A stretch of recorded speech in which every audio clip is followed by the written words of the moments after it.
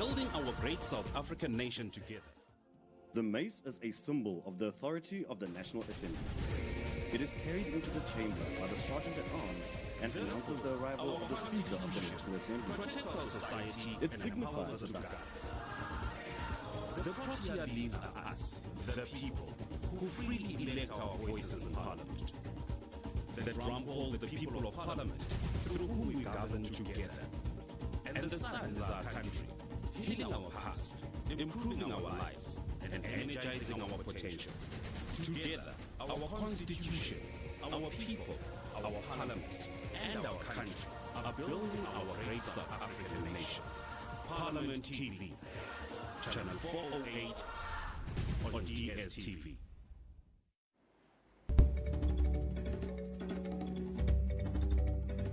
The State of the Nation address is followed by the debate which will be held over 2 days on 14 and 15 February 2023 at 2 p.m. The debate on the State of the Nation address gives political parties an opportunity to debate, comment, and raise questions on matters addressed in the President's speech. Watch the debate on the State of the Nation address live on 14 and 15 February at 2 p.m. across Parliament's platforms. For more information on the SONA debate, visit our website at www.parliament.gov.za or follow us on our social media account at Parliament of RSA. Parliament, following up on our commitments to the people, making your future work better.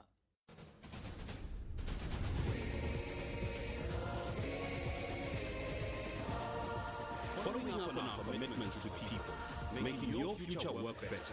Parliament TV, Channel 408 on DSTV. Good morning and welcome to Parliament TV's coverage of the 2023 State of the Nation Address debate. Last week, the President delivered his State of the Nation address on Thursday, the 9th of February, to a joint sitting of the National Assembly and the National Council of Provinces.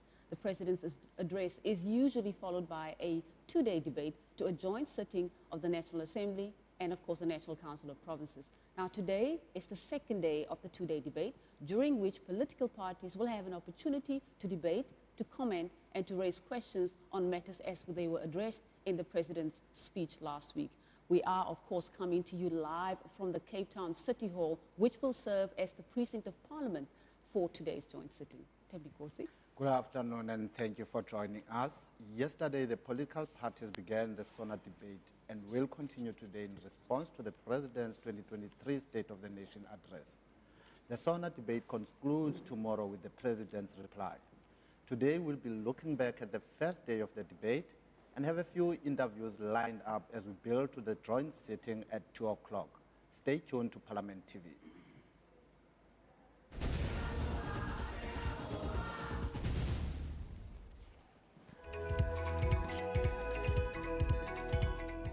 President Cyril Ramaphosa will conclude the debate on the State of the Nation address with his reply on 16 February 2023 at 2 p.m.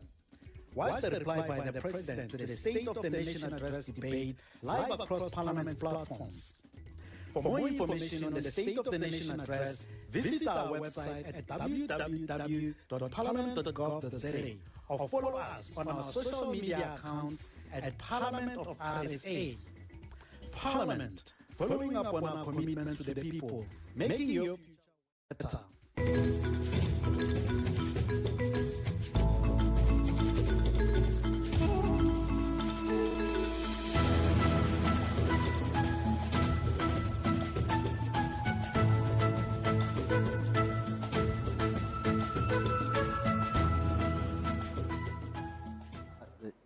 Welcome back. If you're just joining us, you are, of course, watching Parliament TV on DSTV channel 408. As indicated to you yesterday, and of course, as we started our broadcast a few minutes ago, we will be having a number of conversations, obviously with members of Parliament who participated in yesterday's debate, as well as those who will be participating in the debate at 2 o'clock this afternoon.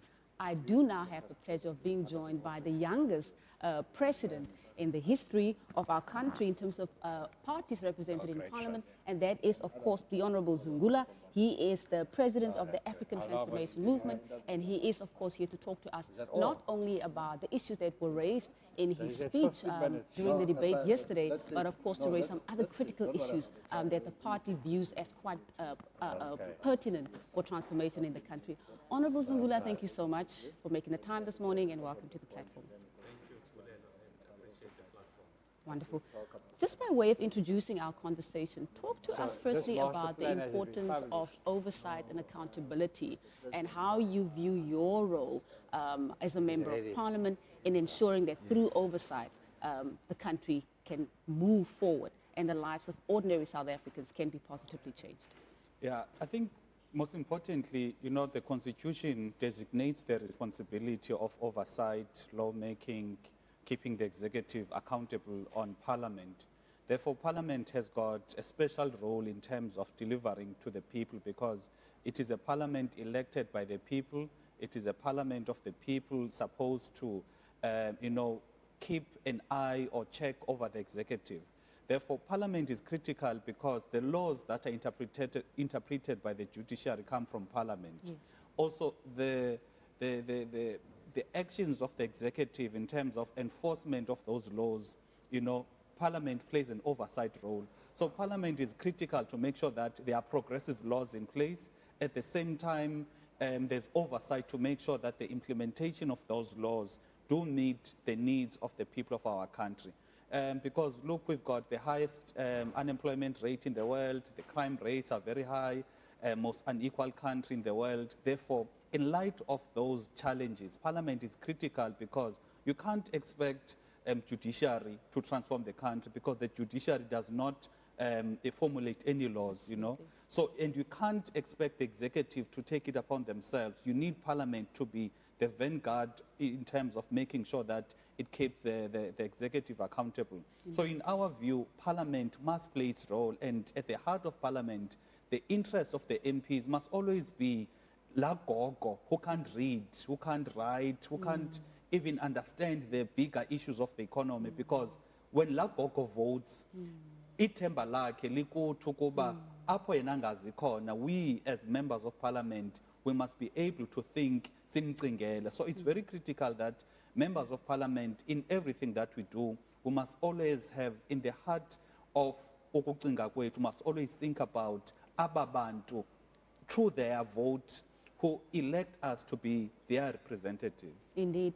So let's quickly talk about what happened in the House last week, Thursday, when the President was about to give his address to the nation. And I also want to quickly contextualize, before you give me your response, that we had a conversation with the Speaker of the National Assembly that morning.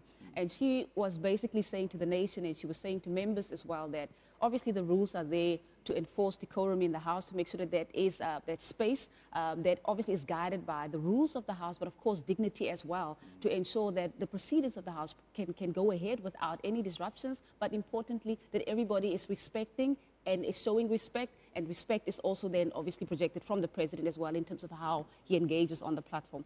But talk to us about what happened in your view. And we know that you are obviously engaging within the ambit of the powers and privileges. Members have the right to say and engage and speak freely in the House. But in your view, talk to us about what happened on that day.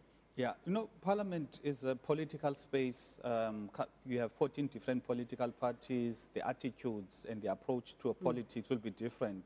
However, you've got the rules. The rules now, they bind everyone, including the presiding officer, such as the Speaker.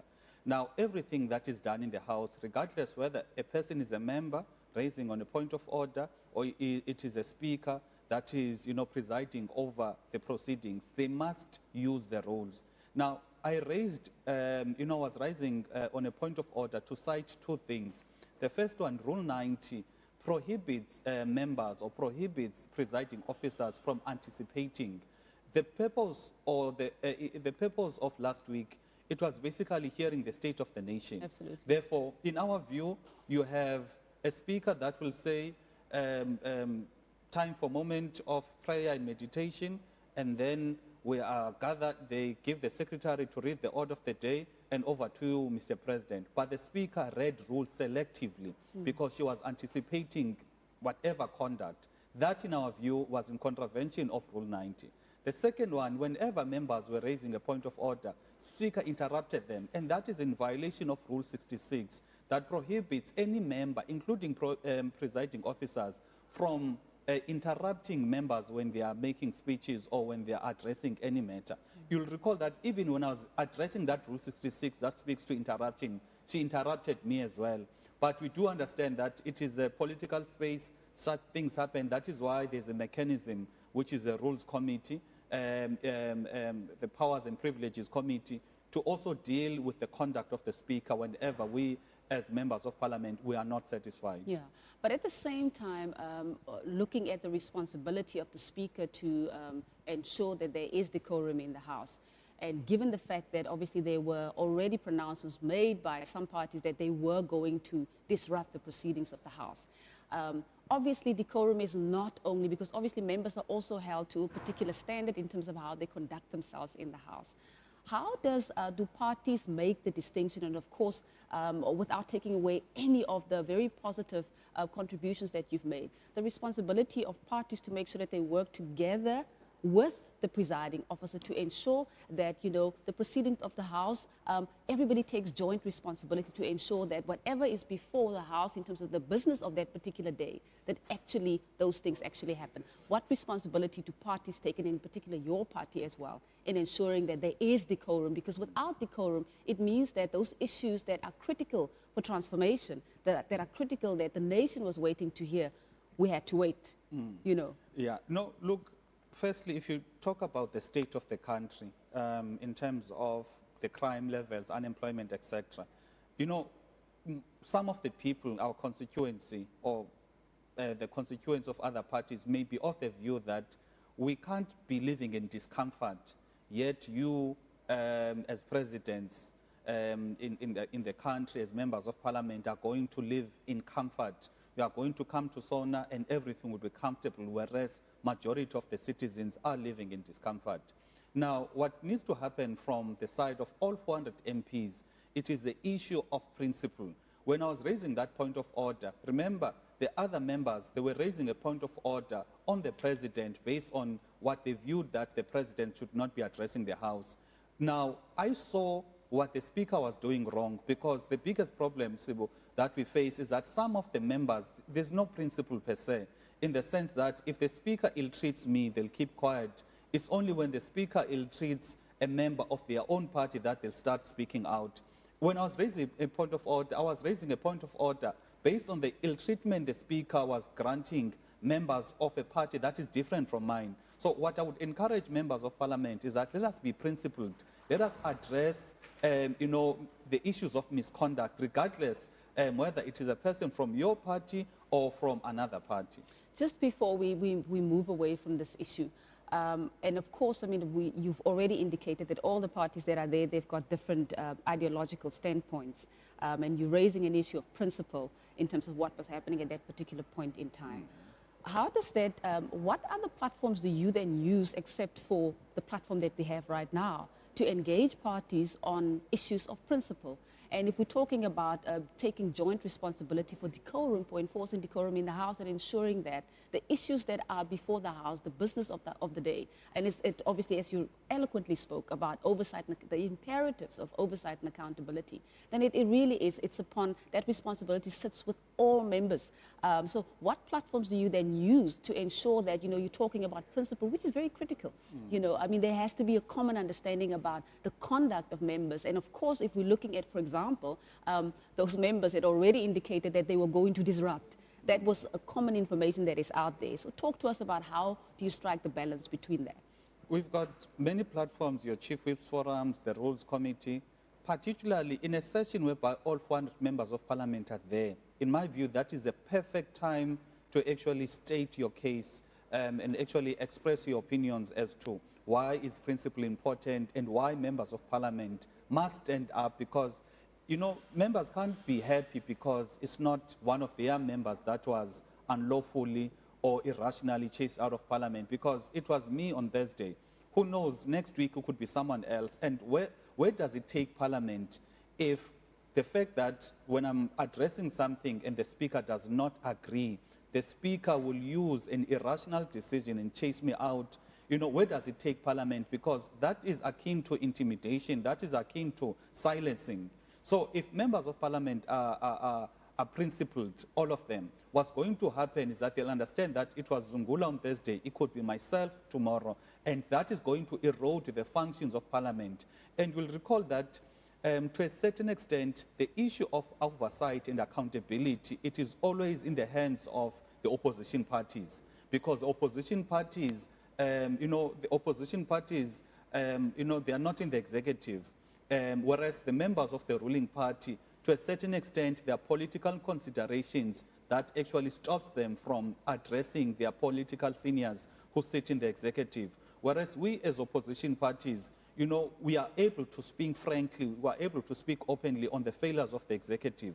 Therefore, if members of the opposition are treated in a way that would give rise to suspicion that this is an attempt to silence them, this is an attempt to intimidate them, then, you know, opposition parties must come back and say, this is not right for our democracy, because in a healthy democracy, you need a healthy opposition. You need an opposition that is not intimidated or silenced. Look, in other countries, we hear of opposition members being killed, but it does not start there.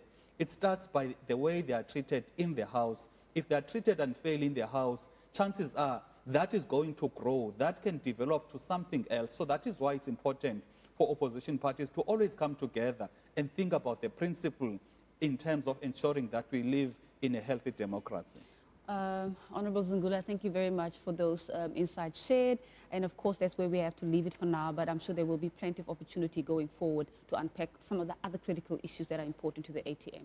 That was, of course, Honorable Zungula. He is the president of the African Transformation Movement, just sharing his views on issues of principle and, of course, the role of members themselves, including our presiding officers, to make sure that they jointly ensure that there's decorum in the House so that the issues that are critical for transformation in the country, issues of development, that those issues actually take center stage and are prioritized for discussion in the House. With that said, let's take a look at this rather.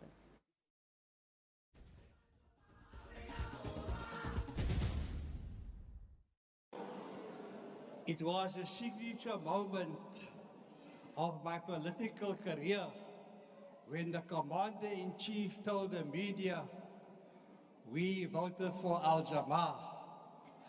That is leadership, nurturing a young kid from Soweto, who is now the executive mayor of the city of Johannesburg, His Worship Alderman Imam Abubakar Tapelo Ahmed.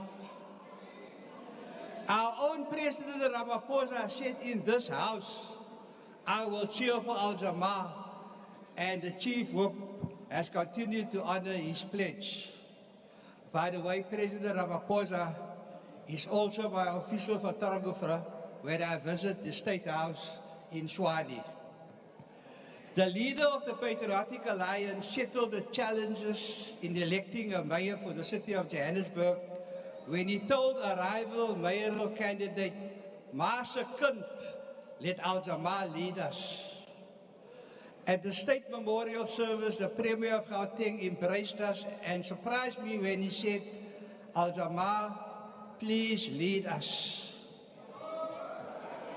On the eve of the 2021 municipal elections, the late Jesse Duarte, may Allah grant her the Jannat, said ANC members will vote for Al-Jamaa, but the IEC later extended deadline, so it wasn't necessary.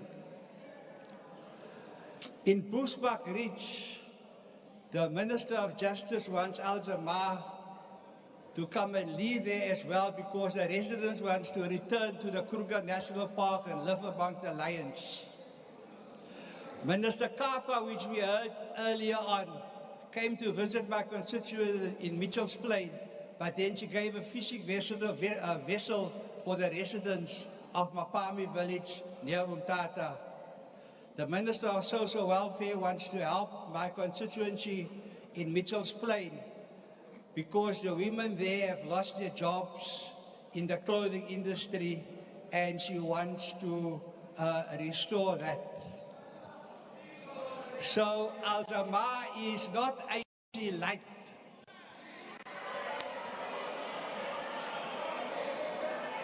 The minister, the chairman of the ANC told us once, you moan and groan about the Muslim marriages bill that we can't get it right. Why don't you draw up one yourself?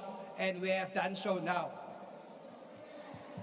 Al-Jama expected to hear in the SONA that South Africans must go out in their numbers to commemorate Al-Aqsa. Supporting this commemoration is close to many South Africans who are against the occupation in Palestine and Western Sahara, so well articulated by the Deputy Minister of International Relations. Listeners to this SONA debate must come out in their tens of millions to support South African rugby for cancelling the Tel Aviv heat of Mandela's Mazanji Challenge, a big rugby event, and face up to the Israel lobby group in South Africa.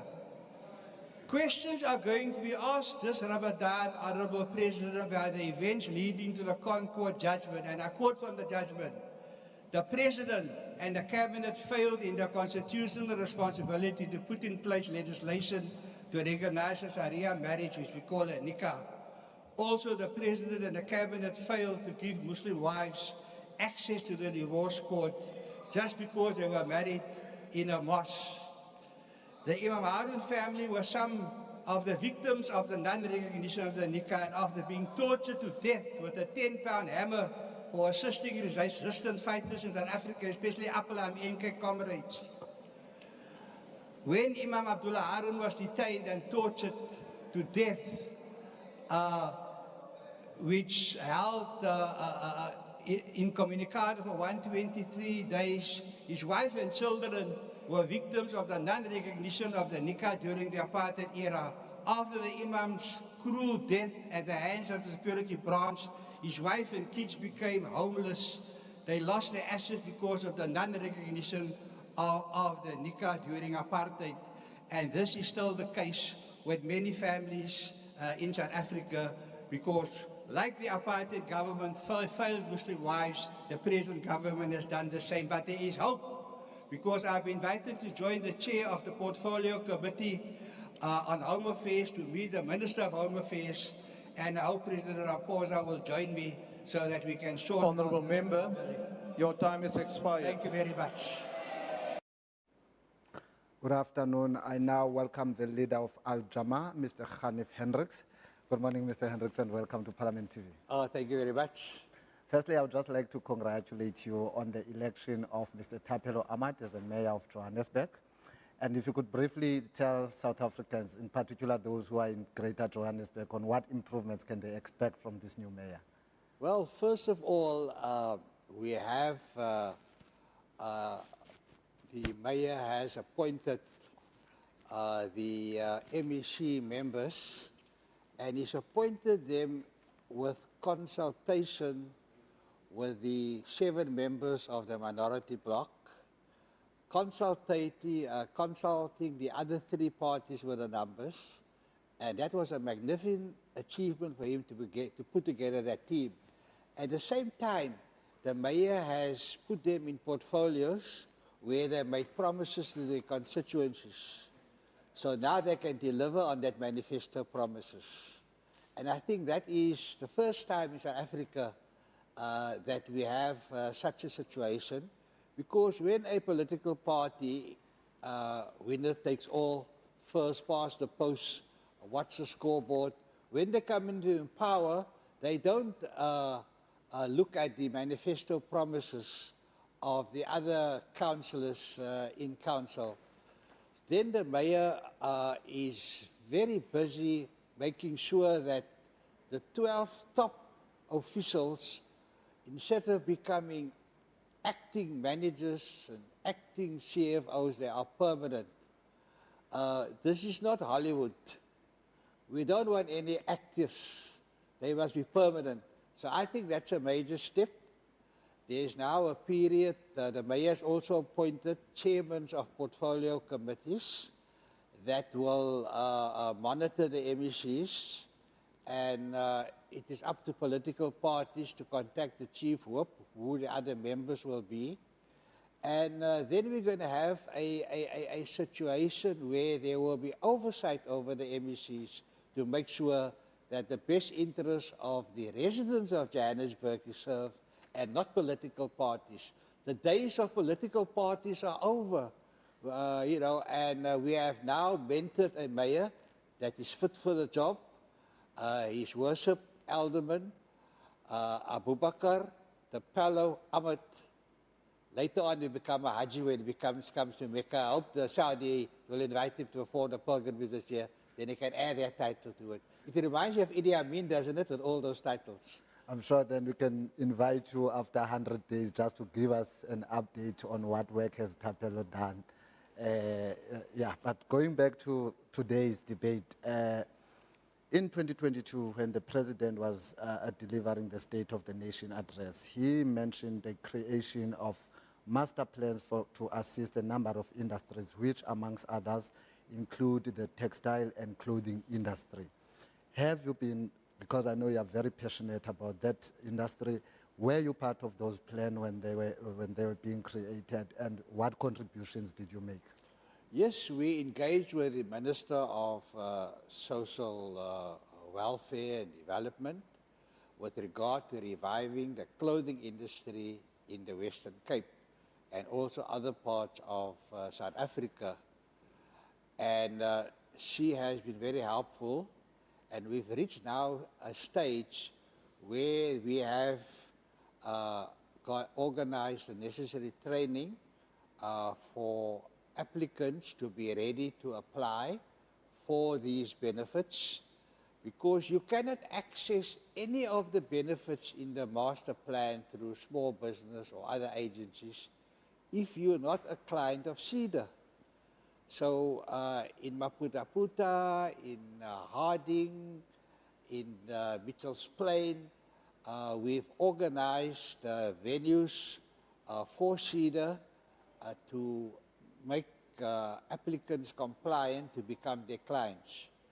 So we have the clients, we're now waiting for the budget, and we will access the budgets to the benefit of people to implement the master plan. You can't have a master plan and don't have qualified applicants. So we are looking at the youth. The president promised 1,000 youth entrepreneurs to be up and running. And the president also announced 1,000 products that can only be made on the Cape Flats, in the townships, in the villages. So let's take peanut butter. If peanut butter is a listed product, one of the 1,000 products, then it means products from the international companies must be taken off the shelves. It will only be the products of the villages that will be on the shelves. Obviously, they'll have to meet the high standards. And the supermarkets and the wholesalers have already come to the party with regard to the few pilots. So we're very excited that the master plan will create entrepreneurs, even roadside entrepreneurs, and that will help take their families out of poverty. And so what plan does then Al-Jama have in order to ensure that through parliamentary committees that they keep oversight over this master plan to see that they are being implemented? Look, we are going to ask the small business development portfolio in which I serve, and also social welfare, because they want projects to create jobs instead of giving handouts. And we will take them to Mapami village. There is a fishing vessel there that Deputy Minister Kapa assisted Al-Jama with.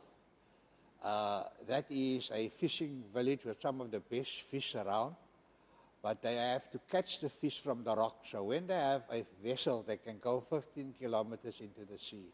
We also want to take them to Groutville, where Chief Albert Atuli lives. Every ANC president, when he's elected, must go pay homage to him. But there's no legacy. The Chief Albert Lutuli Hall is neglected. So we rented it now until we get funding for the cooperative that's running it to fund it. So from that office, we're getting Cedar to come to train people so that they become Cedar clients. We've already manufactured in the Chief Albert Lutuli Hall hundreds and hundreds of jars of peanut butter. Organic peanut butter that you can't get anywhere else. It just has a little bit of salt for tasting. So we are going around all over, and Alzheimer's working in 50 villages. We're the only political party working actively in villages. And we want the villages to benefit from the master plan so that there can be real economic empowerment and we can take them out of poverty. I'll give you the example of Groutville. People seem to have forgotten that Chief Albert Lutuli won the Nobel Peace Prize. And there's nothing to remember his legacy except the Lutuli House, which is not very popular. People there are not being paid their salaries. The protests that are there must be harming Chief Albert Lutuli in his grave. Don't name a building after him, you know, that causes so much dissent. So the peanut butter project is to leave a legacy behind. So these villages live off peanuts plants that grow along the river. And the children don't want to stand in the street like their parents selling packets of peanuts. So we're moving them into manufacturing. That's great news for the young people of South Africa. We will wait and to see that happening. And as I've said earlier, I will again invite you to come and provide us with the update on all those strategies that you have outlined. I'll bring you a jar of peanut butter and I'll bring you a big couple Joe. Now, moving into the Muslim marriages bill, we know that's also one sensitive issue that you mentioned yesterday in your debate, that the president's given you a go-ahead to go and write and draft the bill that speak to those issues that you want to raise. If you can briefly take us through the objectives. What are the objectives of this bill? And you have mentioned that you have concluded the bill. When can then can we expect then to see the bill being submitted to Parliament as a private member's bill? Yeah, you're talking about the registration of Muslim marriages bill, and here the Speaker has been very helpful. The Speaker paid for publishing it in a government gazette. That's nearly 100,000 rand, once or twice. And the Speaker has given us a team of advocates from Parliament, the best minds in Parliament, to assist us in drafting the bill. And we got a certificate of constitutional compliance, and we meet all the rules of Parliament. So the bill is a bit longish. We only had 3 pages. The first page is the Constitutional Court said that a Sharia marriage is a valid South African marriage. So struck down all the decisions of the courts that it is not a valid marriage. So obviously you need to have a definition of Sharia. What is Sharia? So we got that definition in our bill. Then we wanted to make sure that everyone knows what is a Muslim marriage, and that's very simple, a marriage in terms of the Sharia. And what follows is that the consequences, if you elect, because we have an opt-out clause, if you elect to get married in terms of Sharia, then the consequences of the Sharia must apply. So you can't come with all other rights. You can't shop around and put on the table, you know, many other benefits that people get from other marriage bills. You've got to stick. If you get married according to Sharia, then the consequences apply. And then, of course, the ceremony. Number 1, the couple must be over 18 because South Africa signed a convention to combat human trafficking. Especially in Africa, especially in South Africa. And any future marriage bill that comes up must include that provision. And those bills that still, managed bills that are still around, they'll have to amend those bills so that Africa can comply with its international obligations. And then the second condition is that the woman must be present, because proxy marriages leads to all kinds of problems with kidnapping and slavery and things like that. So the girl must be present, because sometimes the fathers sells their daughters, or the brother sells their daughters to other people. We have to stop that. So it is not encouraged by our Sharia to put those conditions. But we live in South Africa. We have to comply with South Africa's international obligations. Definitely, we need to apply those international obligations. Thank you very much, Mr. Hendricks, for taking this interview with Parliament TV. Looking forward to talking to you in the near future. Viewers, we will be right back.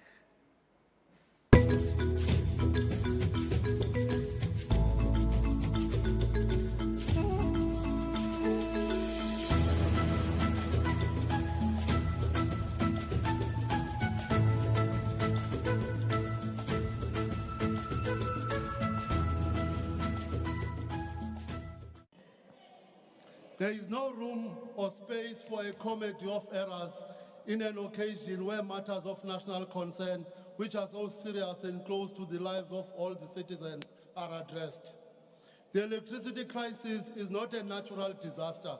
It is the result of a series of blunders in the running of ESCOM.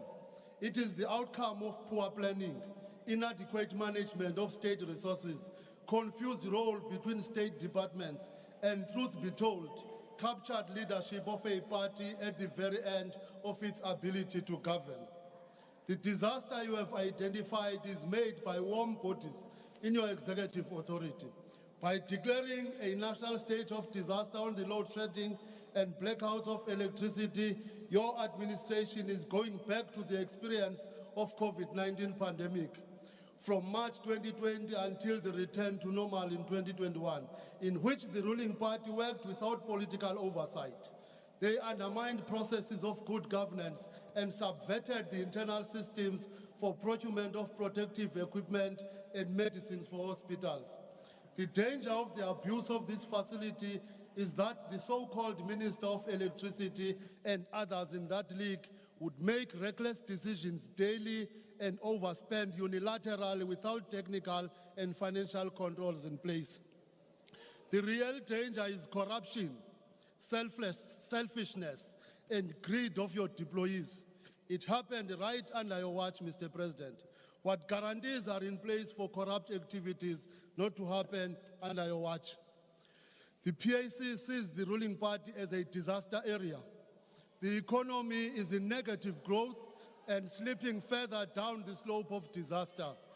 The real crisis is lack of national security. We do not have a stable socio-economic environment. Land restoration is not on the agenda. We have municipality community insecurity, health insecurity, mineral and energy insecurity, skills development insecurity, food insecurity, with all forms of crime from petty crime to white-collar crime radically out of control. The nation requires a new pact, a rededication of all political leaders to build a conducive environment for a stable and secure solution for the country. The nation requires security of tenure in property relations. The ruling party you lead, Mr. President, is in tatters. It has lost democratic agency to govern. The attempt to plug in a stopgap measure such as the state of disaster is a fiscal risk rather than a solution. You are attempting to butter up the electoral constituencies with the risk of bringing down the fabric of political and economic management of the country. The ruling party is incapable to lead the turnaround from the national insecurity to guaranteed safety, to protection from lawlessness, and to stability to govern. That will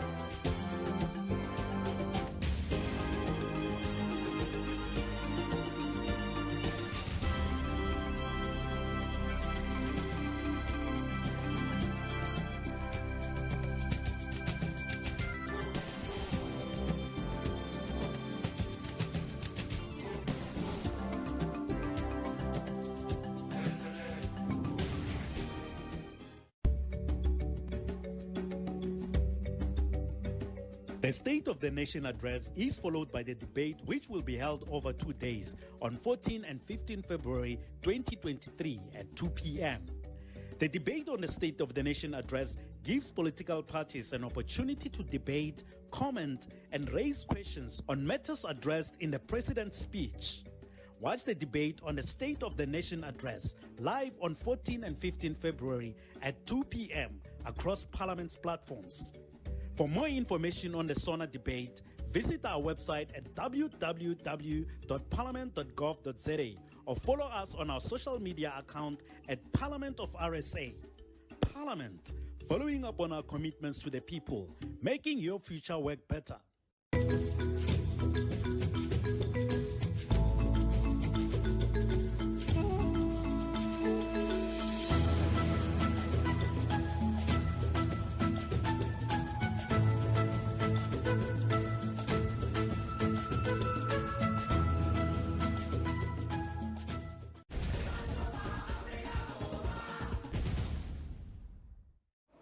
Welcome back, and you are still watching Parliament TV, coming to you live on channel 408 on DSTV.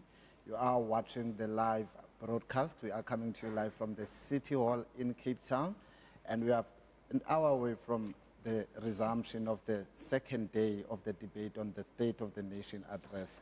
Among the things that the President announced when he was delivering the State of the Nation address was the declaration of the national state of disaster, which then would seek to assist with the current energy crisis challenges. And what the President has said was that the state of the disaster will enable government to provide practical measures that are needed to take support in businesses in the food production, storage, and retail supply chain, including the rollout of generators, solar panels, and uninterrupted power supply. And as a build-up to this show, you know that we often drive around the Western Cape province just to hear the people's views. And this year, our focus was on small businesses. And a number of them that we spoke to have indicated how this electric challenges are impacting on them running a small business. So we hope that they've listened to the President, they've listened to this, because my understanding is that these generators that will be rolled out will be specifically to assist the small business so that they are able to operate when the power runs out.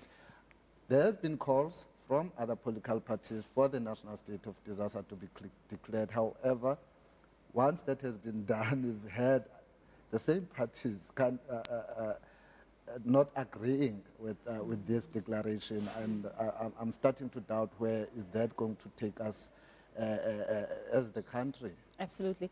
You know, when we talk about the energy crisis and its impact on the economy, and you touched on conversations that you've had with small business, it's so critical. The sustainability or the availability of energy or electricity, so to speak, it's so critical because a lot of businesses cannot function or operate without it. And if we're talking about foreign direct investment or just investment in general, you cannot begin to plan or to execute your economic activities without certainty within the space of the provision of energy. So indeed, this state of disaster, as you rightfully point out, this is actually a call that it came from quite a number of academics as well as opposition parties in Parliament. So I know that the issue of, if we reflect back on what happened during the COVID pandemic, the corruption that took place there, because obviously it was the first time that we dealt with a pandemic of that magnitude, which really affected all aspects of life in South Africa. There's so many lessons that have been learned from that. And of course, bringing in the Auditor General, the President immediately indicated that the Auditor General will be brought in to monitor on a continuous basis expenditure. So which means that in real time, the Auditor General will then be plugged into that process. So this entire state of disaster, the key component there is monitoring expenditure so that we can be able to proactively curb corruption. So, and that was the fear. So obviously, I think that what needs to then obviously happen is how do we then, on a continuous basis, report back to our communities. How does Parliament plug into that process where, as the Auditor General is monitoring that process, that information in real time becomes available to committees in Parliament so that they can be able to do their oversight? And I think that I also wish that, Sibu, that even the young learners, the schools will be assisted, because whilst we're doing the rounds, we also visited a number of primary schools where we spoke to real young learners who are grade 5, grade 6, who were saying, we are unable to do homeworks because when we get home, there's load shedding. And by the time the power is back, it's our bedtime. And when we wake up in the morning, we still cannot continue with the work, because then we'll be waking up into load shedding. That was also the teachers that we spoke to also raised that as their major concern, that they are unable to plan properly. So I think that with this national state of disaster, those are some of the areas that will be looked at, because if children are unable to learn, then clearly we're not building the future that we want to see. Absolutely. And of course, Temi Nkosi, just to add on to that, is the issue of healthcare services. There's also been, we've seen also some reports as well where there were power outages that affected hospitals. And you can only imagine that impact if there are people who are, for example, if you on an operating table, you're on life support, and suddenly there's no electricity within that space, how that also impacts the health. So, of course, the business community is affected, especially small business that cannot afford to go a few hours without operating. And of course, as you rightfully mentioned, the education system is also affected, learning is also affected. Another key component, obviously, it's the health system, the health of our people. And if that is also affected, then it means that, if there's a disruption there, it means that either people can die. The most extreme that could possibly happen is people could die on an operating table, or people are on life support, or while they're busy working on somebody and they need all of those machines. And of course, the people's lives are dependent on this. So all aspects of life are actually affected by this energy crisis. And declaring a national state of disaster actually is the first. It's a positive move towards ensuring that all of the blockages are actually put aside, but of course with a clear monitoring system in place to ensure that as expenditure is undertaken, the Auditor General will be right there keeping her finger on the pulse to ensure that as money is spent, Parliament is able to know, is able to be notified, and of course members of our public are also able to be notified. And while we're on this topic, let's hear what UDM had to say.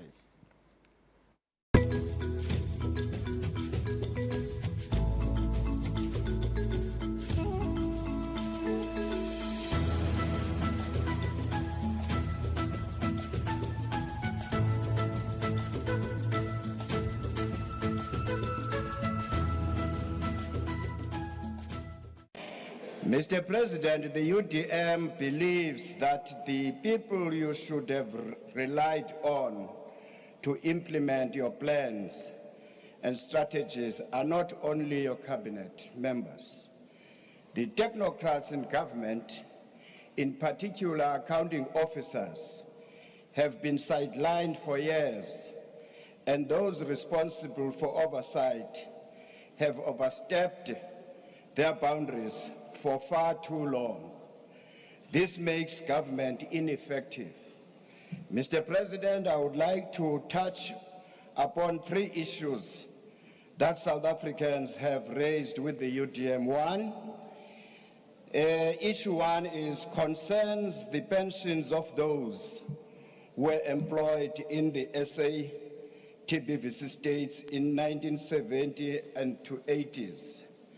These people made a considerable contribution, totaling billions, to the pensions that were inherited by GEPF, that is now managed by the PIC.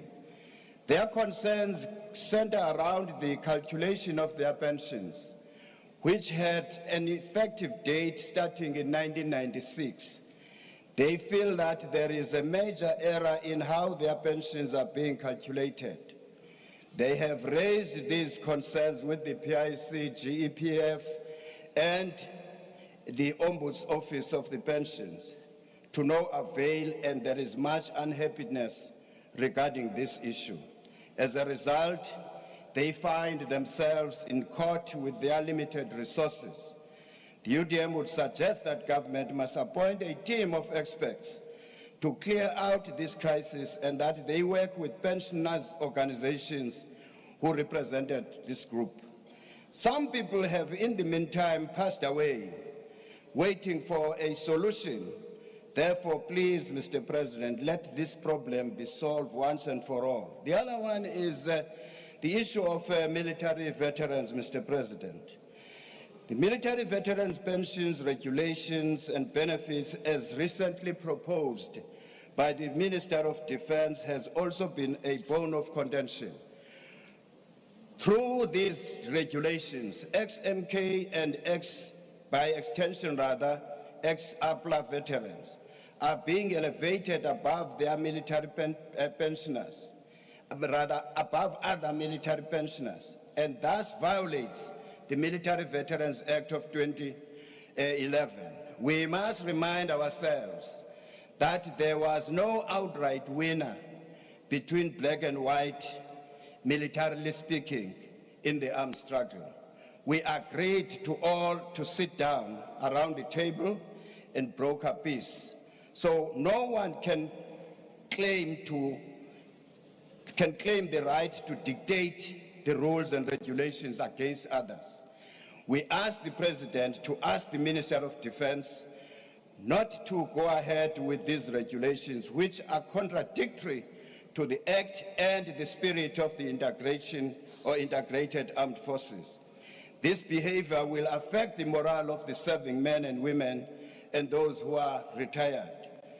It is a fact that we must thank the opposition parties in this country for playing a meaningful role in affecting change in South Africa.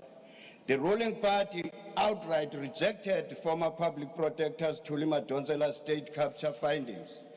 The pressure exerted by the opposition benches led to the establishment of the Zondo Commission, which showed in no uncertain terms how state resources have been misused.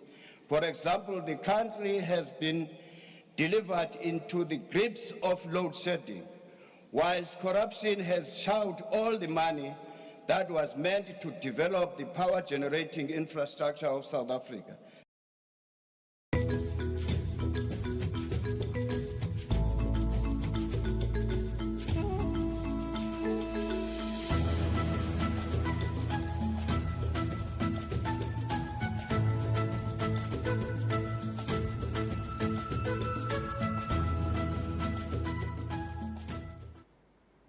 Welcome back. You're still watching the live broadcast of Parliament TV on DSTV channel 408. We are talking debates on the State of the Nation address, Sibu, and one of the things, Sibu, that the President mentioned in dealing with this energy crisis was the appointment of the Minister of Electricity. And we have seen how the opposition parties have critiqued that pronouncement that by the President, stating that there are already quite a number of few ministries that are responsible to oversee that, and concern about whether there won't be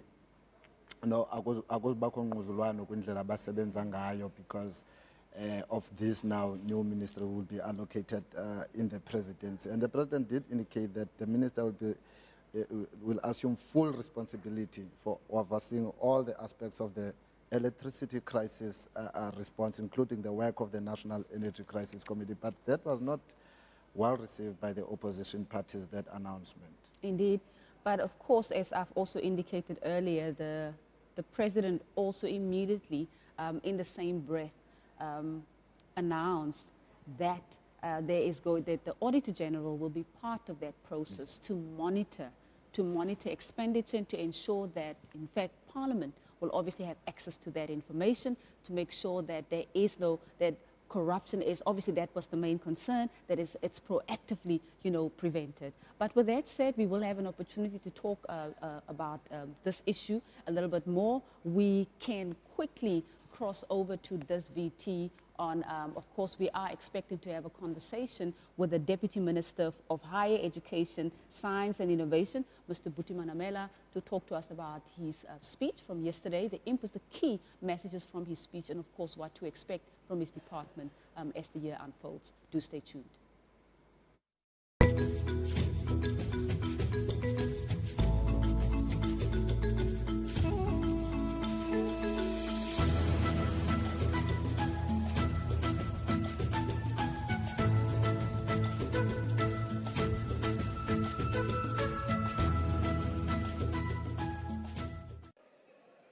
Over the weekend, I spent time with a group of about 100 young leaders from universities, community and TVET colleges at Robben Island for the inaugural Mandela Sobukwe Leadership Retreat. The focus for this retreat was to illustrate the significance of our history, our constitution, leadership, entrepreneurial and innovation skills. For many of these young people, it was their first time on the island. It was a learning experience for all of us as we explored the challenges raised by you, Mr. President, during your State of the Nation address. This young to have a conversation with an ideal duo, Mandela and Sobukwe, about the State of the Nation address and about what their most treasured dreams are. One of the groups responded by declaring, and I quote, "We still staying, I hope, find to use our teaching to adopt all to be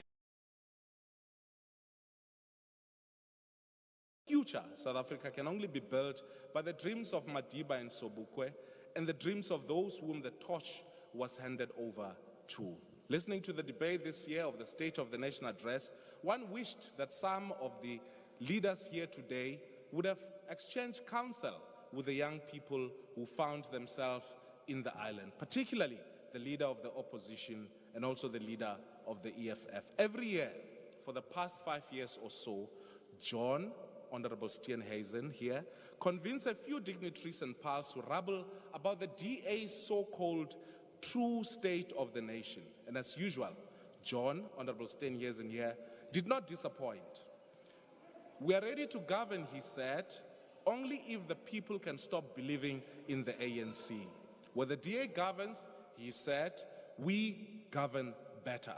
And this is the most fascinating one, as noted by Honorable Gungubele and Honorable Premier of KZN.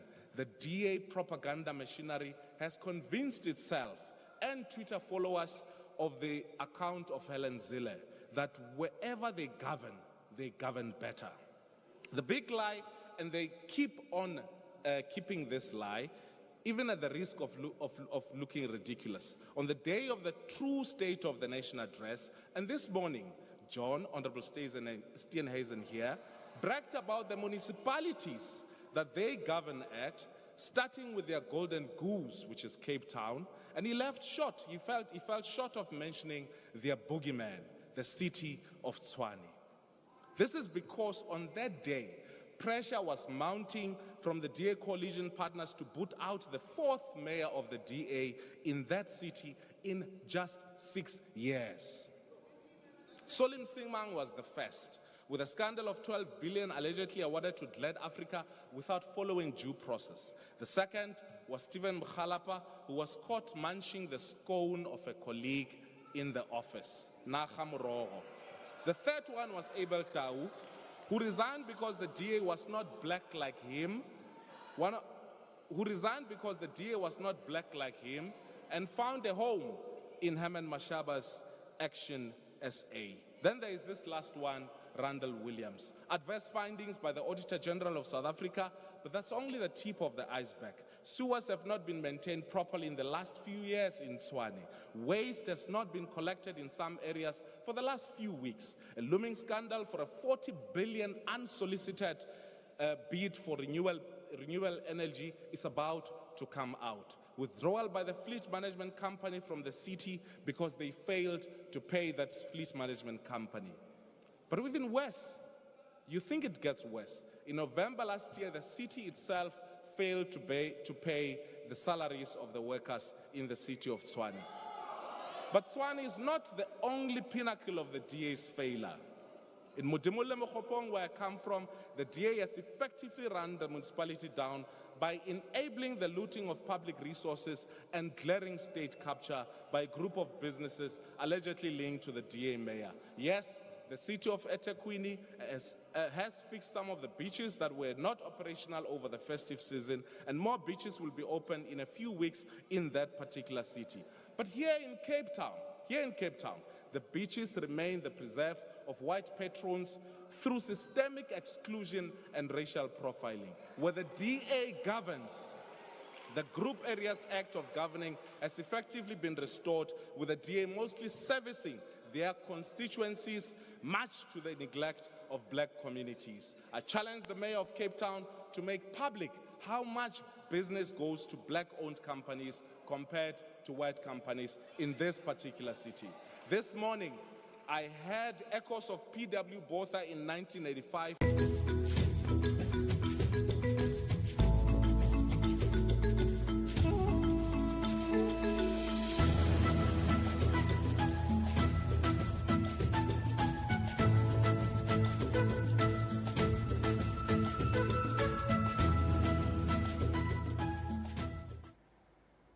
Welcome back, and thank you for staying with us.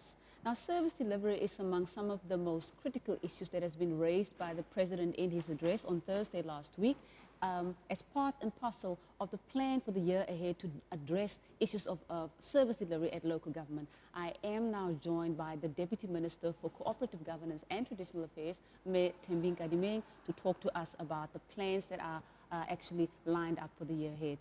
DM, Menka Dimeng, thank you very much for making the time to be with us this afternoon. Thank you, and good afternoon to our viewers as well. Wonderful. First and foremost, the President spoke about how critical service delivery is at local government and the fact that there is a plan in place to professionalize local government. Talk to us a little bit about what that plan entails and how soon can we expect to see the impact, that is the desired impact, in terms of advancing that transformation there. I think we're closer to realizing that desire. Firstly, the President is correct. For the essence and the core of local government to exist, it's servicing its people. Absolutely. And that is why our service delivery is not just termed service delivery, but there's even a word in our constitution which says basic, because it means these are basic tools and basic amenities you can't live without. Absolutely. You can't live without your refuse not being collected by a municipality, for example. So infrastructure, planning around all those types of things is very critical. But that is embedded also in the professionalization framework that President Ramaphosa and the Cabinet adopted. And we have also extended it to its adoption to the local government sector. And the Minister issued a circular, but went even beyond at the municipal level to develop a competency framework. And this competency framework go to definition of what public management systems, for example, needs to look at. It creates indicators for performance. It put up systems on how you need to report to council for them to be able to perform oversight. But me and you know very well, we've had a challenge of municipalities appointing people who are not suitable for the, it even goes to an extent of drafting competency profile and forcing each and every executive director or director, municipal manager and CFO, prior appointment to a municipality, he or she undergoes a performance competency assessment, which gets over about 10 key areas which and indicators which we look into. For example, strategic capability, project management, financial management, a strategic leadership and carrying through a vision, to be able to understand the municipality and run it as a business. Because remember, contrary to the national and the provincial sphere, municipalities deal day to day with money collection and money dispatch. So you need to have strong people who are appointed, who will be able to turn an institution which has got fiduciary responsibility like a municipality to be able to achieve on its purpose. Indeed. So when we're talking about this framework that has been put in place, can this be viewed as a mandatory legal instrument that must be applied and enforced? And what are the enforcement mechanisms that are being put in place to ensure that this is actually being implemented? It has been done so thoroughly. For example, let's say council undertakes you to a competency profile. You write it, you fail it, and they go ahead and appoint it. The Auditor General has a right for all the money that has been paid to be deducted from the councillors, because they are the employers of the municipality. And the municipal manager is an employer on positions below the directors, which don't go to council. So it goes hand in hand with the amendment of the Public Audit Act. Because you will recall, prior the amendment of the Public Audit Act, municipalities will be warned, don't do this. And they'll just, because even the AG, the reports were sort of toothless. They will go ahead and still do it. They will still not upgrade that person. They will still not follow the norms and standards. In this instance, the system is so tight to such an extent that we do not even release the equitable share. If some key accounting areas are bled, we are not certain that the money will be spent well, we go to cabinet and say, Amahlati will not get an advance, because we are not understanding why they need an advance, because they should have managed this trench from this time to that time. Therefore, we will not be paying them. The reason why Ditsobotla, for example, was disbanded 9 months from elections. We went into local government elections in November 2021, as we all know, but already by September 2022, the provincial government of the Northwest was already saying to us, National Cocta, these ones, they've missed all the systems, act regulation of formation of a proper council. Because remember, you need to have what committees, for example, by 120 days. You need to have your first budget adjustment by February, which means it's 3 months after you've been to office. So you begin to see a trail if an institution is not starting on a firm foundation. And as early as September, when they were already having 2 mayors and 2 municipal managers, we said then, council, who is your accounting officer? Because you can't have 2, and therefore you can't spend government money. Let's dissolve this council and start afresh. It hasn't happened many times, but under the leadership. Deputy Minister, you spoke also about the policy framework that has been put in place that will enable municipalities to buy energy from, from independent energy providers or energy producers. Now, if we're looking at the current state of municipalities, some academics and thought leaders have raised concerns with the fact that is there a plan in place in terms of how this will be rolled out? Because if local government already at this, I mean, you also make mention of the 66 dysfunctional municipalities. Of course, we know that local government is not as stable as it should be. Does it then make sense to give a responsibility as important as buying energy to local government? Okay, I think we need to understand the energy structure of municipalities.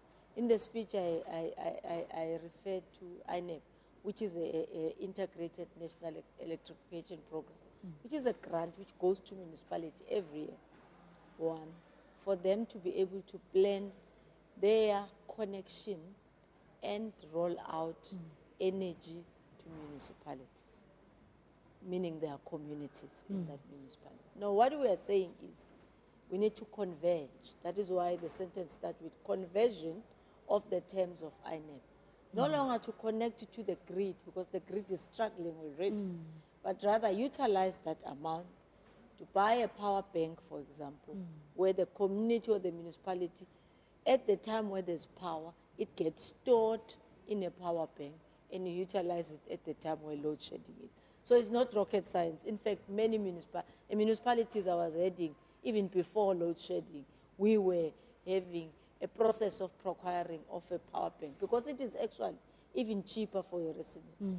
Because the tariff structure of ESCOM forget that they received an increase from NERSA in terms of what they may be able to collect now. Generally, they have a peak and an off-peak. So from 4 in the morning to around 9, that's their peak period. And they are off from around 11 to 3 o'clock. And they are all high. So you charge your consumers relatively to the structure. So if you have your own power that you have stored, you can even generate your own, rather cushion your residents by selling them power that has been stored from the sun, alternatively at a much relatively cheaper cost.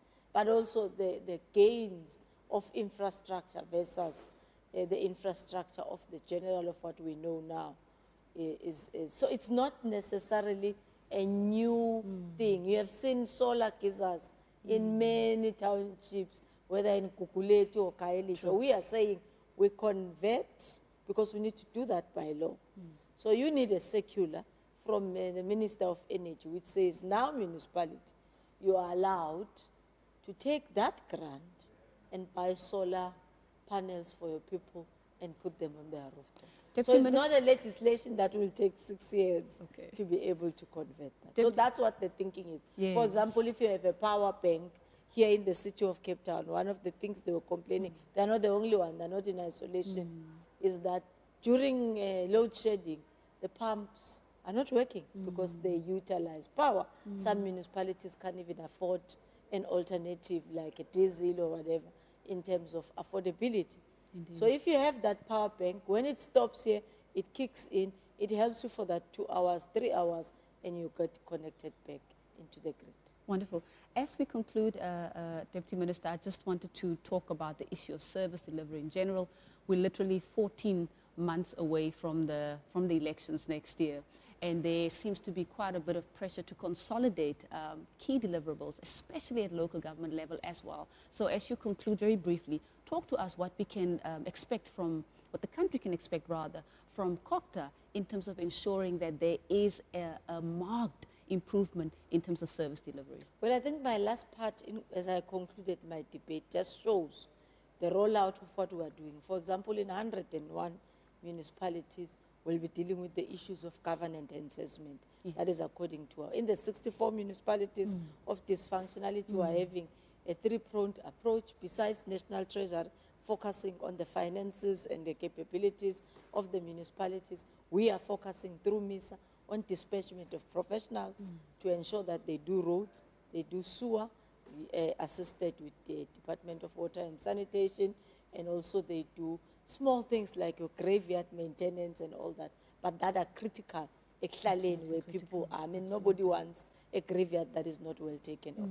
But key to what you will see the dust in terms of service delivery is around roads, which we have done. We've made an example of about 1,400 in the past financial year, kilometers which we have done using our labor-intensive network. And we are helped by the South African Institute of Civil Engineering. So we're dispatching even external assistance to bring in and teach us ways on how to maximize in terms of speed to cover quite a great deal of what we could be able to do. But I must correct you, we're not doing it because it's elections. We're doing it because our people deserve to drive on proper roads on a day-to-day Absolutely. basis. Thank you very much. Deputy Minister, thank you so much for sharing those insights, and we do look forward to having more conversations, particularly as you garner more, as many of those projects that are started are actually completed, so that our communities and the country can see government at work. But with that said, that was the Deputy Minister in the Department of Cooperative Governance and Traditional Affairs, Mayor Thembi Nkadimeng, just sharing some insights in terms of what she shared in her speech. And of course, we know her insights that were shared today is linked also to what the President announced in his State of the Nation address last week, Thursday. With that said, please do stay tuned. Thank you.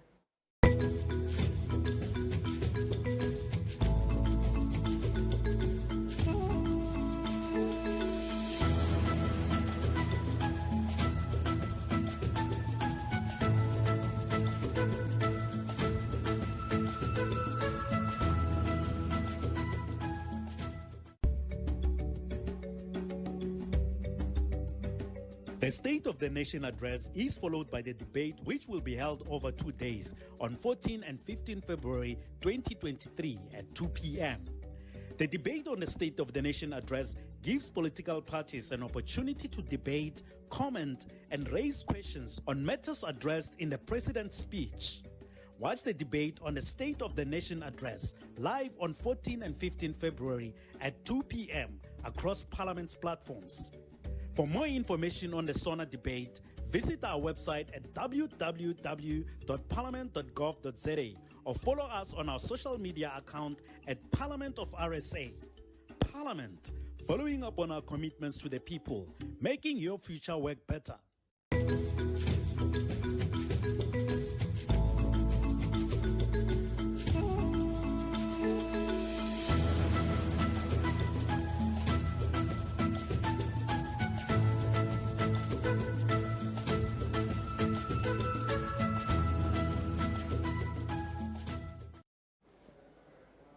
Welcome back. You're still watching Parliament TV as we bring you the build-up to the resumption of the 2023 State of the Nation debate. To talk to us more about his role and, of course, how the department is going to actualize or put systems in place to implement the commitments made by the President, I am now joined by the Deputy Minister of Higher Education, Science and Innovation, Mr. Buti Manamela. Deputy Minister, thank you very much for making the time and welcome to the platform. Thank you so much for having me. Wonderful. Just by way of starting our conversation, I want to first talk about this juncture between the education, the quality of education that we are getting, and the skills that are required in the marketplace to build the economy. Talk to us, and I know you gave quite a number of statistics in terms of the 1.2 million students that are enrolling this year, and you spoke about 200,000 out of that being new enrollments. But talk to us about how the department will ensure that the quality of education is also aligned to the skills that are required to build an inclusive economy. Look, I think the question of the quality of education is a continuous process, because we obviously have, I think recently, have been witnessing a lot of technological developments, for instance. Absolutely. Which means that if someone is studying electronics engineering today, in a year or two, some of the stuff that they'll be studying would be completely obsolete. So one of the things that we've been doing in our department, especially through the TVET sector, TVET colleges, has been to work together with industry.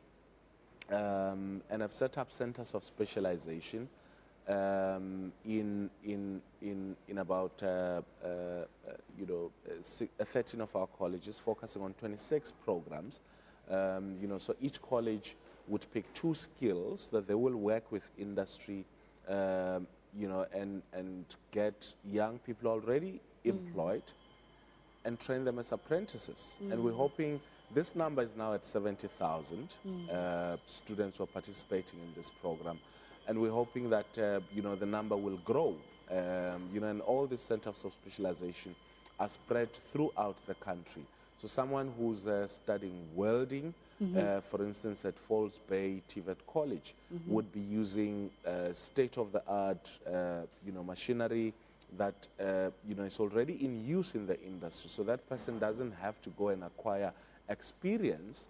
As soon as they graduate, they get absorbed, by industry. So the link with industry, which is based on the German model, wherein the private sector being the one that recruits, prospective students, places them in the college, and they, continuously get both theoretical training at the college and some practical training at the college, but they also spend some time in the workplace. And this is where we believe, the future of skills development should be going into the country.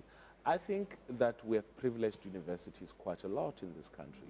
A lot of parents would prefer that their kids go to university, and that's well, good and enough, But I also think that we need to begin to see more drive, of kids going into TVET colleges, because Of course, yes, in the past, they were regarded as, you know, those who are not, you know, clever, you know, academically and all of that. And I think we've proved that, you know, we are or have placed TVET colleges at the center of skills production in our country. And we really want to see more and more students, you know, choosing TVET colleges as their preferred, you know, and without saying anything bad about universities. And I think our universities have been doing quite great.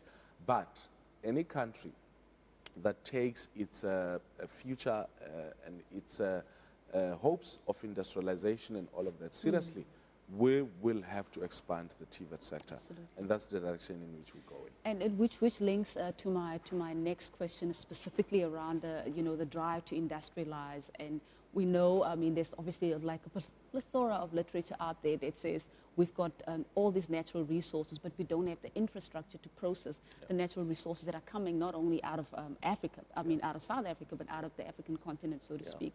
So obviously my question really is what then, is there like some kind of skills audit that has been done? Because we hear loosely this whole thing about, okay, there's no alignment between the skills that are coming out of you know, our institutions of higher learning and what the economy needs. Is there some thinking or process underway so that there can be clarity in terms of what industry needs or what the market requires, so that that can then be built into the institutions of higher learning to make sure that as they craft you know, the education plans. Basis, our minister released a list of priority skills, and that process is done in consultation with industry and with institutions of higher learning, both universities and TVET colleges. But it's also done with various departments within government. And the idea is for, you know, especially business to say to us, these are the kind of skills that we need. Critical.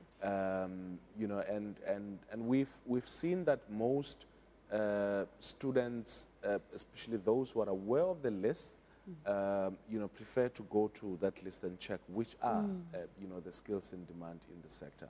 But secondly, when the president announced his economic recovery plan, you know, our minister went further to develop a skills audit and to say these are the kind of skills that we will need to drive this economic recovery plan, you know.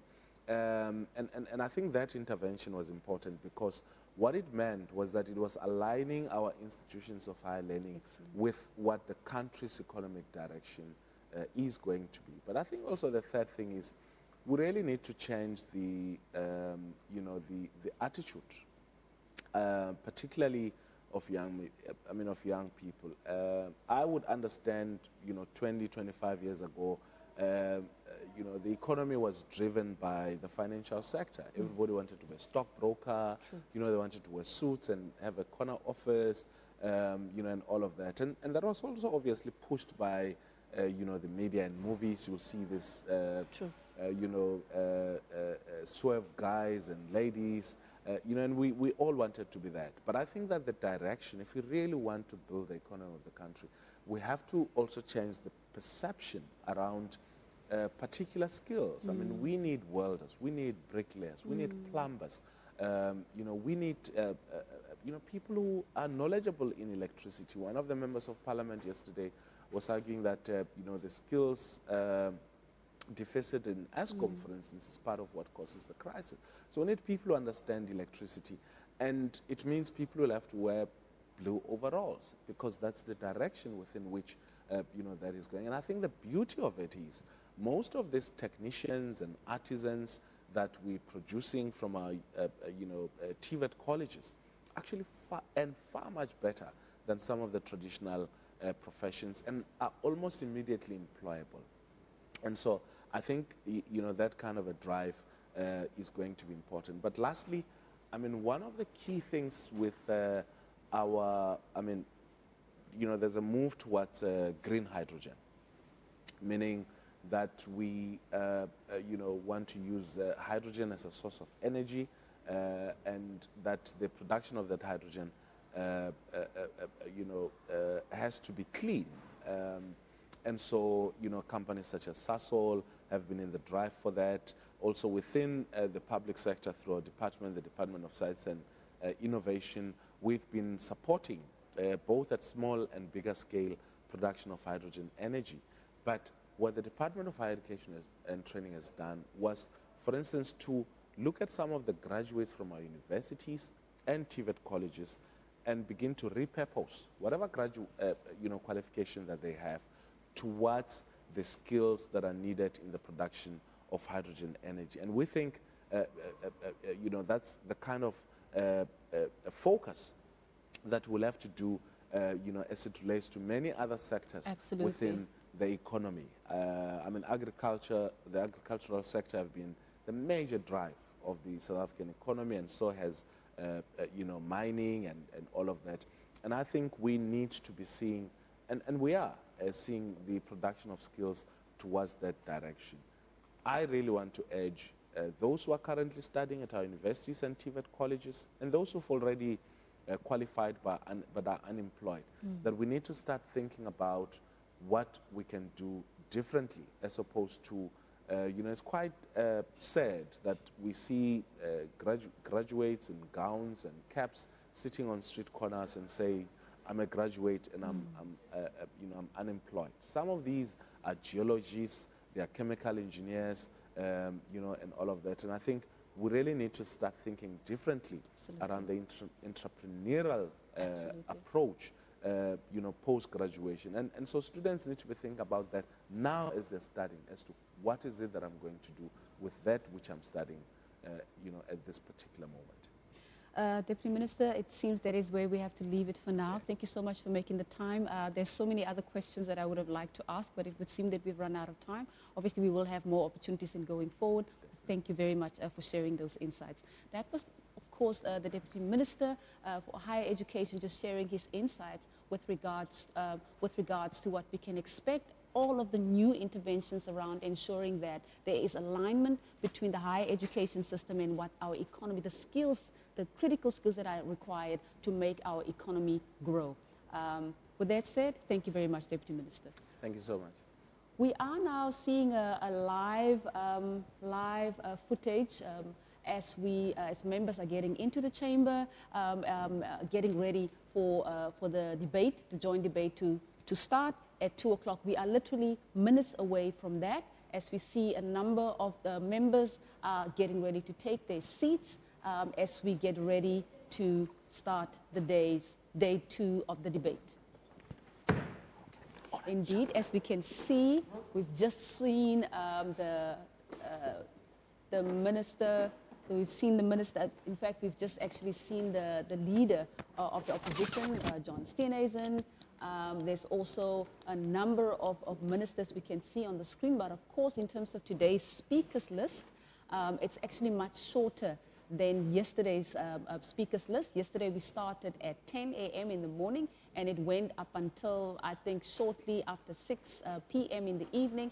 Today's debate, day 2 of the joint debate, is of course, it's starting now at 1400 hours, and it is of course expected to end shortly after, and I stand to be corrected, shortly after 1700 hours.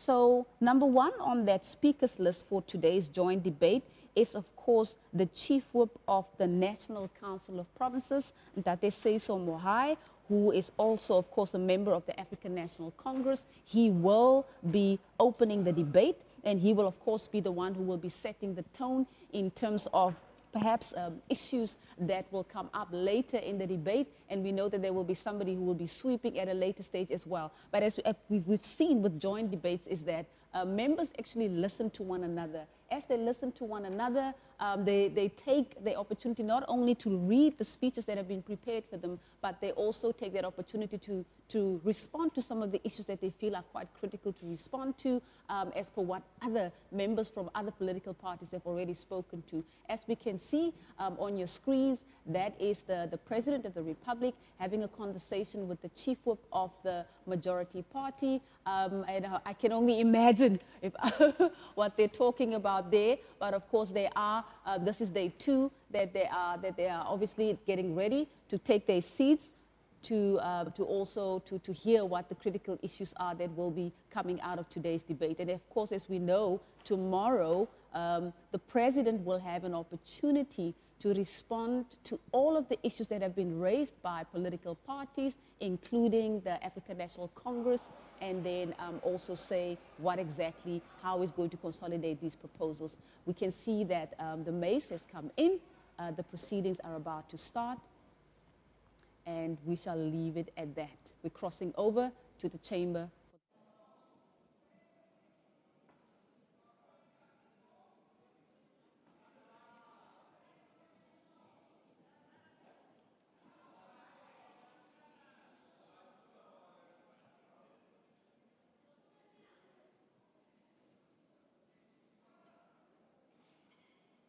There will now be an opportunity for silent prayer and meditation.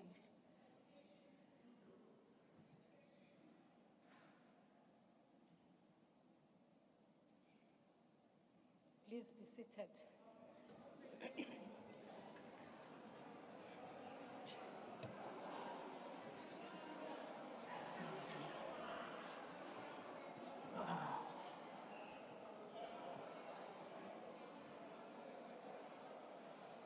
Order.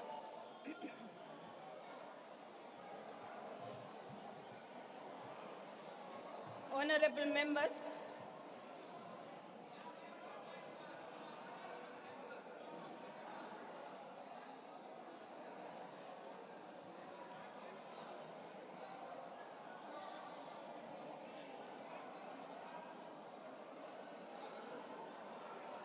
order.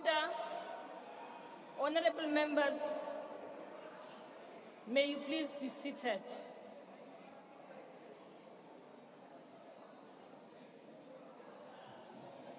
Honorable members, may you please be seated. Thank you.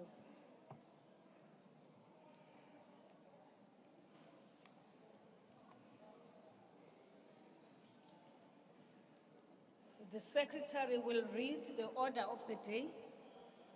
Resumption of debate on the President's State of the Nation address. The Honorable, the Chief Whip of the National Council on Provinces. Thank you. Thank you, Honorable Speaker of the National Assembly, Honorable Chairperson of the National Council of Provinces, His Excellency the President of the Republic of South Africa, Cyril Ramaphosa, His Excellency Deputy President David Mabuza, the Deputy President of the ANC, Comrade Paul Mashatile, honorable members, distinguished members of the South African Local Government Association. Honorable Speaker, allow me to join the Chief Whip of the Majority Party, Comrade Phemi Majodina, and other ANC speakers that as the African National Congress, we enter this debate with a clear conscience of providing detailed account of the route we have traversed since the last State of the Nation address, and to point out the new trajectory at the center of which is putting the interests of our people above anything else. We do this by rejecting with contempt provocation by those who come here for electioneering posturing as a strategy to conceal their inability to provide concrete solutions to the problems that face our people. The State of the Nation address is about the people, it's about their interest, and it is for their interest.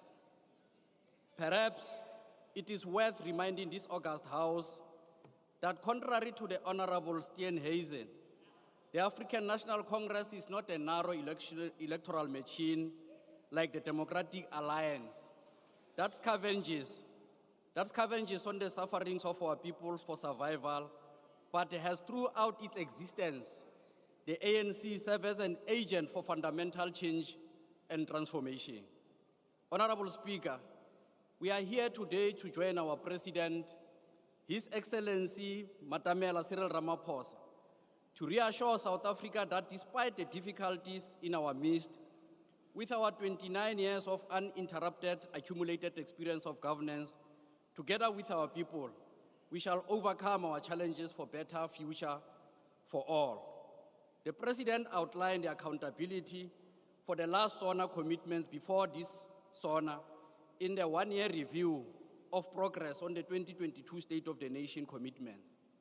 Anyone bothered to read this account will see it as an honest reflection displaying progress. Several factors impact the implementation of some of these commitments. The escalating electricity crisis, the sluggish growth of the economy despite rebounding from the impact of coronavirus pandemic, and the persistence of the triple challenges of poverty, unemployment, and inequality. Madam Speaker, this places vast expectation of our people on this State of the Nation address debate. It is our view as the ANC that central to this expectation is nothing else but to put the country on a new permanent trajectory of breaking ranks with the scourge of poor delivery of basic services and infrastructure, which is critical for economic recovery, reconstruction, and development. Infrastructure is a primary route to economic growth and development in that it releases the latent productivity in the factors of production and brings about an increase in the output of individual factors and units of production. It helps to coordinate inputs, outputs, and time to maximize the economic growth rate and enables maximum utilization of plethora of resources, leading to rapid economic development through efficiently employing all means available. Mr. President, contrary to the skeptics, you have surpassed the target of mobilizing international investment, especially for infrastructure development. As an international standard, the rule of law and good governance are fundamental for global investment. Mr. President, on this front, only the blind will fail to see how you have invested more energies and resources in strengthening and repurposing the criminal justice system in line with its constitutional mandate of acting without fear or favor in the fight against crime and corruption. This will go a long way in ensuring safety of all South Africans and ensuring and reassuring international investors that South Africa is a destination of choice for global investment. Infrastructure development and maintenance are the primary base for socio-economic development and job creation in any community, and local economic development is a developmental mandate that all municipalities carry. Through our oversight function, we have identified various factors in the three spheres of government. Firstly, mere allocating more funds is not a panacea to the challenge of basic services. Secondly, lack of capability, poor project planning and management, poor project implementation, and lack of accountability are a deep reality that should be addressed.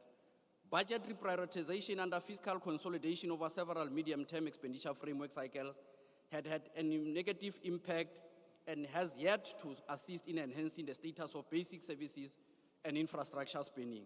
Fourthly, the lack of state capacity and capability, and where the state has contracted the private sector in other instances, resulted in high levels of underspending on allocation of conditional grants in other projects. And lastly, poor leadership and criminal networks in most instances, which is pointed out from various Chapter 9 institutions.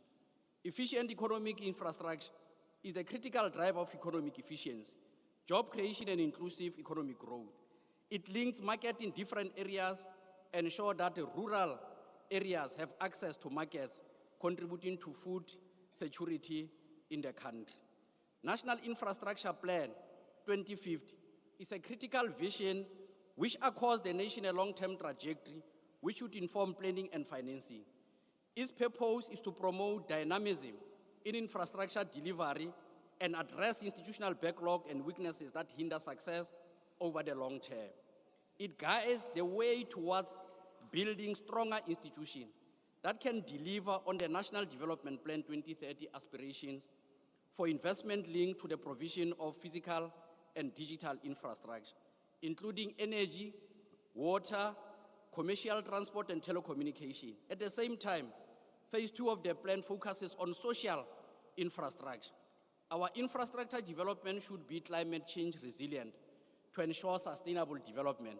Many of us are aware of the recent floods. About 7 of our 9 provinces are heavily affected. So it is imperative that this should be accommodated in terms of our plans to ensure that we can withstand these challenges.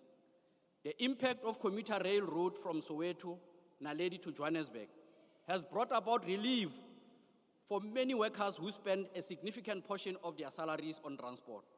Such an intervention lowers the cost of living for many. There is indeed progress. We need to accelerate these efforts. The second phase of the Lesotho Highlands Water Project, a partnership between South Africa and Lesotho Mountain Kingdom, which the President highlighted, will go a long way in creating jobs for the people of Lesotho, while simultaneously addressing the water scarcity and supply in provinces, Free State, Northwest, Gauteng, and others. In the last 2 years, the government under your leadership, President, has introduced the district development model as part of the critical intervention. But I must, before that, hasten to say that one of the good examples of reindustrialization and the progress that we are making is the Highveld Steel Industrial Complex. Through the efforts of the DTIC, we are now manufacturing railway lines that can be used on main lines, and as well as the bridge that will shorten the N2 between Eastern Cape and KZN is made in Mpumalanga. It shows the success of localization and building an integrated national economy. The district development model remains a critical instrument of macroeconomic development and the creation of SMMEs, which continues to contribute on local job creation. The one plan, one budget must be developed to enhance regional economic development and harness the capability of the state to deliver on its mandate. Despite this and continued government support in the form of municipal infrastructure grants allocated to address water, sanitation, roads, and lights, people in many towns across the country continue to witness the deterioration in the road infrastructure, lack of reliable and safe water supply, and use of pit and bucket toilets. Honorable President, you have visited all provinces during your Letsema campaign and the presidential imbizos. You have been in touch with the people. You know their concerns and their frustration. Communities highlighted their problems, articulated their issues, and they demonstrated that they were far ahead of many of the opposition parties who came here and grandstand, speaking as if they are speaking on behalf of communities. They shared those issues with you, Comrade President. The issues of potholes, general deterioration of public infrastructure due to lack of quality maintenance. Budgeting for maintenance and the existence of maintenance plan should be a critical requirement for all CAPEX expenditure. Water, sanitation, housing, and many others, load shedding as a critical and burning problem faced by our people in many parts of our country. We have seen how persistence of this problem has and continue to force investors to move from low revenue and poorly serviced municipality to high revenue and well-serviced municipalities in the recent past. This will negatively affect or impact on local economic development of distressed municipalities. Undoubtedly, this not only reverses the gains on local employment creation, but also undermines the national effort on economic recovery, reconstruction, and development. The envisaged public procurement reforms will go a long way in addressing these gaps and ensuring on-time procurement of quality goods and services transparently and ethically. We need to ensure that our procurement policy enables the development of local manufacturing capacity of infrastructure inputs. And government should have a significant component of labor-intensive methodology to increase the impact of infrastructure development in lowering unemployment. Madam Speaker, the voice of organized local government is loud and clear, despite the subjective weaknesses that we have highlighted and the current fiscal framework of local government. continue to be the issue of concern. In line with the ANC decision for decisive action for renewed and interest of our people in turn to turn around the local government sector's critical vehicle for infrastructure development and maintenance, we must proceed from addressing these bottlenecks. Building technical capacity at the national level to intervene in distressed provinces will be critical to address underspending and poor project management. We must review all infrastructure development units through a skills audit to ensure all infrastructure implementing departments and that of municipalities have adequate technical skills and capacity. This will be critical to ensure that government can develop a robust, credible, and bankable project pipeline. Your Excellency, developing state capability, capacity, and skills remain a priority, and even partnership with the private sector will require enhancement of state capability in all three spheres of government to deliver on major infrastructure projects. To conclude, honorable members, this places enormous expectation of our people on the State of the Nation address debate. Central to this expectation is to put the country on a new permanent trajectory of breaking ranks with the poor delivery of basic services and infrastructure. The facts confirm the political will, progress, and trajectory of inclusive growth. We believe under your leadership, Comrade President, that this country is set to attend to the very burning issues that affect our people. I thank you. I thank you, honorable member.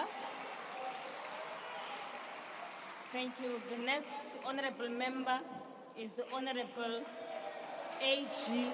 Whitfield. Thank you, Madam Speaker. Mr. President, South Africans are less safe today than they were when you came to office, and that's a fact. How can we possibly feel safe when we are governed by a criminal syndicate that steals from the poor to give to the politically connected? A government run by a political party in which political killings have become standard operating procedure to climb the patronage ladder. What example are criminals in South Africa to follow, if not the example of their own government? At every SONA, your broken promises on fighting crime echo across the country and into the homes and the broken hearts of families across the country, living in fear every day that they will be the next victim. When you became president, you promised to halve violent crime within 10 years, but murder has increased by nearly 20% since you took office, while all contact crimes are up 13% in the last year. Last year, in your reply to the SONA debate, you acknowledged my contribution when I called for more effective use of technology. But 1 year later, not even the telephone lines are working. There are no drones in the sky and no body cams on police officers. Recent mass killings in the Eastern Cape further expose your broken promises, Mr. President. 2 mass killings in rural Beachy outside Mthatha in as many months. In KwaZulu, in Nelson Mandela Bay, there have been 2 mass killings in just 2 weeks, leaving 12 people dead and others injured, leaving a community shocked and shaken. This is not the kind of shock that you often exclaim, Mr. President. This is real and painful shock of the brutal and unrelenting slaughter of family members and neighbors in our communities. In the northern areas of Nelson Mandela Bay, gang violence has taken the lives of more than 20 people since the beginning of the year, while the Chatty police station in that area remains understaffed and under-resourced. In fact, police officers at this station lock themselves inside at night during load shedding because their generator doesn't work and they fear being attacked like the 5 police officers who were killed in the Ngobo police massacre. Across KwaZulu-Natal, the fear in the aftermath of the violent unrest of 2021 still lingers. Yet of the 10 police stations I visited in that province in 1 week last year, only 1 had a generator that worked, while others complained that they hadn't worked for years or that they couldn't get diesel due to centralized procurement issues. The evidence is clear, Mr. President. Your minister is failing to deliver results, but you are desperately clinging to him while our nation descends into criminal chaos. So bad is your minister that he stood here yesterday and told this House that 4,909 people were arrested last year for GBV-related crimes as though it was some sort of a victory. What he didn't tell you, Mr. President, is that 57,102 women were victims of violent crime last year, which means that your minister's victory represents arrests of just 8% of the total number of GBV-related crimes. In your SONA last week, you said government will partner with the private sector to support the proper functioning of the 10111 centres, and while this is welcomed, if it is to be believed, it only made its way into your speech because in January this year, the DA exposed the complete dysfunction of the 10111 centres across the country. That's a fact. Dysfunction which has left millions of victims and witnesses of crimes helpless on the end of 7 million dropped phone calls over 3 years because they have less than half the staff required to man the phones. These dropped calls are crime statistics, Mr. President. There are victims on the ends of these calls. In one message I received recently, a grandparent wrote in Mission Vale, "We need help. My grandson has been shot more than 5 hours ago. His body is still in the house. They shot him. Do you know who to contact? The police don't respond." So here is a challenge for you, Mr. President. If you can turn this situation around and have 75% at least of the required staff employed with less than 10,000 dropped calls and uninterrupted power supply to every 10111 centre by your next SONA, I will literally eat the words off these pages. You see, without an actual plan, without a deadline and the results which follow, your words will remain meaningless while lives will continue to be lost. Over the years, you've successfully created the illusion that you are bolstering the ranks of the police with more members, when the truth is that there has been a net loss of 20,000 police officers over the last 10 years. You need only read the SAP's annual reports, which reveal that there were 199,000 personnel at the end of 2012, 182,000 at the end of 2021, and 178,000 by the end of this financial year, including your new recruits. And while we have many excellent police officers who go above and beyond the call of duty under the most difficult circumstances, they are being outnumbered by the unfit, poorly trained and corrupt cadres. What SAPS needs is to promote merit within its ranks, not cadres, and ensure that all appointments are beyond reproach if we have any hope in reversing the decline. South Africans want results, Mr. President, not more broken promises. And this is what they will vote for in 2024. A party that delivers results. In Parliament last year, you committed to investigating the Western Cape government's LEAP community safety model after acknowledging its successes. Well, now is the time for you to act in order to keep your promise to keep our communities safe by throwing your full support and the fiscus at a tried and tested policing model with proven results. When LEAP was launched in Philippi East in 2022, that station has now completely fallen off the list of top 30 contact crime stations in South Africa. Over a 12-month period, Gugulethu noted a 30.6% decrease in murder. Delft has seen a 17.4% decrease in murder, with contact crime also coming down. These are the results, Mr. President. These are the actual results that should follow from a promise. This is the kind of leadership that we deserve to build a safer South Africa for all of us. This is how you get things done, Mr. President. You make a promise, and then you keep it. We don't need more hollow words and broken promises from an empty suit at your next SONA. We need results, and you can start by firing your minister. I thank you. I thank you, Honourable Member. Thank you. The Honourable, the Minister of Human Settlements.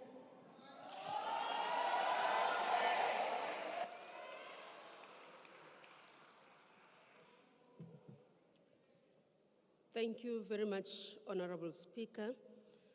His Excellency, the President of the Republic of South Africa, President Ramaphosa, presiding officers, cabinet colleagues, honourable members, ladies and gentlemen, good afternoon. Honourable Whitfield, it is important to acknowledge that indeed there are issues that we need to deal with in fighting crime and corruption in the country. But it is untrue not to acknowledge that there's been men who've been trained and passed out in recent months as part of ensuring that there's police visibility on the ground. Many of us who understand the importance of fighting crime would understand the presence of visibility and police visibility to make sure that people do feel safe. Mo President wa rena, boikemo bjo bogolo bja rena go sa kgathalege gore re mohlobo mang goba re mmala ofe goba karolo efe ka gare ga naga ya rena. Go swanetše gore re tsebane gore ka nnete bodulo ba rena gore humanega re dula gabotse le ka boiketlo. Ka bjona boikemo bo le karolwanang ya rena e leng gona ka ra 26 ya molaotheo wa Afrika Borwa ye e tlhatlhago melawana ya tša mengwako ya mmušo wa Afrika Borwa. Re ikemišeditše go bea batlhoki le batsofadi ka pele mo lenaneong la kabo ya rena ya mengwako ya mmušo. Tsalelo morago ya mengwakana ke kgolo. Eupša re tshepiša gore kabelo e tla dirwa ka lebelo. Batho ba borena ke kgale ba letile mengwako ya bona, eupša ba bang setse ba hweditše mengwako ya bona. Ke ka moo re re mmušo wa rena o mekamekana le ditlhotlho tše di leng gona gore re kgone gore re fetišetse le goreng di swanetše gore batho ba rona ba be le tsona. Ba bantši ba bona ba dutše ka tshepo ba lebeletše rena gore re tle re kgone go ba thuša ba tle ba humane ditshebeletso tse loreng ba di tshwanetse. I think we can all draw inspiration from the words of Michelle Obama, who said, "You may not always have a comfortable life, and you will not always be able to solve all of the world's problems at once, but don't underestimate the importance you can have, because history has shown us that courage can be contagious and hope can take a life of its own, but more importantly, it can be able to ensure that people look forward to tomorrow." Furthermore, I quote Martin Luther King, who said, I unquote, 300 years of humiliation, abuse, deprivation cannot be expected to find voice in whisper, unquote. Housing for the missing middle remains a serious challenge. A revised first home finance scheme, formerly known as Help Me Buy a House program, was revised in the past financial year, amongst others to allow for funding for households who hold permission to occupy certificates in communal land. This is particularly important to the relation to the extent of credit and funding to households in rural communities. This will allow the missing middle to start acquiring economic assets without which they struggle to meaningfully participate in the economy. Honorable Malema, yesterday, Mr. President said to you that it is irresponsible for a man to be at the top and do nothing. I totally agree with him. However, he got it wrong. You are not a man on top who's doing nothing. Under your leadership, sir, this is what you have done. We have acquired buildings in the inner city areas, such as Sea Point, Cape Town, listen, and 2 ESCOM buildings located Braamfontein, Johannesburg, Kimberley, for social housing purposes. For this development has potential to release 1,200 units for families. These are efforts, honorable members, to building an inclusive society and cities through our social housing program. It is meant to alter the apartheid spatial planning, and this has gained momentum. In the coming weeks, Mr. President, we will be launching a number of social housing projects that have taken place under your leadership, and these are the following. Tshwane Maraba Start project, which has produced 1,200 units, and this has been driven by Black-owned companies, and 60% of them are women-owned, as part of our commitment to transformation. Motlhakeng project, with a total number of 1,020 units in the West Rand in Gauteng, another transformational achievement. Hope City project, 1,114 units in Nkangala municipality in Mpumalanga, 100% owned black people and 30% women owned. John Street project, which has 385 units, located in Nelson Mandela Bay municipality, and 63% of them are black owned and 30% women. Maitland here in the city of Cape Town, it's not a DA project, it's national government driven, which a total of 204 units that will be completed by the end of March. This is what, President, has been happening under your leadership. Honorable Steenhuisen, yesterday, Mr. President, said to you instead that instead of leading us to cross the Rubicon at SONA, the President has told us to turn around. I'm glad, Mr. President, that you didn't follow what Honorable Steenhuisen Rubicon was taking you to, if indeed it would have been a disaster for the majority of the working class and the poor who remain and who mainly we represent as the African National Congress and have their hopes and dreams in your hands. And this is why, Mr. President, it is because our attempts to integrate the poor and working class into urban communities have faced serious backlash and resistance. I'm speaking here, Mr. President, of a group in the urban reach that we call Not in My Neighborhood. Honorable Nkondlo spoke about. It is a challenge for us, led mainly, majority of the time in the wards, by DA councillors. These are well-resourced groups whose sole purpose is to ensure that the poor and the working class families remains in the outskirts of the cities. This group is motivated by mixture of racism and disdain for the poor and the working class. They regard the poor in the cities as refugees who must be rounded up and shipped back to the rural areas. Every time our government acquires land for human settlements, honorable members, for these families, this group stands up to say very loudly, not in our neighborhood. They utilize all sorts of tricks to resist, including courts, which causes delays in these families to receive shelter. The only crime these people, poor working class communities and families have committed to receive this abominable treatment is that they are the descendant of the victims of apartheid and were born without any means. All freedom-loving South Africans, both black, white, colored, Indian, all races, all classes, needs to stand up against these bullies. Honorable members, title deeds in the hands of an elderly woman who has never owned a property in their lives means the world to them. It is for this reason this government decided to fast-track the release of title deeds as an important instrument of economic empowerment. Working together with Operation Vulindlela, we will be able to expand this. We've started with unlocking the projects in Gauteng, especially in Mawika, where it will give us 14,000 title deeds in that area. Land redistribution is important as part of our work. We are working together with DPWI, as President has said, to release earmarked 14,000 hectares of land. Currently, we have 2,689 hectares of this land in the hands of human settlements, which will be able to give us more than 64,000 housing opportunities planned as part of release of land to ensure that there shall be houses, security, and comfort, as the Freedom Charter has said. Honorable members, we have 2,700 informal settlements in the country and counting. Out of this, we have already started working with 1,284 informal settlement upgrading at various stages. What does this mean? This means that we are able to provide water, electricity, sanitation, and security of tenure in these informal settlements. And we are currently working to ensure that we upgrade them. They are at various stages across the country, and we are intensifying this work. We will be able to ensure that we can be able to support all the people that are in this country. Mr. President, the issue of climate change and natural disasters are continuously affecting us. We would have seen the floods across the country and the fires at the beginning of this year.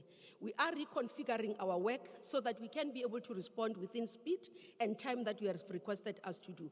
But more importantly, ensure that families that are vulnerable and the most communities that are poor can be able to receive support from us as government. We will also rework in terms of our programs to build climate change resilience in terms of infrastructure going forward, because it is very clear that with the climate change, we are not able to do. With that, Mr. President, you are a man at work. Thank you very much. Thank you, Honorable Member. I thank you, Honorable Member. Honorable M. Dlamini.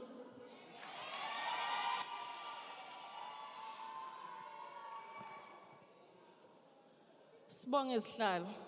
Greetings to the Commander-in-Chief and President of the Economic Freedom Fighters, President Julius Malema, members of the Central Command Team, fighters and ground forces.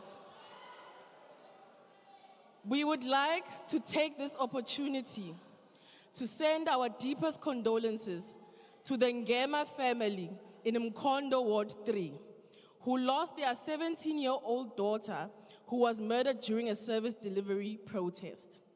Yesterday, the overrated Deputy Minister of Kokta, Honorable Nkadimeng, stood here unashamedly and spoke about a white paper that speaks about local government that works together with other spheres of government while people are dying because of lack of service delivery.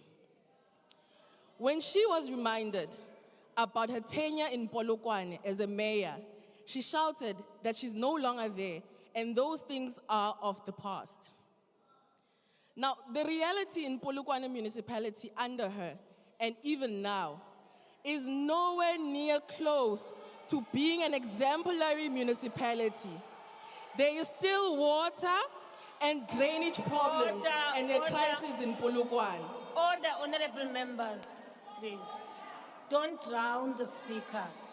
Don't drown the speaker. Thank you. As long as they get it, speak. Roads in the city and in townships are not taken care of. There are no functional streetlights and basic necessities.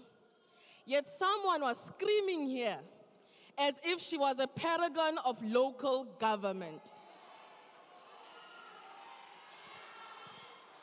The district development model she screamed about has not given any results, and yet she pretends and wants to act as if she's the panacea to South African development and the lack of service delivery disasters.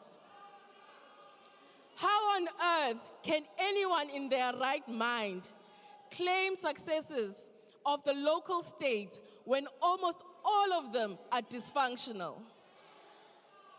These claims of ANC successes in municipalities are misleading.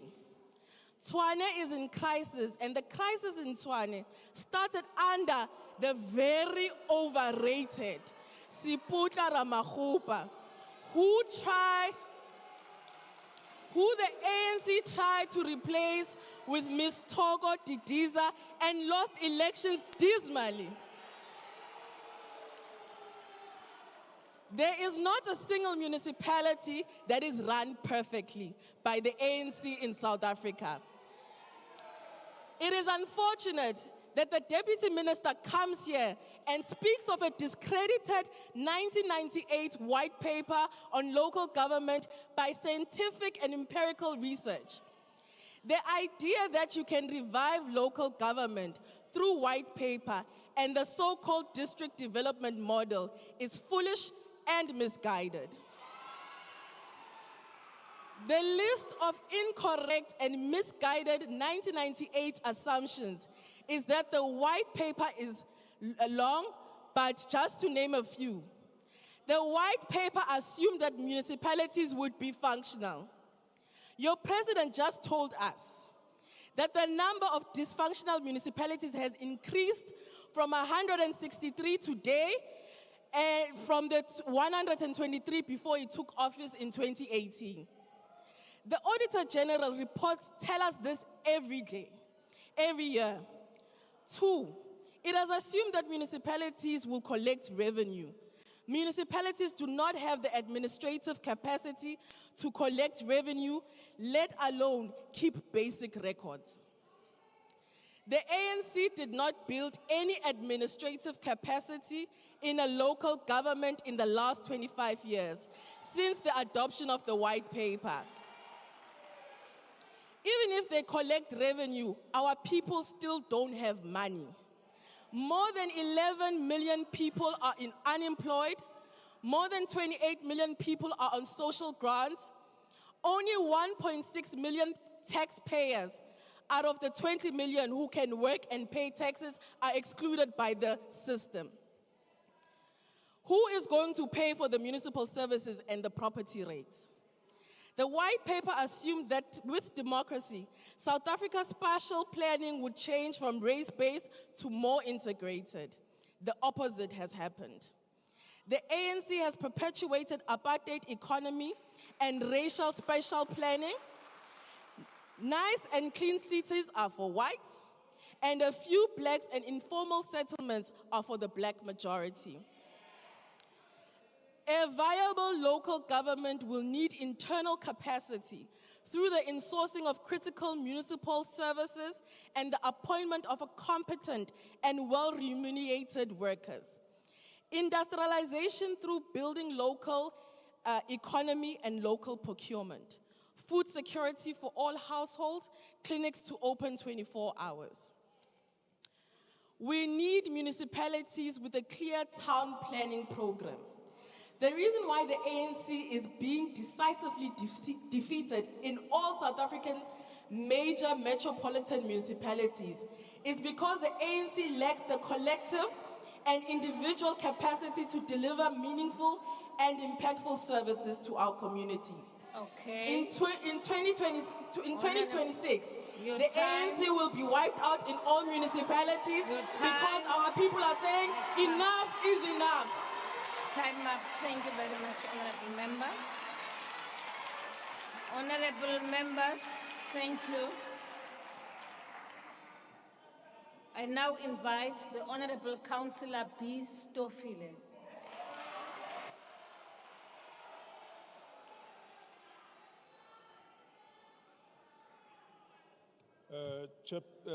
Speaker, Your Excellency, the President of the Republic, the Deputy President, the ministers and deputy ministers, the premiers, the members of this House, I must first say it will be important to put the facts correctly. Since the establishment of local government system in South Africa, on the 5th of December 2022, the country was completing 22 years of local government wall-to-wall system. Coming from a local government system that it has been divided on the basis of class, race, and color, and the amalgamation of the municipal system, it created a municipal system that today we have 257 municipalities that do not look on the basis of the location and the color of individuals. And that is the fact.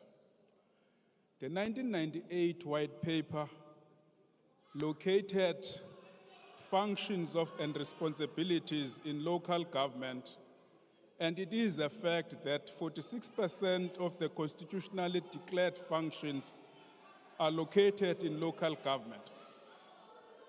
It is therefore important that... Honorable Stofile, take your seat. Honorable Member Josie, what is your point of order? Thank you, Speaker. I wanted to ask, the councillor is shaking. Don't you want to check if he's okay? Because the next thing he might collapse, it might be a really exigent matter. That's not a point of order. Okay. Maybe he must speak sitting down. Okay, thank you. Thank you. Yeah. Honorable Member, that was not a point of order. Yeah, Sheikh. Please, you may proceed, Honorable Councillor.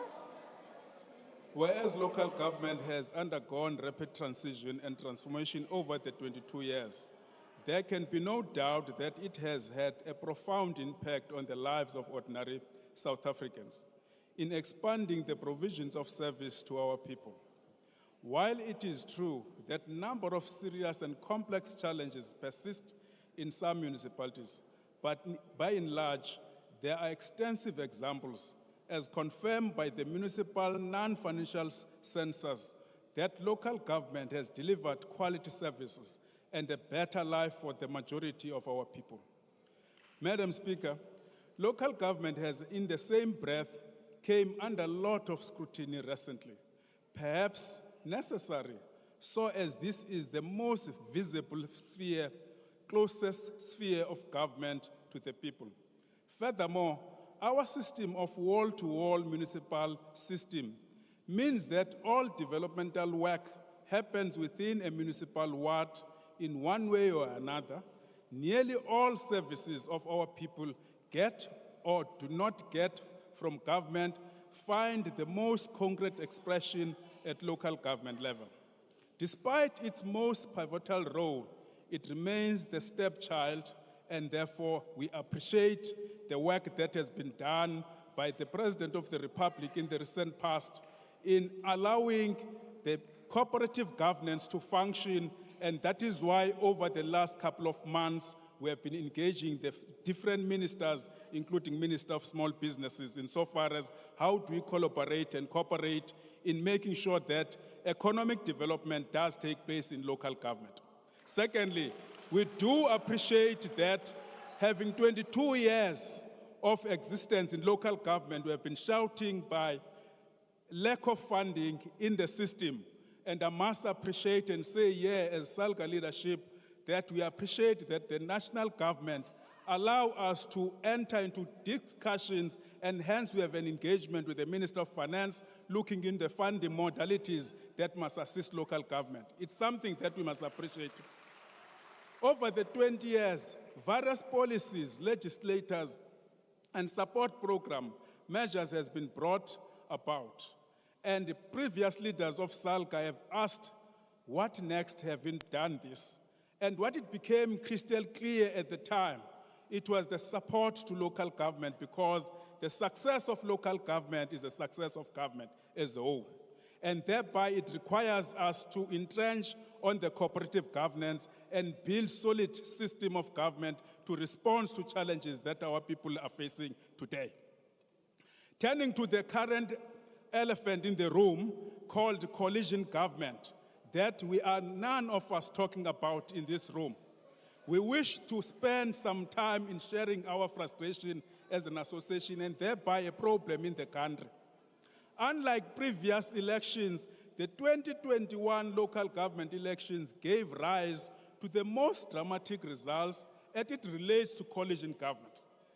These developments suggest that coalition government will clearly become a common feature of our political landscape in South Africa going forward. In 2021, it was only 3 parties that formed coalition government. But today, since 2021 into today, the local government coalition government have risen from 27 to 87, led by more than 6 parties today. And that tells us that there is a crisis that we are going towards it. As South African local government, working together with the University of the Western Cape, we have developed a framework of coalition. It is common knowledge that if you go to a municipality today, you'll find a mayor. In the next 2 hours, you'll find a different mayor. And therefore, it means the situation in local government, it becomes unstable. And it requires leadership and members of parliament to look at that. One of the issues where in many places, including the places where you are operating, anywhere, in many places in South Africa, President, in South Africa, if we don't deal with this animal called coalition, if we don't deal with animal called coalition, this animal called coalition, it robs the majority of our people. Majority of our people went and vote. When they vote, You political parties, you lock yourself in a room and cut the cake according to what is your interest. At the time, community is outside, locked outside there. When the service delivery is not rendered, the blame goes to municipality. And we are calling to government and calling to parliament to act on this because it's a problem that is going to be with us for a very long time. And we suggest that there must be certain instruments that must be introduced. One of the instruments is as follows. I'll make an example, for instance, President. On various metros in the country, if I can take Nelson Mandela, for instance, if we can go as a country and accept to change the type of municipal system. Currently, the type of municipal system is 1 to 6, and 6 is metro. And in the metro, you are allowed to have an executive mayoral type. In a coalition arrangement, everyone demands to have a right to employ. And that is why you see the emergency and rise of employment cost in the municipality. Because it's a problem that we must all deal with, because leadership, political party locking themselves in a room discussing about who should be the leader of that municipality. One of the dispute is about what is it that I must benefit as a political party A. And that issue, it must be dealt with. And we are saying, for instance, in Nelson Mandela, President, we want to put it because you are members of parliament. We are contesting elections, all of you, from political parties. In Nelson Mandela, for instance, if you take a collective executive type municipality, in that municipality and any other municipality, what it means ANC is going to get 4 seats, DA is going to go 4 seats, EFF is going to get 1 seat, and the community organization in Port Elizabeth is going to get 1 seat. What it requires is for us to have a conversation amongst yourself as political parties to deal with the challenge that you are facing at local government. The second issue, President, is the killing of councillors and municipal officials. And the killing of councillors and municipal officials, it's a problem that it creates and it works against the intention of professionalizing of local government. There will be no professional that would want to go to the unsafe place. And therefore, it is important that the local government space to be created safe and be protected. In our endeavor to make sure that the local government does function.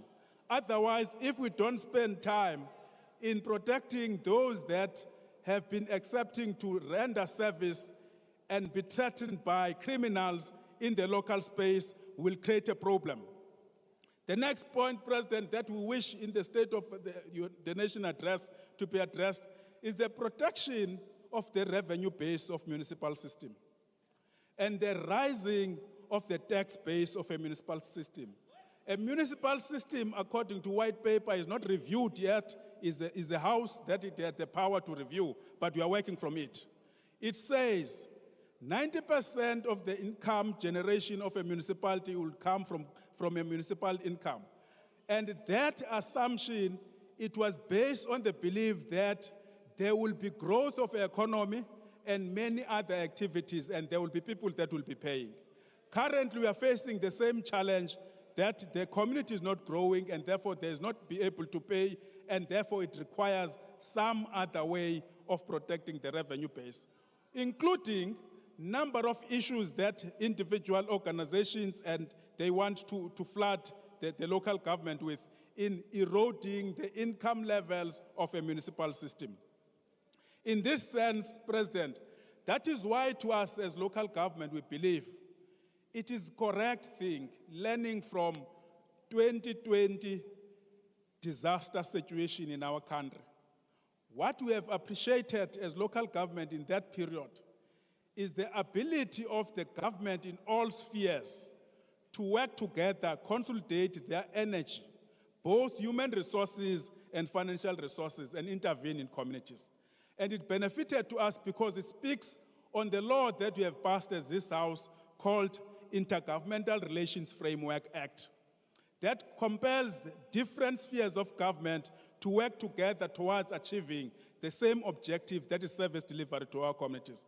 And that is why in ourselves, listening to debate as of yesterday, one question, an example was made of a community member somewhere in the Eastern Cape where the house it was burned down through the electricity as it comes back.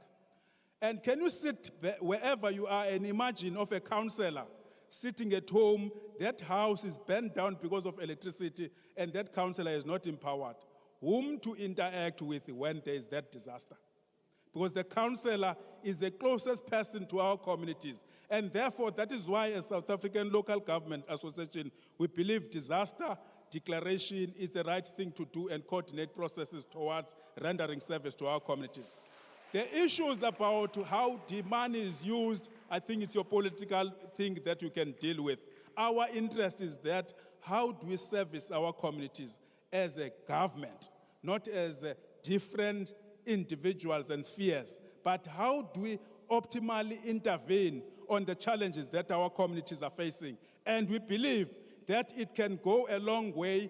There are mistakes that we have learned in the disaster in the past, and we can improve on those mistakes. Our people need service. They don't want politicking.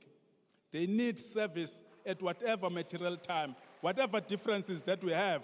But it is important that our people to get service from the government and from the parliament that they've elected. And that is why, in our view, we still believe that in the engagement between ourselves and the Minister of Finance to improve on financial allocation on the municipality, it's a right decision and it's a process that we need to follow going into the future.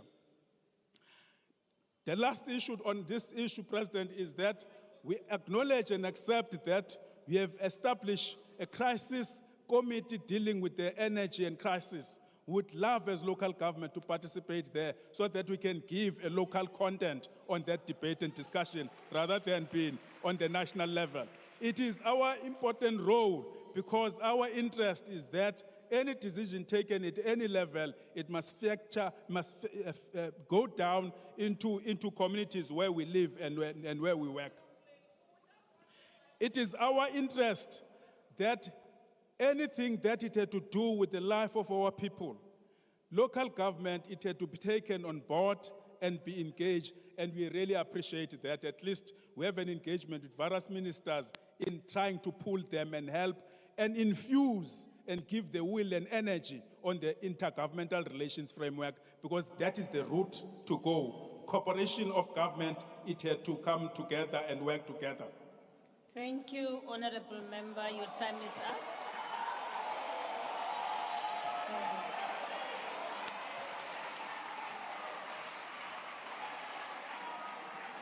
Honorable members, the next speaker on my list is the Honorable M. Hlengwa.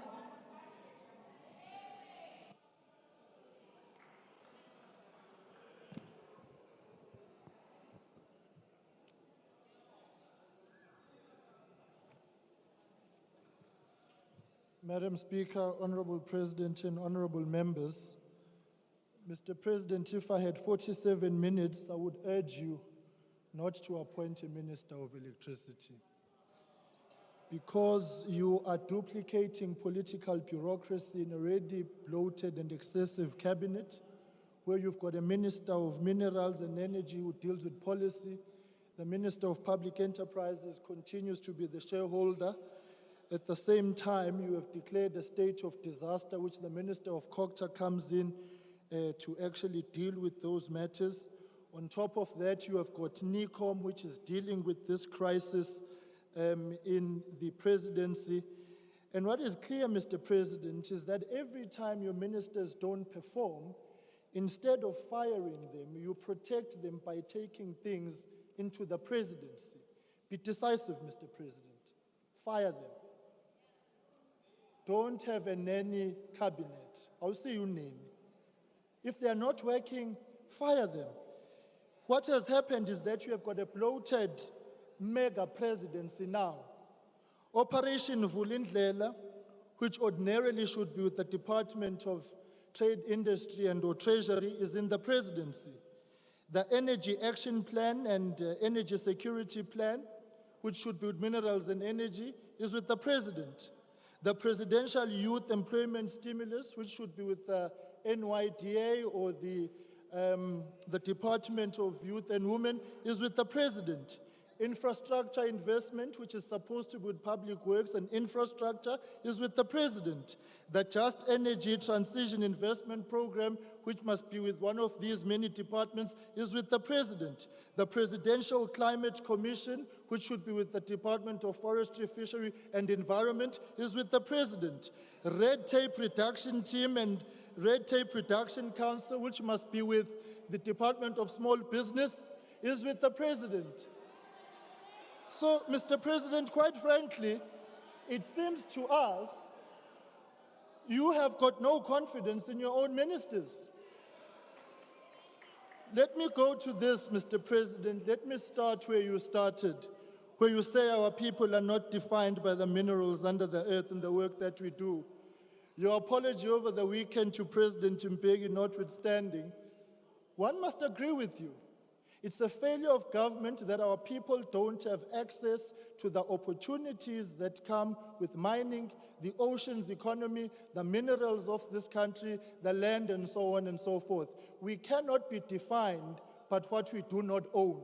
And so the transition and the transformation which should have taken place, Mr. President, under your watch, under the ANC's watch, has certainly not happened.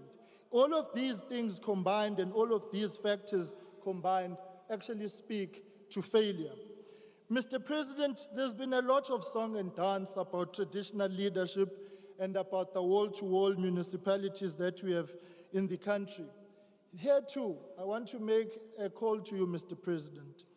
Respond positively to the Cabinet Committee decision of December 2000, which sought to amend Chapters 7 and 12 of the Constitution to provide clarity on the powers, functions, and responsibilities of traditional leaders if there is to be any cohesion, effectiveness, and efficiency in the governance and management space of development in the spaces where there are traditional leaders and municipal councils. So, Mr. President, what comes out of this is that you are overstretching yourself and your ministers are sitting at home doing absolutely nothing. So as the reshuffle comes, thank you, deal with your ministers. Stop taking on responsibilities that ordinarily should be with ministers. I thank you. Thank you very much. Time up, Honorable Member. Thank you. Honorable Member F.A. Masiko.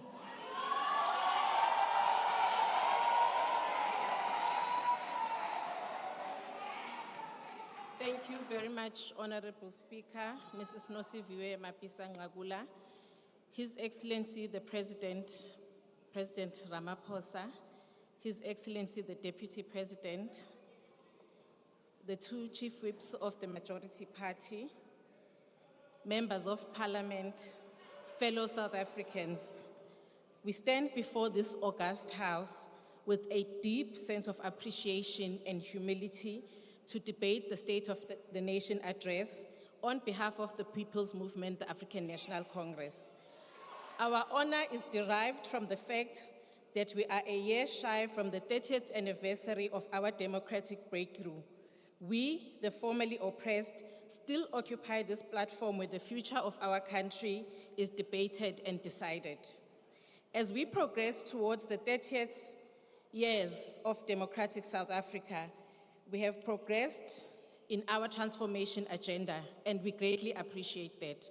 More importantly, we know for a fact that despite the many challenges we face as a country, our country is a far better place to live in, as the post-apartheid dispensation ushered a society premised on equality, justice, and shared humanity. It is unfortunate that our detractors without substance have yet again attempted to deny millions of South Africans in all corners of our country the opportunity to receive a detailed analysis and account on the journey our beloved country has traveled in the current conjuncture. The SONA delivered by the President of our Republic was a true and frank reflection of our society in the current epoch. It gave a clear indication of what needs to happen for us to successfully navigate our stormy seas. Therefore, to suggest that the address by the President lacked detail is both disingenuous and a pure political theatrics driven by populism. Madam Speaker, it is indeed of the greatness of our glorious movement, the African National Congress, and all its virtues that our Parliament is independent and empowered to perform its oversight role effectively, with transparency and without hindrance. Honorable members, through the oversight role of Parliament, we will make sure that we hold the executive to account. However, unlike our friends from the opposition, the performance of our work does not seek to overthrow a democratically elected government by underhanded means, but by one that seeks to advance the attainment of a national democratic society. It is such a shame that our country is becoming a laughingstock which undermines our standing amongst nations because of a minority of members of this Parliament who, having failed to win through the ballot, have sought to prohibit a democratically elected government from addressing this House. Madam Speaker, we are proud that not less than 21 bills are before this Parliament for consideration, which the opposition parties are opposed to because theirs is a rejectionist approach without substance to take our nation forward. These transformative bills before the sixth Parliament include the 18th Amendment to the Constitution, so as to recognize South African Sign Language as one of the official languages, the National Health Insurance Bill, which seeks to transform our country's health care for equitable access and distribution, the National Youth Development Agency Amendment Bill, which seeks to respond to the outcry from public regarding the poor visibility of the National Youth Development Agency, particularly in the rural areas, and optimize service delivery. The much-awaited National Council on Gender-Based Violence and Femicide Bill, which seeks to establish a multi-sectorial, independent and non-partisan statutory body that will be tabled before the Portfolio Committee of Women, Youth and Persons with Disabilities. The Basic Education Laws Amendment Bill, which seeks to enhance our education system and accelerate addressing structural challenges in the sector. The Climate Bill, which seeks to enable adaptation and mitigation interventions to respond to transit to low-carbon economy.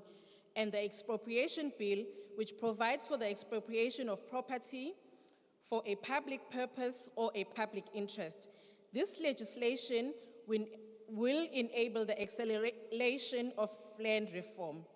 This is to mention a few transformative legislation the ANC is advancing in Parliament to transform our society and to respond to challenges confronting the nation.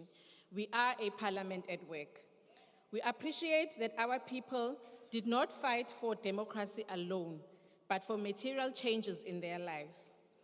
Honorable Speaker, about a month ago, our country was plunged into darkness with the passing of one of the foremost activists for liberation and women emancipation, the first Speaker of this Parliament and the democratic era, Dr. Freni Ginwala, a fearless fighter for women's rights and our liberator who was never far from the battlefront and had no fear to execute the struggle. It is as a result of the struggles of Dr. Ginwala, Mama Charlotte Maxeke, Mama Winnie Madikizela Mandela, Helen Joseph, and Portia Ndwandwe that women like ourselves can not only dream, but are an integral part of building a new country out of the ruins of apartheid. I'm happy to report, Mr. President, that women across the country have heeded your call to action. for all South Africans to work together to tackle the challenges we face, instead of wallowing in despair and lamenting our fate. Mr. President, 3 South African women have long answered your call, and they are representing our countries in platforms many of us in this House never heard of. Mrs. Ncumi Sandelu, the founder of One Family, One Stockpile; Ms. Melanie Bruma, the founder of Upcycled Clothing Collective; and Ms. Pamela Padayachi, the founder of Women Pact, are using Facebook to change some of the things that they don't like about the country they live in. They are the only 3 South Africans on the exclusive Facebook Community Accelerator Program, which is a global platform for Facebook community managers who are making a positive impact in their communities. All 3 of these women are recipients of a $40,000 grant from Facebook to continue the work they are already doing on their own to the benefit of South Africa and many others beyond our borders. Honorable members, as we execute the current phase of the struggle, we will not be defocused by sideshows and theatrics. We will endeavor to remain true to the ideas of our founders of this struggle. Thank you. Lastly, members. we know that we have a capable captain at the wheel in the form of President Ramaphosa. Thank you very much. Thank you.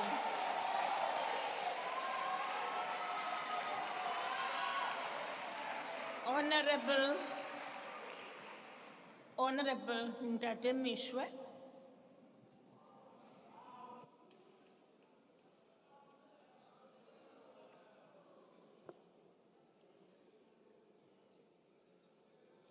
Honorable Speaker, firstly, I want to thank you and honorable members for your prayers and kind words of condolences at the loss of my courageous, loving and dear wife of 46 years, Mrs. Lydia Mishwe, who passed away on the 25th of January this year.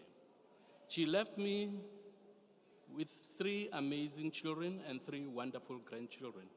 Secondly, I want to thank you, Mr. President, most heartily for visiting my family at home, to convey your personal condolences and pay your last respects to a great woman who was your secretary when you were the chairman of the Students' Christian Movement at the University of the North in 1973. Mr. President, my children specifically asked me to convey their gratitude to you for the hour you spent with them and spoke to them like a caring father and not like a president. Thank you. As I have decided to dedicate my speech today to my precious wife, who is now with the Lord, I'm going to raise 2 issues she was unhappy about at the time of her homegoing. Besides high levels of crime in the country, particularly the rape of women and children that she was very upset about, she was concerned about the regular blackouts that are costing jobs, livelihoods, and loss of lives of patients who rely on constant electric-powered machines that supply them with oxygen. Mr. President, it is very unfortunate to know that the unreliable ESCOM of today used to be the #1 power utility in the world.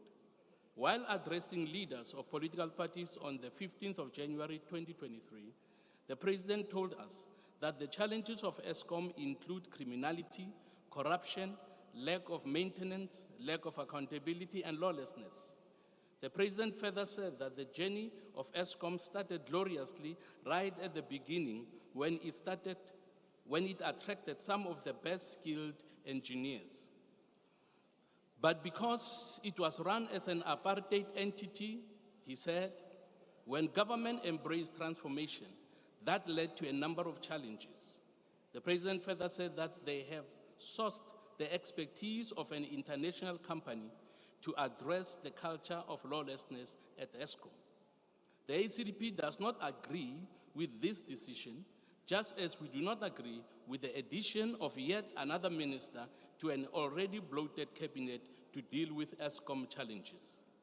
We are convinced that ESCOM does not need another politician with the title of Minister of Electricity, but it needs a professional, skilled engineer who knows what the team that made ESCOM win the title of the best power utility company in the world did, regardless of their skin color. Speaker, our people are tired of these unending rolling blackouts that make their lives difficult. They want electricity now. They want government to stop putting their skin color before skill, competence, and efficiency.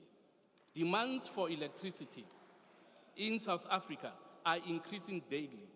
Whilst there is increasing pressure to adopt non-fossil fuel electricity generating technologies, the abundant reserves and low-cost coal make it the preferred energy source to meet increasing electricity demand for the foreseeable future. The world's relative dependence on coal does not mean that the role of coal burning in global climate change will continue unchecked. A variety of options referred to as clean coal technologies are being researched and implemented throughout the world, with South Africa and ESCOM making significant contributions to this field. Clean coal technologies use coal for power generation in more environmentally acceptable and economically viable ways. They include processes that can be upheld before, during, and after utilization. And as I conclude with a second issue that concerns my wife and also a number of ACDP people, is that there is now a talk of a new world order that the president we know supported when he addressed the rally on the 27th of April 2018 in the Free State. That is disappointing to us because we know what the implications thereof are going to be. I want to announce today that my family and I will, together with faithful members of the ACDP, never be part of this one world religion that will come with a new world order, that will be imposed on citizens of the world by agents of the Antichrist. We believe in Jesus Christ alone and will never apologize for it. I thank you. I thank you, Ntatu Meshwe. Siyabonga ube phakathi kwethu noba kunjalo. Thank you, Baba Meshwe. Honorable members, I now invite the Honorable D. Ryder.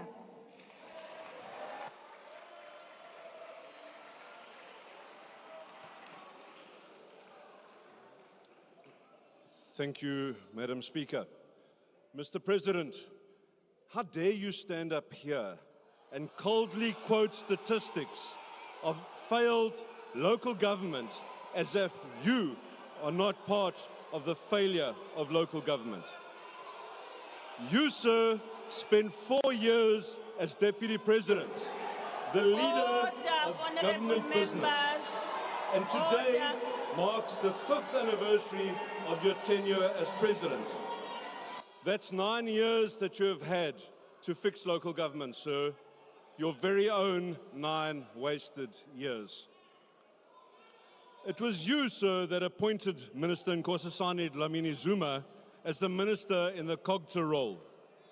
She has failed municipalities dismally, but more importantly, she has failed residents. This is demonstrated not only in the implosion of municipalities, but also by her department's own evaluation, having not achieved almost half of the agreed departmental outcomes. Mr. President, I'm quite pleased that you didn't mention the district development model in your SONA speech this year. I presume that you have realized that this project was dead before it even started. But Mr. President, the line that you spoke last week about enhancing capacity amongst officials was a copy, almost a copy and paste of your speech from 2021.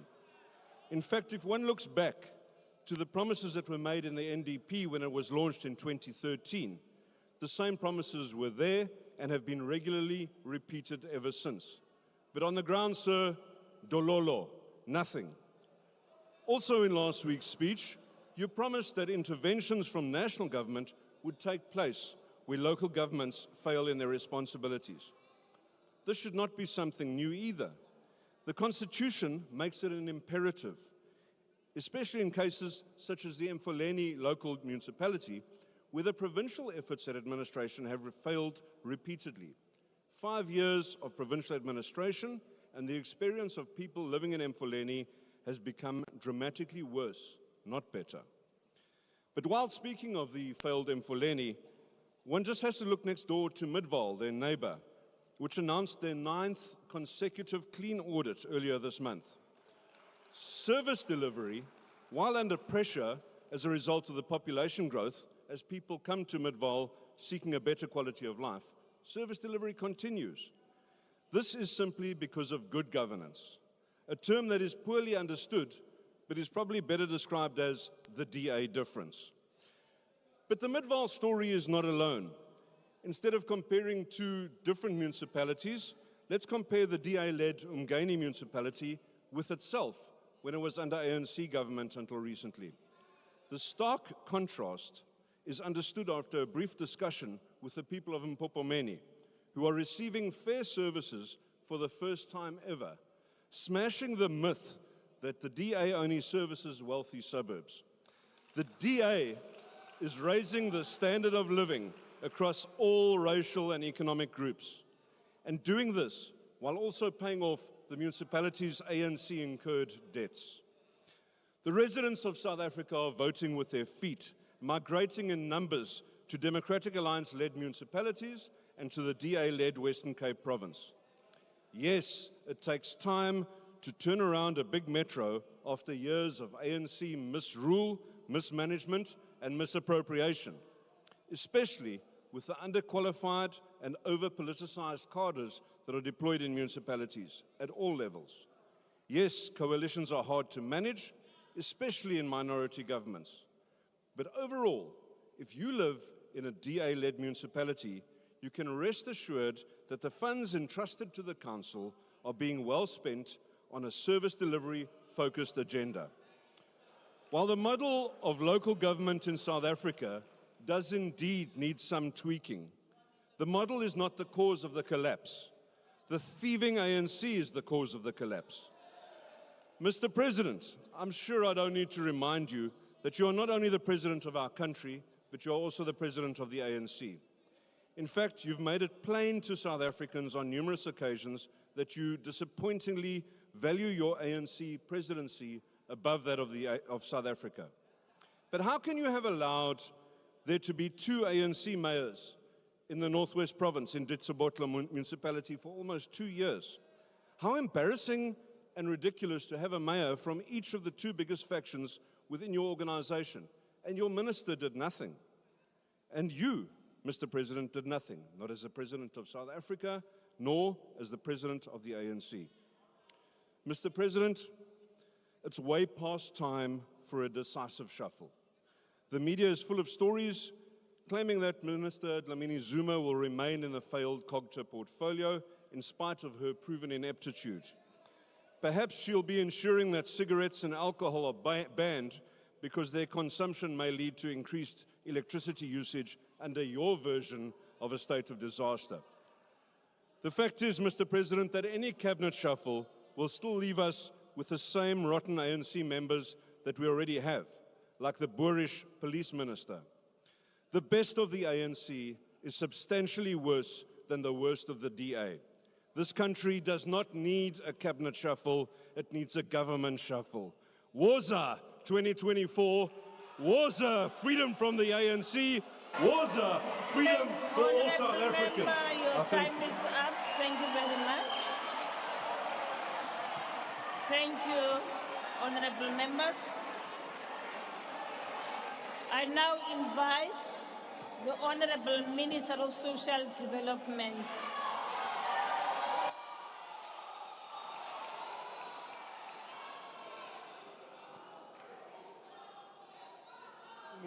Honorable Speaker,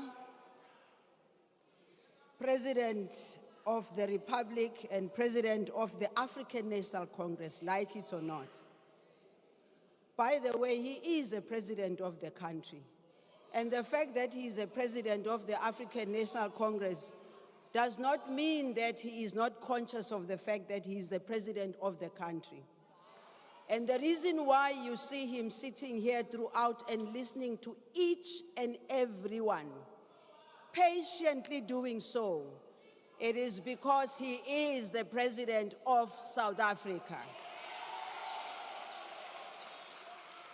Futhi nje-ke, Honorable Speaker, bengingasoze ngiqale la ngiqala khona manje. Kusuke nje kwaba nomunye u-Honorable Member Rider ovele wadelela nje ilanga libalele. Wavele nje wacabanga ukuthi ku-right ukuthi yena athi kuwe Mr. President, how dare you? I wonder if bekulesa sikhathi sabo kume upresident wabo la ubengasho ukuthi how dare you? Usho njalo ngoba uyeyisa. Usho njalo ngoba uyadelela. Usho njalo ngoba usitshene ukuthi upresident we-African National Congress, upresident we-country, uzotshelwa wuye ukuthi unkosazana Dlamini Zuma kufuneka kwenziweni ngaye. Asizutshelwa wuwe-ke Mr. Ryder. Get it right today and for tomorrow. Mr. President, honorable members, inkinga esinayo la kulendlu, inkinga esibhekene nayo ukuthi abanye bavele nje basukume bazoma la, babhede ba-expect ukuthi sobalalela. Siyafuna ukunilalela. Sifuna ukunilalela mangabe ninezinto ezithize ezisifundisayo ukuthi singayilungisa kanjani iSouth Africa. Mangabe aninako ke ukwenza lokho, nifuna ukudlala ipolitiki ekseni nantambama, hlalani lapho nodwa, thina siyasebenza. Futhi nje-ke Mr. President, kwakunesikhathi where people used to clap and make noise and be happy about the antics of Parliament. Mr. President, I was one of those, but the people of South Africa are tired of it. Hence, I took that decision to say it shall not happen again. And I'll tell you why it mustn't happen.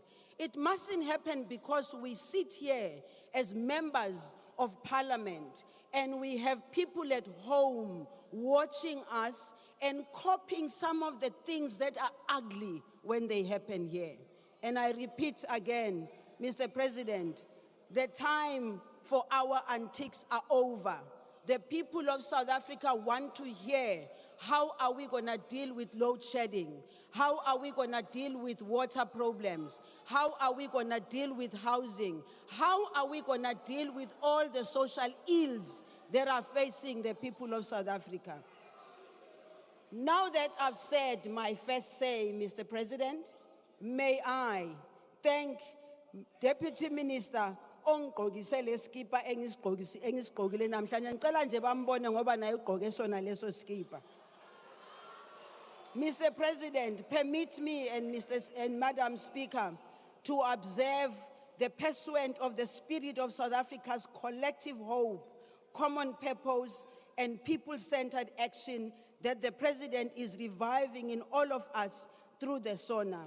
Please allow me to congratulate South Africa's women's national cricket team for their triumphant performance against New Zealand on Monday. To them, I say, against all odds, you embodied President Ramaphosa's characterization that, and I quote, "It is hope that sustains us and fuels our determination to overcome even the greatest of difficulties," close quote. Your selfless commitment to the South African collective reminds us of what our society is capable of when acting in common purpose. Yes, underlying our national character is our collective, undefeated spirit. And this spirit has been undefeated since some of us became members of the African National Congress and cadres of the African National Congress since we were 19 years old. This country was liberated. To the young people of South Africa, please look up to these young women because some people stand up and say you do not have people to look up to. These are the women which I believe young people of South Africa can look up to. Noting 2023 as a year of decisive action to advance people's interests individually and collectively, we are better off invoking the forces that draws us together and deploy our respective resources towards carrying out our national mission. Our national mission requires that we draw contributions from each one of us of our most precious resources, namely each South African, towards the better building of a society. Your needs must ignite the hearts of your immediate family, community, and the people of this land. Your best deeds must be directed towards molding the people's collective aspirations into a South African reality that we want. It is a time, Mr. President, that you spoke about gender-based violence, and it is this time that we have to be united against fighting all forms of ills in our society, and in particular violence. Not only violence against women and children, but violence in general, because we still suffer the hang-ups of the olden days of apartheid, the days which were instilled in us to say we need to fight at every corner.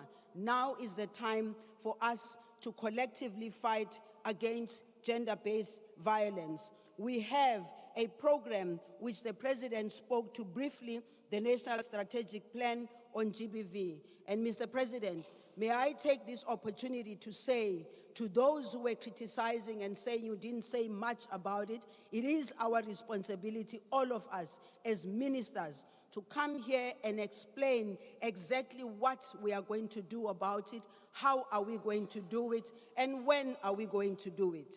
Owing to the rising cost of living and to the new view to cushion the most vulnerable among South Africans from the effects of known and novel risks alike, the Department of Social Development in its portfolio is in the process of devising something which scares some people, something that makes the people of South Africa have hope, and that is the basic income grant. We have already agreed that the people of South Africa who are most vulnerable need it. It is also about what we are going to do about it. While these historic conditions resulted in the innovative delivery of free basic services, including housing, health services, public amenities, and social grants to the majority of South Africa's population, I remind you that last year, Minister of Finance, the Honorable Enoch Godongwana, informed us that government will be spending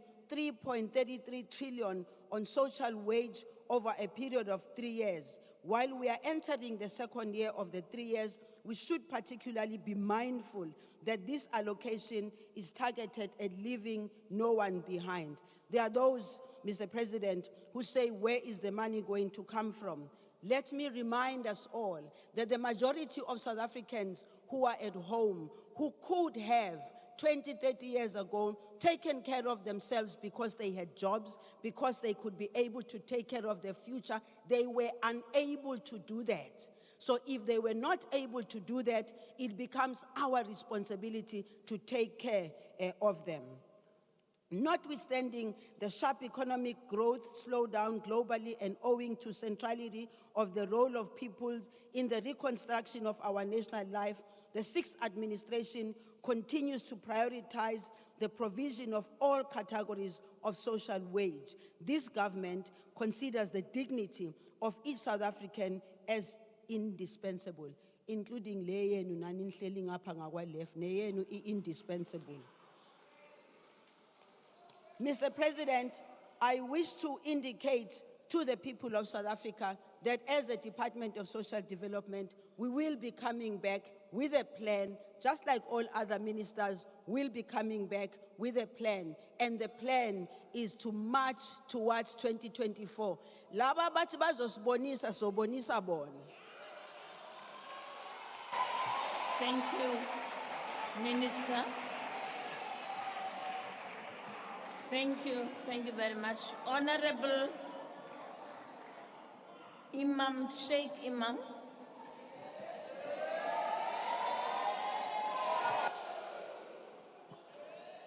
Thank you, Honorable Speaker, Mr. President, Deputy President, honorable members in the House. Allow me at the very outset to pay tribute to our artist who was gunned down, AKA. Condolences to his family and friends and the country at large. But also allow me to pay tribute to a selfless leader, Mr. President, that was brutally and mercilessly gunned down in El Dorado Park, Ayub Mangali. And his only fault was he was doing what we should be doing in this House, and that is protecting our communities from drug dealers and gangsterism. He was gunned down right in front of his house. May his soul rest in peace. Allow me also to express my disappointment that we have not said anything about the first indigenous nation who are the rightful heirs of the land, the water, and the minerals in this country. But let's hope that with the remaining part of the debate, something will be said in recognition of their own. Mr. President, we've heard a whole lot of political parties say a whole lot of things. And let us admit we are in a crisis, and we've got lots of challenges in this country. But the question is, what are we going to do about it? I think the time has come to admit we have made mistakes. We are facing difficulties, and to come together as a united nation to find solutions in the interest of the 62 million people that we serve. Now, let me say this, Mr. President, sorry, through you, Honorable Speaker, or Madam Speaker. Local government will never come right, Mr. President. These coalition governments that you see that are collapsing on a daily basis are not collapsing because they care about the people on the ground. No, Mr. President. It is all about corruption and looting about where we can get more. When you get less today, then you will go there tomorrow. When you get more there, you'll come this side. That's what it is all about. So I want to plead with you, which I've done repeatedly, Mr. President, is close the gaps to corruption at local government level. Let's have a more credible and transparent process. I'm not sure if the Deputy Minister is here of corporate governance, because with a very good contribution yesterday, what I'm saying is, let us, through the local media, provide on a monthly basis the names of every service provider who has been awarded contracts, together the names of those companies, the values, and the itemized billing. That will not eradicate it totally, but it will to some extent deter these corrupt politicians that are engaging in coalition governments, particularly if you see what is happening in KwaZulu-Natal and many other parts of the country. That is why there's very little or no delivery of services. Mr. President, I think one of the problems is, and I must agree, that if you're going to talk about a Minister of Electricity, we're going to need one of water. Because the crisis you're going to face in South Africa of water is going to be 10 times that of energy. I want to say it again and again. You don't need one for potholes. I'm told we've already found one. But water is a crisis. Even though you talk about projects that we want to implement, you are losing 54% of water through leakage and poor infrastructure in the country. Mr. President, speak to your police officers and you will then find out why they are not motivated. A constable earns 13,000 Rand a month, and after deduction takes home about 7,000 or 8,000 Rand. The moment he dons that outfit of the police services, and I'm not talking about branded goods of Gucci and others, Louis Vuitton, the police outfit, his life is already in danger. Do you know what they get, Mr. President? 400 Rand for a danger allowance. Do you think they can do justice? No, they can't. Mr. President, we need to address the state of dysfunctional families. Last year, we had 91,000 children give birth to children in this country, and we think it's okay. Let me tell you the statistics of education, Mr. President. The pass rate in mathematics, in science is so dismal, and yet we talk about we're going to want engineers. What engineers are we going to produce? 60% of those that go to TVET colleges, which you're talking about, Mr. President, of funding 30,000, 60% drop out in the first year. That is the state. Children as old as 10 years old cannot read and write, Mr. President. So yes, indeed, my time is running out, restricted to 5 minutes. I have a lot more to say, Mr. President. Lastly, on the issue of land, what stops us from providing every South Africa, through your family, to your local government, a piece of property which they can call home and give them back their dignity, give them the services of water and sanitation. 5 years later, they'll be happy. But distribute it today to every South African family through every local government in the country. Thank you very much. Thank you very much, Honorable Imam.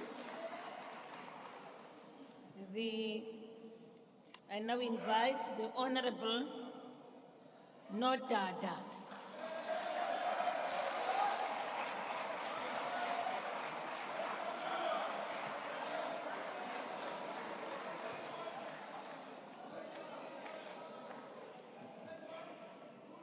Somlomo Malunga Begegileyo, fellow South Africans, Molweni. Mr. President, I sat in these very benches attentively last Thursday to listen to your SONA speech. To be honest, I did so with little less hope than the thousands of parents who in 1994 put their trust in the ANC to escape oppression.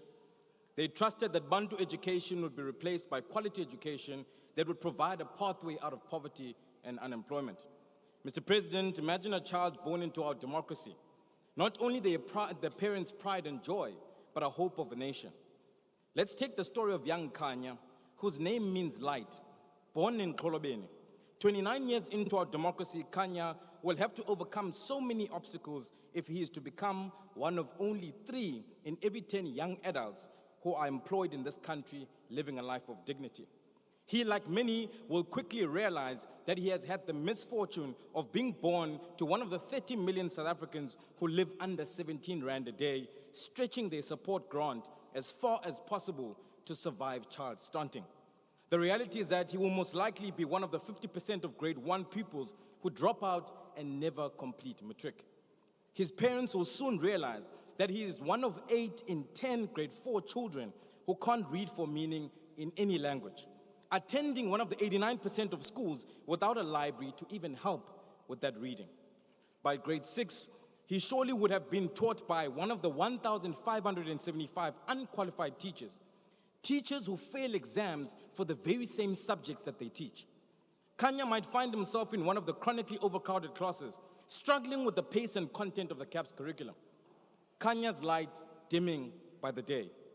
Given that South African teachers spend an average of 12% less time teaching than planned, Kanya is most certainly going to be one of the 80% of children who will receive an education that is amongst the very worst in the world across all indicators, sending him to a lifetime of poverty. There's a high likelihood that his life, like thousands of other children, will be endangered in one of the 1,423 schools that still use pit toilets and dilapidated mud and asbestos infrastructure, despite your ANC government's promise to eradicate them. Or he might lose his life to the violent crime and behavior on our school grounds, like Sean Mpela, who was fatally stabbed outside Gelixdal Secondary School in Brakpan. At this point, he may even consider dropping out, potentially joining the 3.8 million youth not in education, employment, or training. A figure that has increased by over 500,000 young people since your last SONA speech, Mr. President. If through sheer grit and determination, Kanya and millions of young South Africans learners beat these odds of poor quality teaching, overcrowding, dropping out, survive dying in a pit toilet or being stabbed to death, and in fact, actually pass a matric exam, chances are they will be part of the 68% of matrics without bachelor passes with slim chances of accessing an institution of higher learning. Mr. President, the real matric pass rate is in fact 54.6%, not 80.1%. This paints a darker picture than the one you tried to make us believe on Thursday. Your government has in fact left behind over 337,000 learners who should have completed matric in 2022. Mr. President, your government's sole focus on quantity means nothing if quality and depth in education is left out of the equation. Only 32% of this cohort achieved a bachelor's pass, and even worse, only 13% will access a university and the rest will be left staring unemployment in the face. If Kenya and thousands of learners qualify to access a university, they might form part of the 50 to 60% of first-year learners who are unable to cope and fail due to poor foundational education. When the ANC education system is done with Kenya and the millions of young people, they will form part of the 7 in every 10 young people who are unemployed, standing at robots with their graduation gowns, seeking for jobs, sentenced to a lifetime of poverty by this ANC government. Mr. President, your party's broken education system has blacked out Kenya's light and shattered the hopes his parents once carried, load shedding his future and the millions of young South Africans like him to a life of unemployment. This, sir, is your government's legacy, the new form of oppression.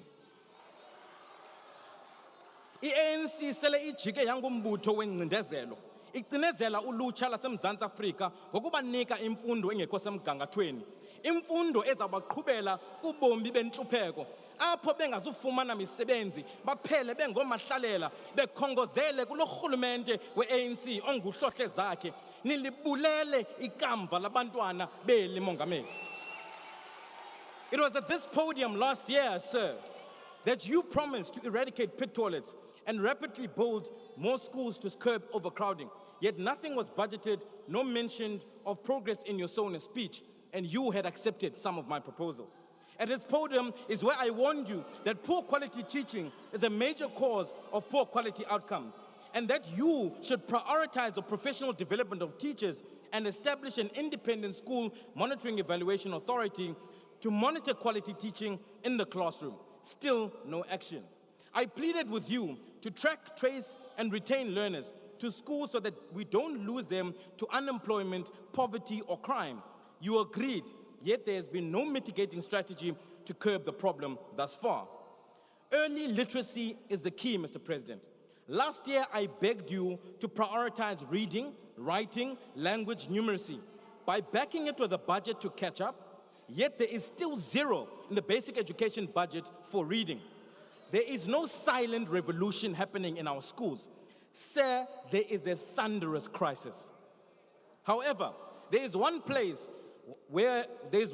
working hard to give Kenya a pathway out of poverty, where more learners stay in school until matric, where quality teaching is monitored, there is an investment in reading for meaning, and infrastructure is being built. Through its rapid school build program, the DA-run Western Cape has managed to build an equivalent of one school in every 4 days. Through its independent school evaluation authority, the Western Cape is promoting quality teaching in the classroom, and therefore learners get quality education. And through its reading program, the DA-run Western Cape is going all out to address the reading crisis. If children can't read, they are doomed before they even begin. Children in the Western Cape schools are spending an extra 2 hours per week on reading, and a new budget of 111 million has been allocated for reading, targeted at Afrikaans and isiXhosa schools. That is why there's double the number of children who can read in the Western Cape in comparison to the rest of the country. Sir, your new special purpose vehicle must fly off the paper and be implemented. Fellow South Africans, I know that many of you are Kenya, and your light too has been blacked out by the ANC government. Now is the time to cut the ANC's power. Now is the time to vote for the DA that will forge an education pathway out of poverty. Like Madiba said, if the ANC does to you what the apartheid did to you, then you must do to the ANC what you did to the apartheid government. It is now time to end this oppression. Thank you. Thank you.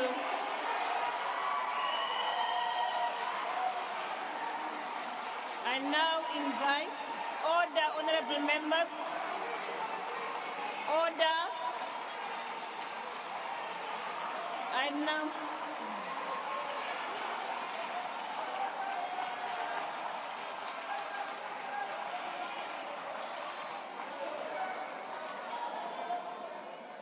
Thank you. I now invite Honorable the Minister of Home Affairs.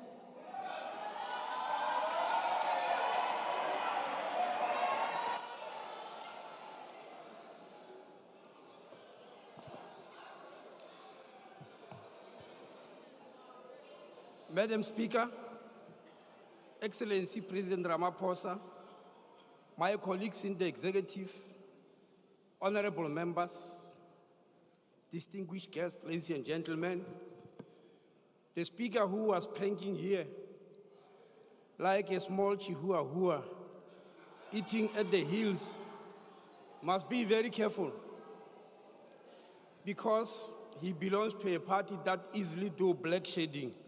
He might be black shade next week, so he must just prank very carefully. Mr. President, last year, in your State of the Nation address, you announced that the Department of Home Affairs will be hiring 10,000 unemployed graduates in the field of IT, record, and document management. Last week, you gave reports by making it known to the nation that the Department of Home Affairs has already appointed the first cohort of these 10,000. Mr. President, yes, we have divided the young ones into 3 cohorts. The first 2,000, the second 4,000, and the last 4,000. This first cohort has completed their training last week in Benoni and have already been dispatched to all provinces to start their important job, their first work in their life. These young people will be employed for a period of 3 years to transform these paper records into digital files. The advert for the second cohort of 4,000 is out already, and the closing period is in the next 2 weeks. All the 10,000 young people will be on the job by the end of April this year. I must state that the recruitment process unveiled young people with highly impressive qualifications and technical skills, like the 29-year-old Papedi Sibeng from Polokwane in Limpopo, who has a master's degree in information studies and was hence appointed as one of the managers' digitization project. I can assure Mr. President, this has got nothing to do with where the Minister of Home Affairs is coming from. It just happened. Your announcement, Mr. President, after your announcement, Mr. President, there are many people who were asking, what are these records all about? They are actually files of records of birth, marriage, death, IDs, passports, and other identification documents that are in our possession since 1895. Some of you in this House might regard this as a mundane project. His Excellency, Mr. President, some of these records have already helped some families to claim back their land because they were able to prove through the records who their ancestors were. Now, can you imagine if they were to fade away due to age, or worse still, to perish in a fire or some such natural disaster? State South Africa has been digitizing these files for the past 7 years, but we're only able to complete 5 million per annum. Thanks for Treasury for availing 2.4 billion rand for the next 3 financial years for this project of national significance.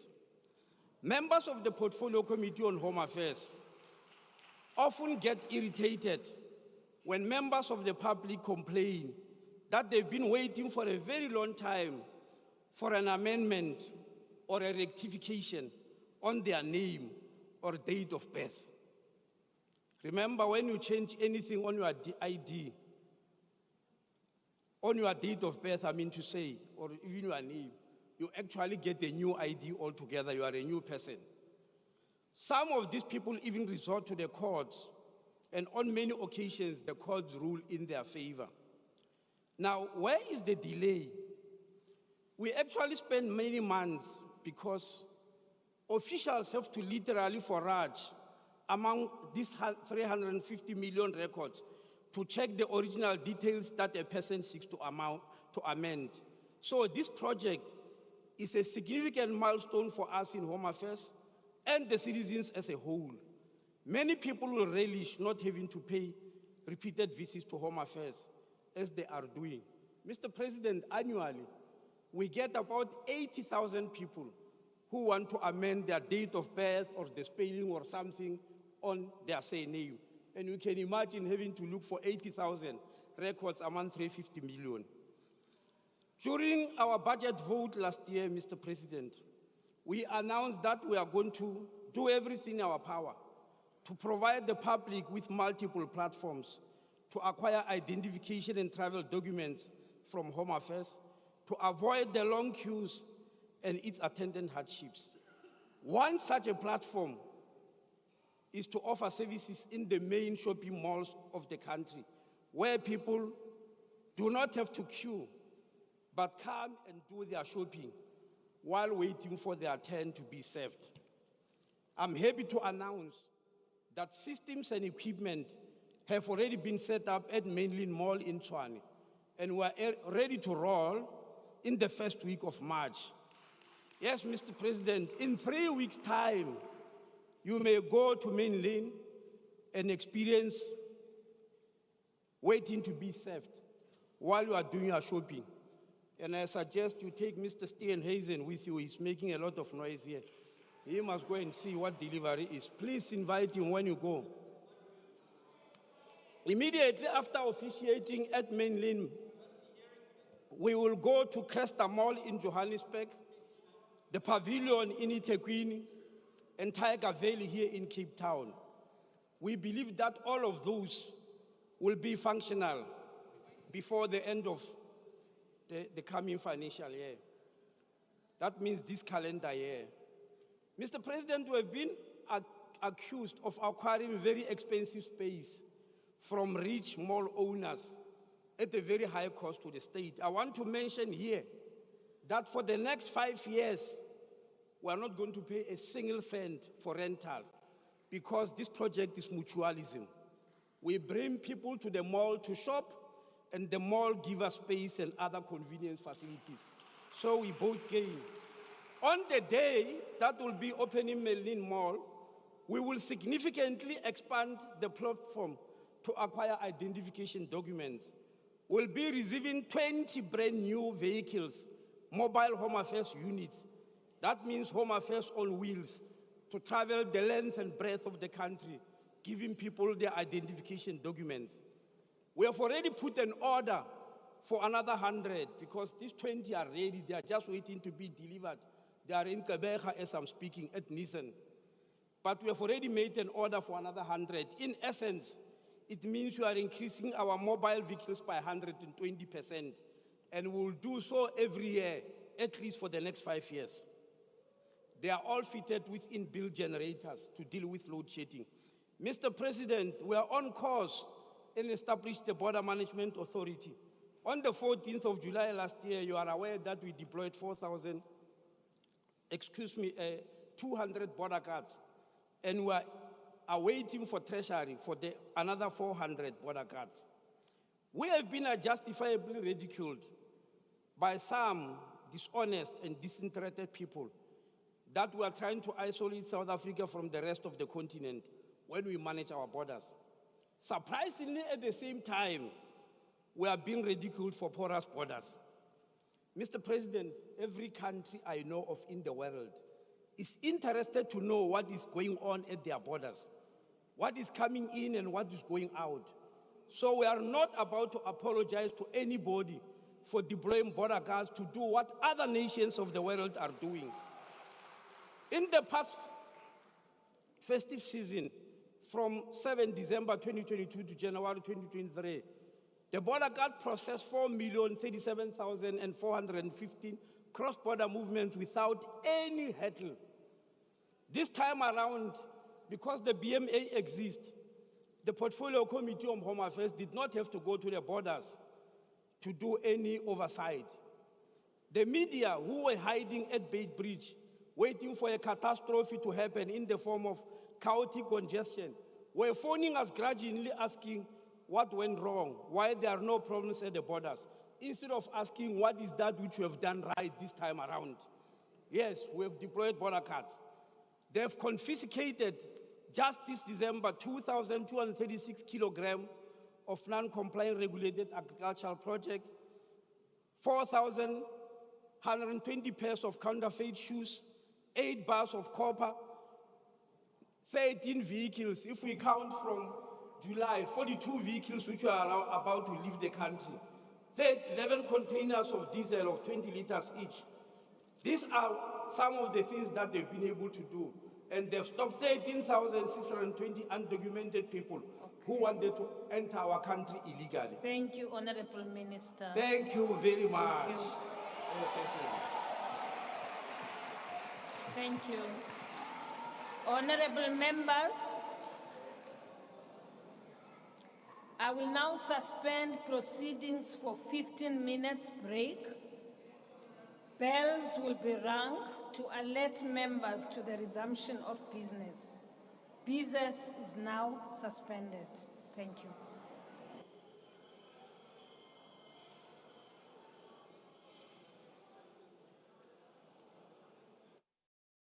I can hear you.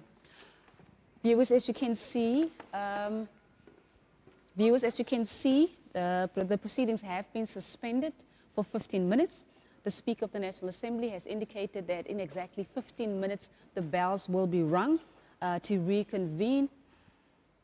Viewers, as you can see, members are making their way out of the City Hall right now, as the Speaker of the National Assembly has suspended the proceedings for 15 minutes to give members an opportunity to take a comfort break. And of course, after 15 minutes, the bells will be rung again, and then members will be able to get into the City Hall again, and of course take their seats in order for the proceedings of the day to proceed.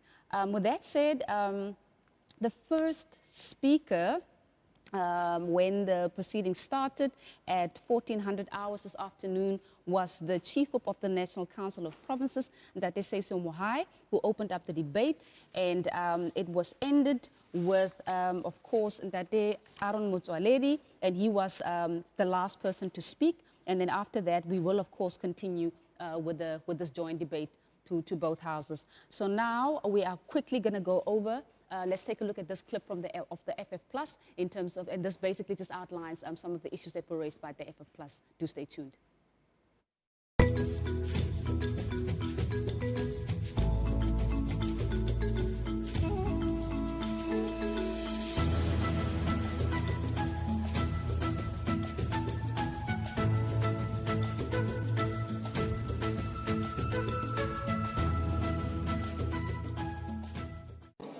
Honourable President,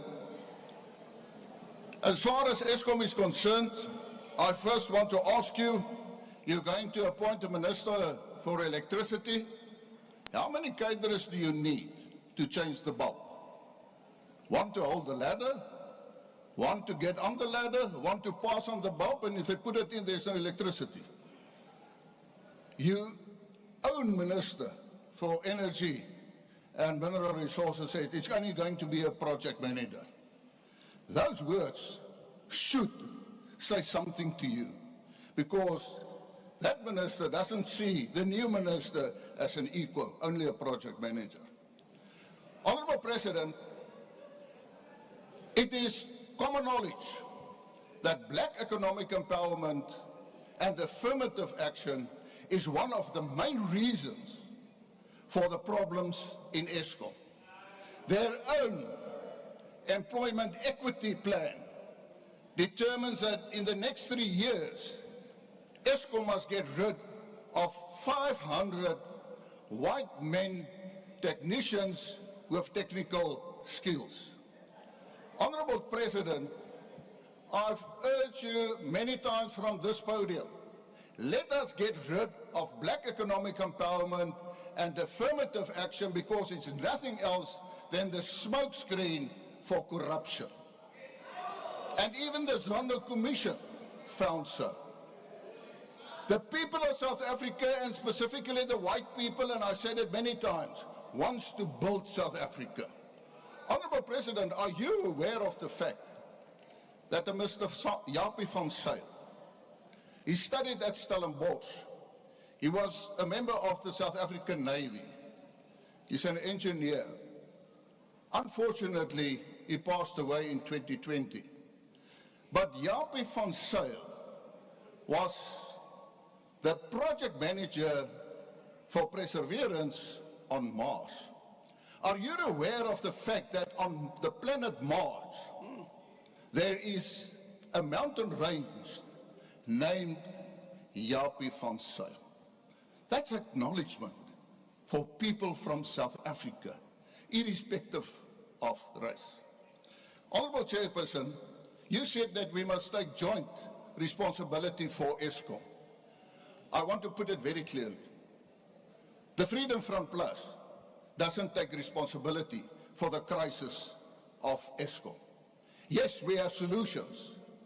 But Honourable President, and I will submit you with a 10-point plan of the Freedom Front Plus to solve the problem and the crisis. But the question is whether you're going to read it. Do you listen what opposition party leaders say to you? I don't experience that, unfortunately. So we do not take responsibility for the crisis. I also want to say, Honourable President, that you were put in charge in 2015 of the war room that was created by your predecessor. And a couple of things had been said, and I want to quote. On the 2nd of September 2015, you yourself said the following: in the next 18 months to 2 years, you will forget that the challenges we had with power, energy and Eskom ever existed. Close quote. On the 3rd of April 2019, the Honourable Minister Pravin Gordhan said the following: Eskom aims to ensure that there will be no more load shedding from 3 April 2019. The same Honourable Gordhan said the other day, in fact the 25th of January, on an online symposium with the University of Johannesburg, he said, "We are now in the mood to urgently solve the crisis as soon as possible." Close quote. In the mood? Honourable Chairperson, maybe the Honourable Minister must visit the people on the streets and determine their mood when there is load shedding. And I can assure you, he will be surprised because he doesn't know what is load shedding, because no minister gets load shedding. And I think it is arrogant, to say we are now in the mood. House Chairperson, South Africa requires miracles to eliminate unemployment.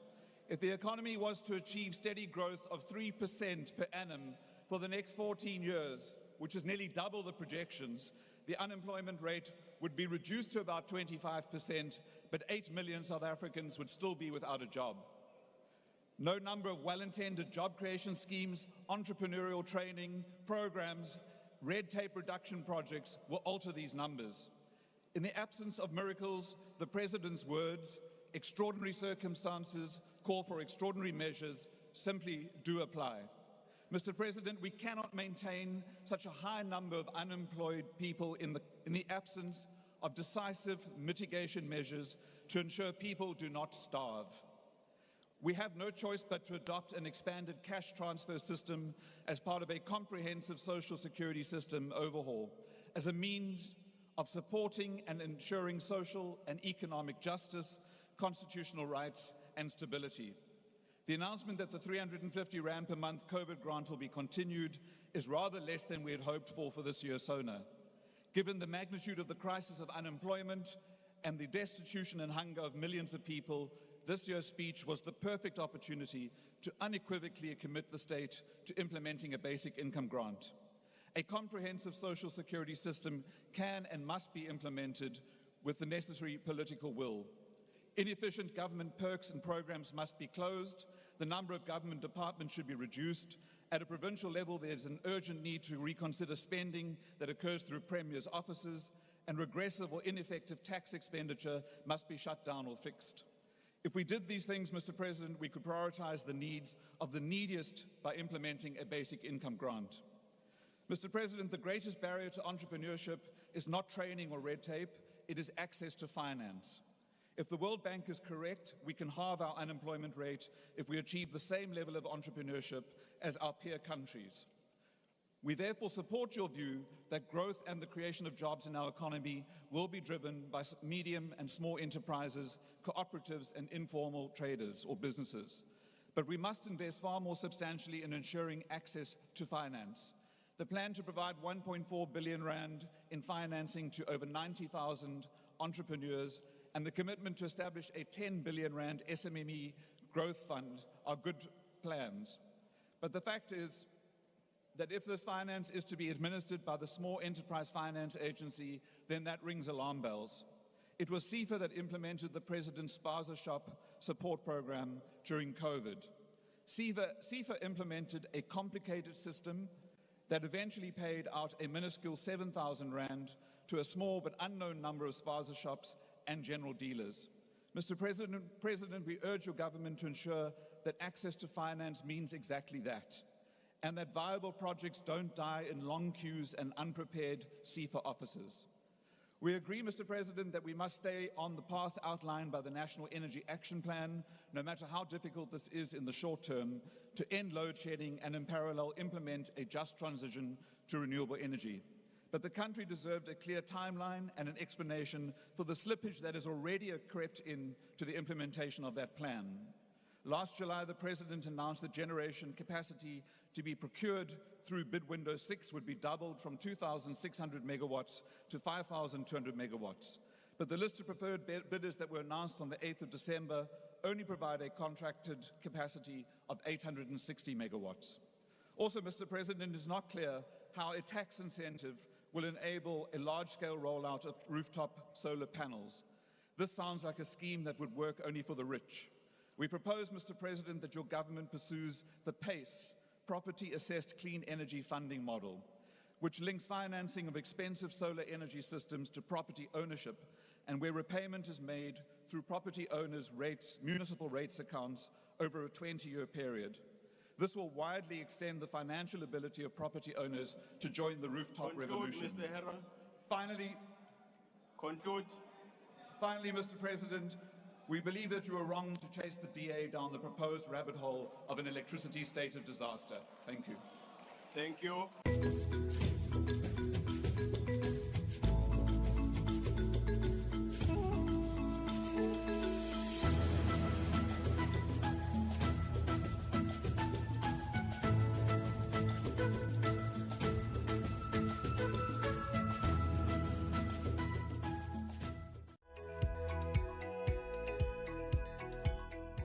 President Cyril Ramaphosa will conclude the debate on the State of the Nation address with his reply on 16 February 2023 at 2 p.m.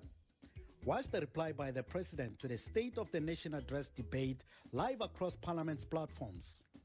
For more information on the State of the Nation address, visit our website at www.parliament.gov.za or follow us on our social media accounts at Parliament of RSA. Parliament, following up on our commitments to the people, making your future work better.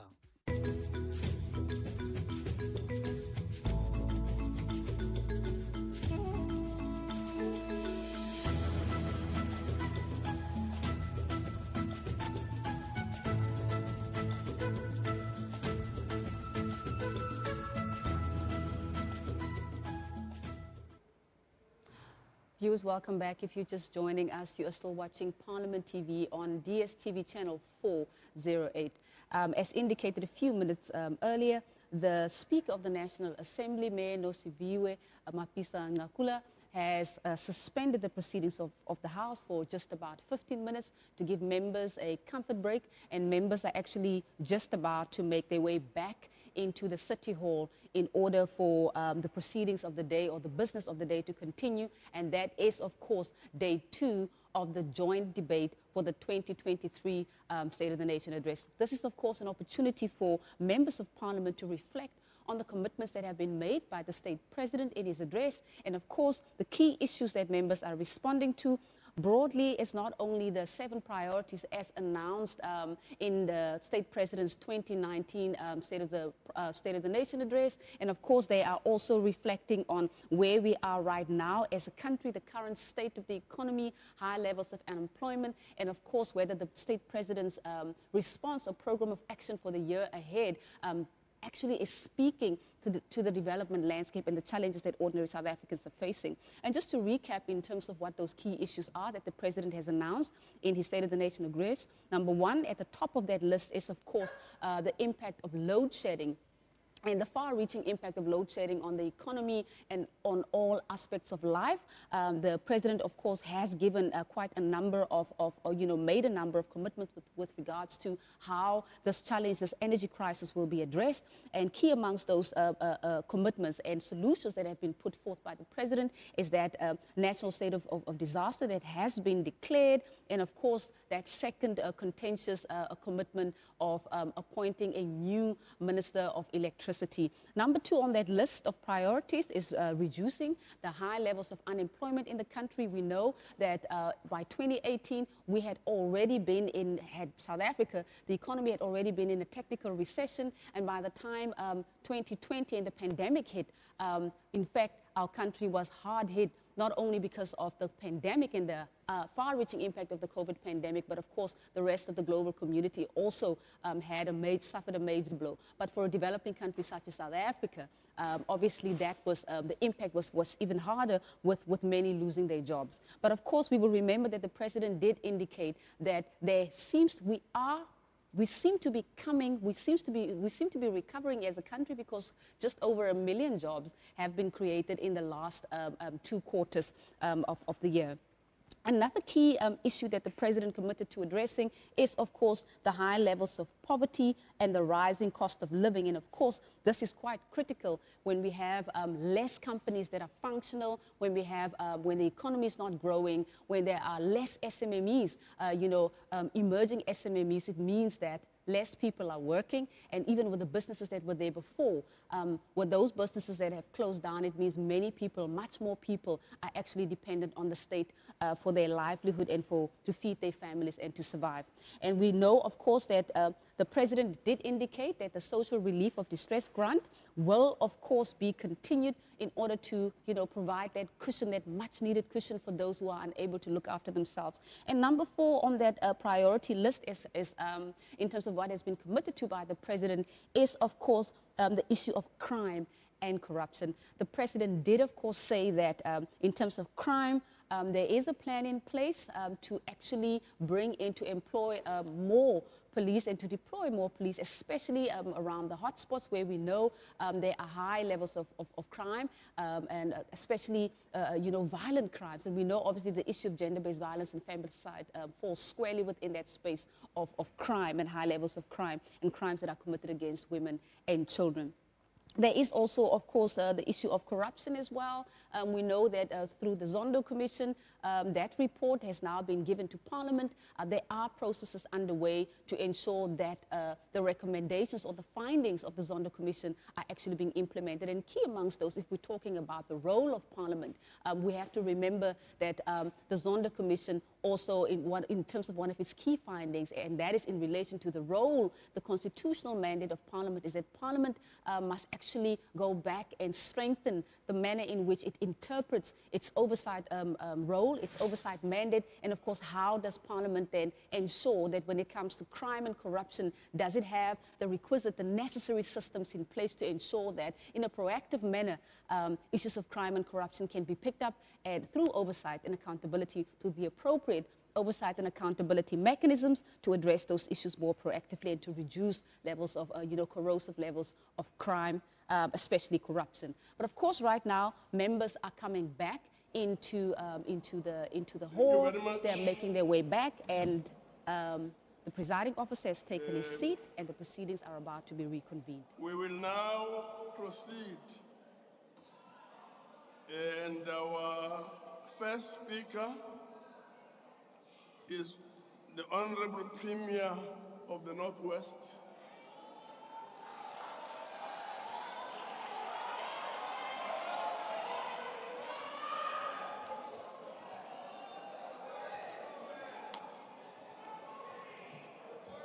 Thank you, Chairperson.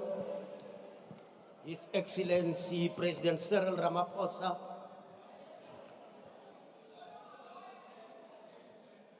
the Speaker of the National Assembly, the Deputy Chairperson of the National Council of Provinces, Cabinet Ministers,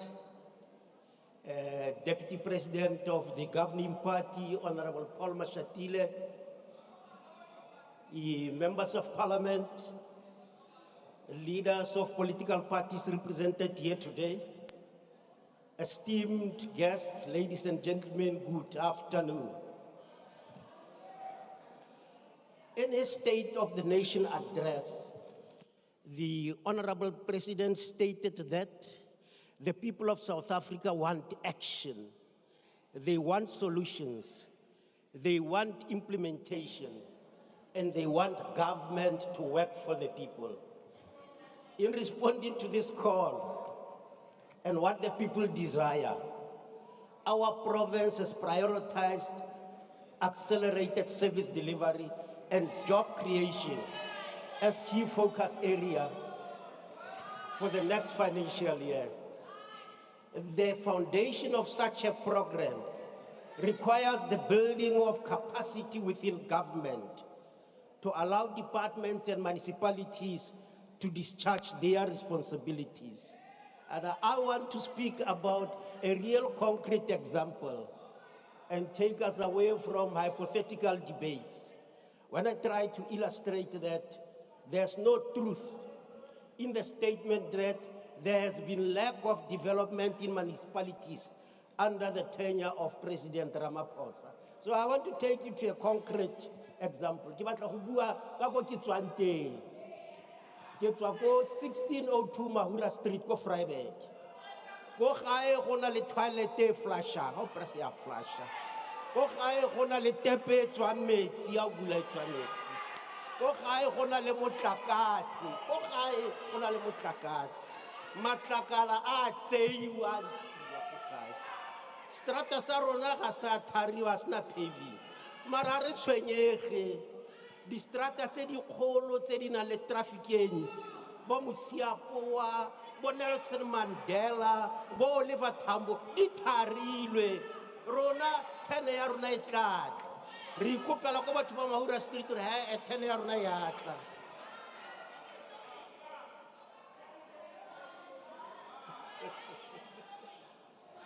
The municipality is busy repairing other streets. This is happening in Coleridge in the Colored Township. I was called now the day by Mr. Kasim from Kismet Park, which is an Indian residential area. And he said to me, Premier, this road leading to our residential area is full of potholes. After 3 days, he sent me a WhatsApp and he said to me, I'm so happy they are repairing the road. 3 days. En ek is ook bewus. Ek is ook bewus want ek bly daar so. Ek praat nie nou teorie nie. Ek bly daar so. Ek is bewus dat daai straat, Voortrekkerstraat in Vryburg word ook herstel. En ek weet Dr. Van Zyl bly daar so. En hy is baie bly dat hierdie pad nou reggemaak word. Dr. Van Zyl was Dr. Van Mamroet Mompati. I'm also pleased to notice that the cemeteries have been fenced. You know, for me, that restores dignity to people who are buried there. You know, last time I received a report that there was no water at Joe Morolong Hospital. And I was a little bit disturbed. But in no time, MEC Sambata gave me a report that they have managed to fill the reservoir. But maybe that is a short-term solution. He went further to say to me, we have discovered a borehole not very far from the hospital, and we are going to use that water to provide water to the hospital on a more sustainable basis.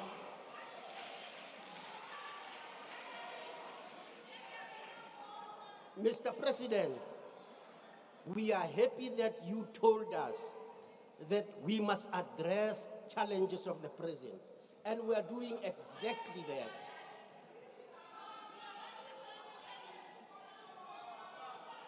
I will, in fact, Mr. President, you are invited to come to Vryburg in April to officially open a state-of-the-art school there. But during that visit in Vryburg, where I come from, I'm not talking theory, but you must couple that visit with the opening of a new mall there. This mall came into being through the efforts of the municipality.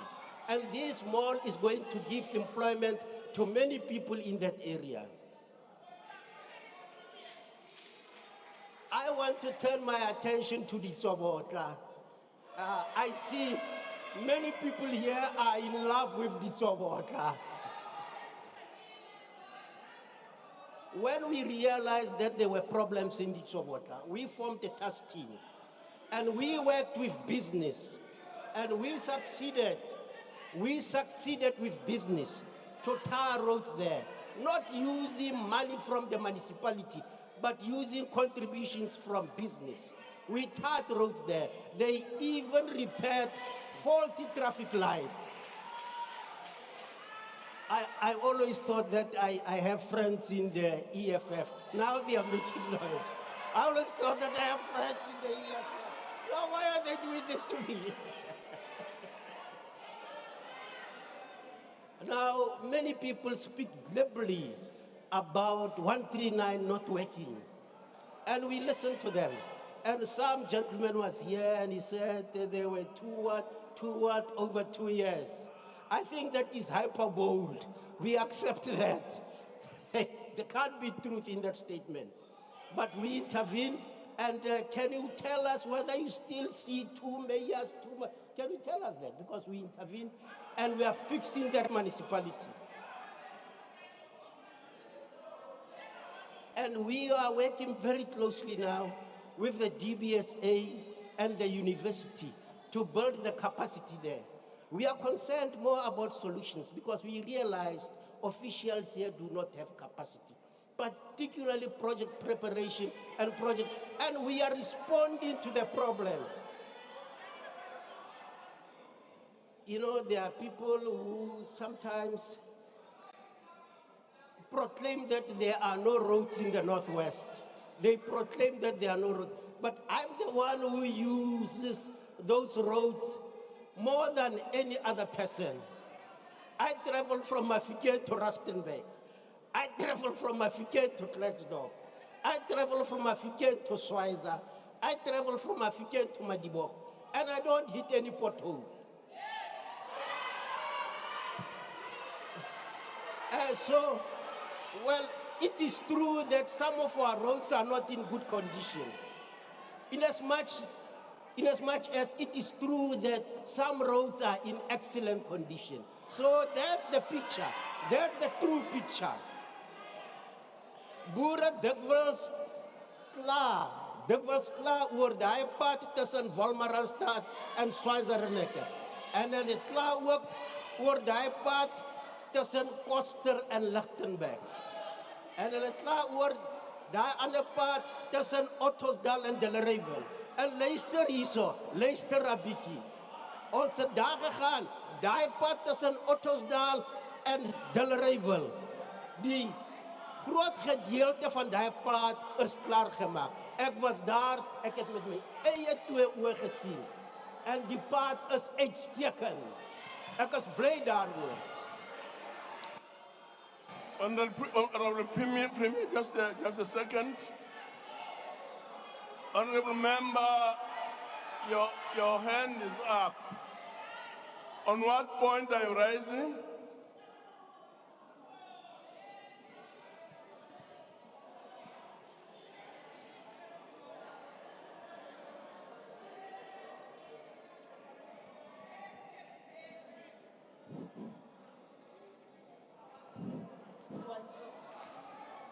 Chairperson, I'm rising on a point of order. Yes, members are allowed to hail. But now they are drowning the speaker and you are not protecting the speaker. Please protect the speaker, Honorable Chairperson. They are drowning the speaker. The speaker is not breathing. Thank you very much. No, thank you very much.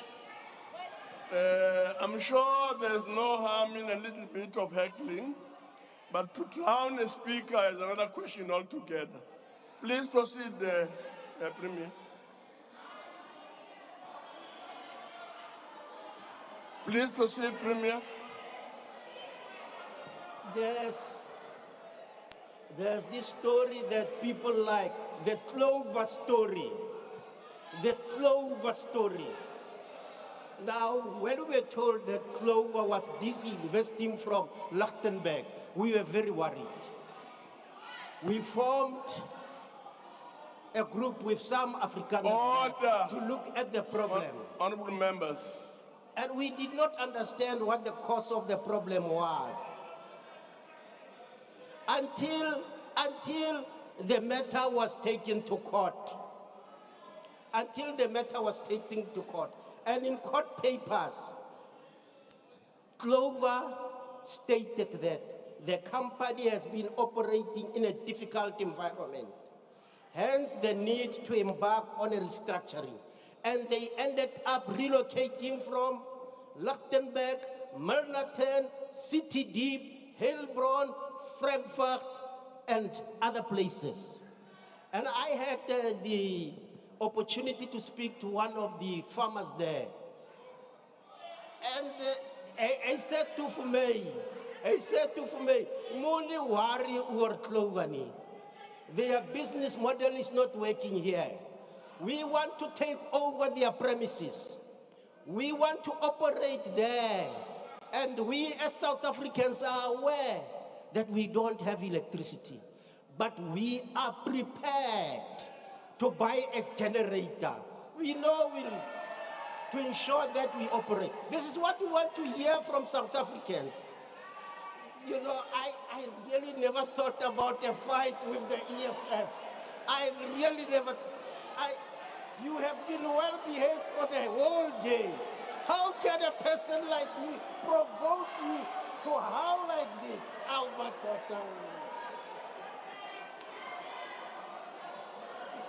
Order, honorable members. Order. We have been interacting with business in the Northwest.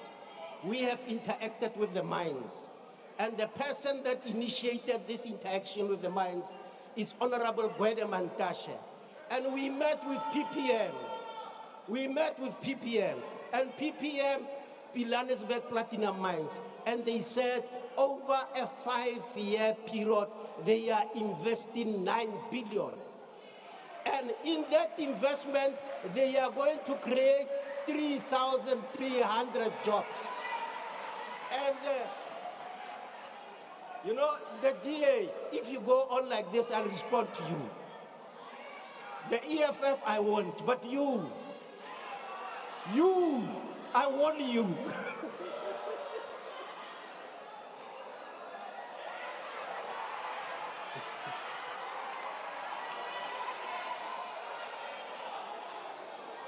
All the honorable members,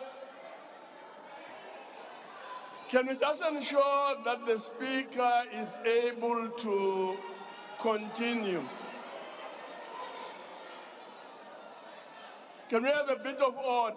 We met with several mines, Samanco, and the others, and they are all saying we are expanding. They are all saying we like your support. We met with the tourism sector. They said repair these roads. We are meeting regularly with organized agriculture. Praat was daar aan die tooi. Praat net met Boeta die tooi en Nodepinar. Ons ontmoet gereeld. Ons praat van landbou in die provinsie. Hoe om dit te gebruik om werk te skep en ons maak vooruitgang. Some people say that there's nothing happening in the country. I want to tell you, there's a company there called Supreme Chicken. Supreme Chicken invited me, and they said, we want to expand. They have operations all over our province, and they said, we want to invest and expand. And you know, it's not only them. Many involved in the chicken industry are expanding. As a result, I think we are becoming the #1 province in the production of chicken. I'm just telling you a few stories. Mara, I'm gezien die DA belangstel in mij. Ik wonder hoe komt stellen belang in mij. I just want to say this. You are happy, Honorable Eerste Hazen. You never lived in apartheid South Africa. You know, we experienced a situation where our names could be changed willy-nilly. If you're Mtimkulu, the next day, you know, you become Grootboom. And so since you are Steenhuisen, maybe you can become Brick House. And we say Brick House. And you must note that when they do that, they continue to bastardize your name. You may not even end with Brick House. You may become Brick something. But that doesn't worry me what brick you'll become, Brick something. What worries me is your statement wherein you said people will vote for you. I don't know, you only think of black people when you want their votes. You don't think about them as leaders. And in that, we think you are being patronizing and paternalistic. And we really do not like that. But I want to advise you, go and read a book by Amika Cabral, Unity and Struggle. In that book, he defines what people means. And when you read it carefully, you'll realize that you do not qualify to be called people. In fact, your party represents the antithesis of people. Laat ek net bietjie praat met Groenewald en die Tooi. Hou op, de Groenewald. Hou op, Groenewald. Moenie hier kom en vir ons vertel BE en affirmative action is verkeerd. Yes, as you move towards closing, Premier, the time, yeah.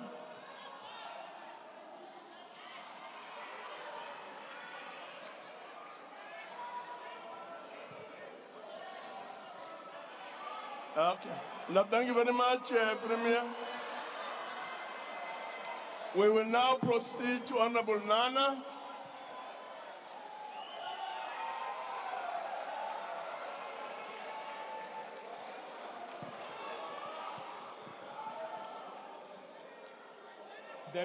The less said about the Premier of Northwest, the better. It explains why Northwest is in such a mess.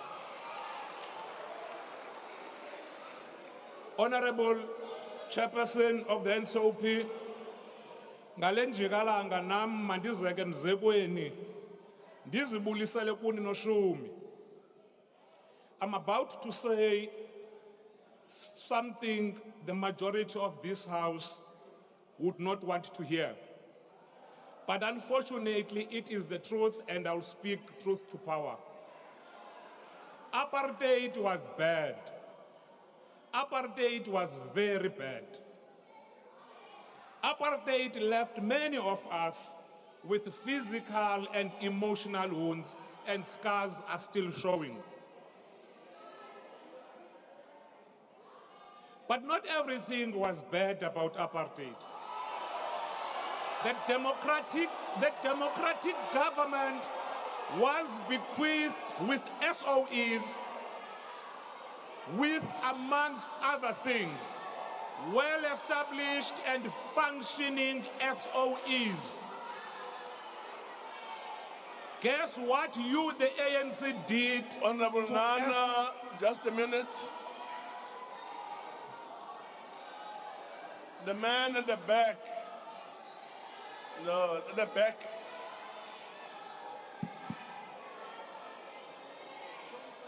at the back.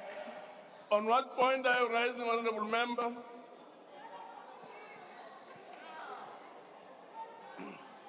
Yo.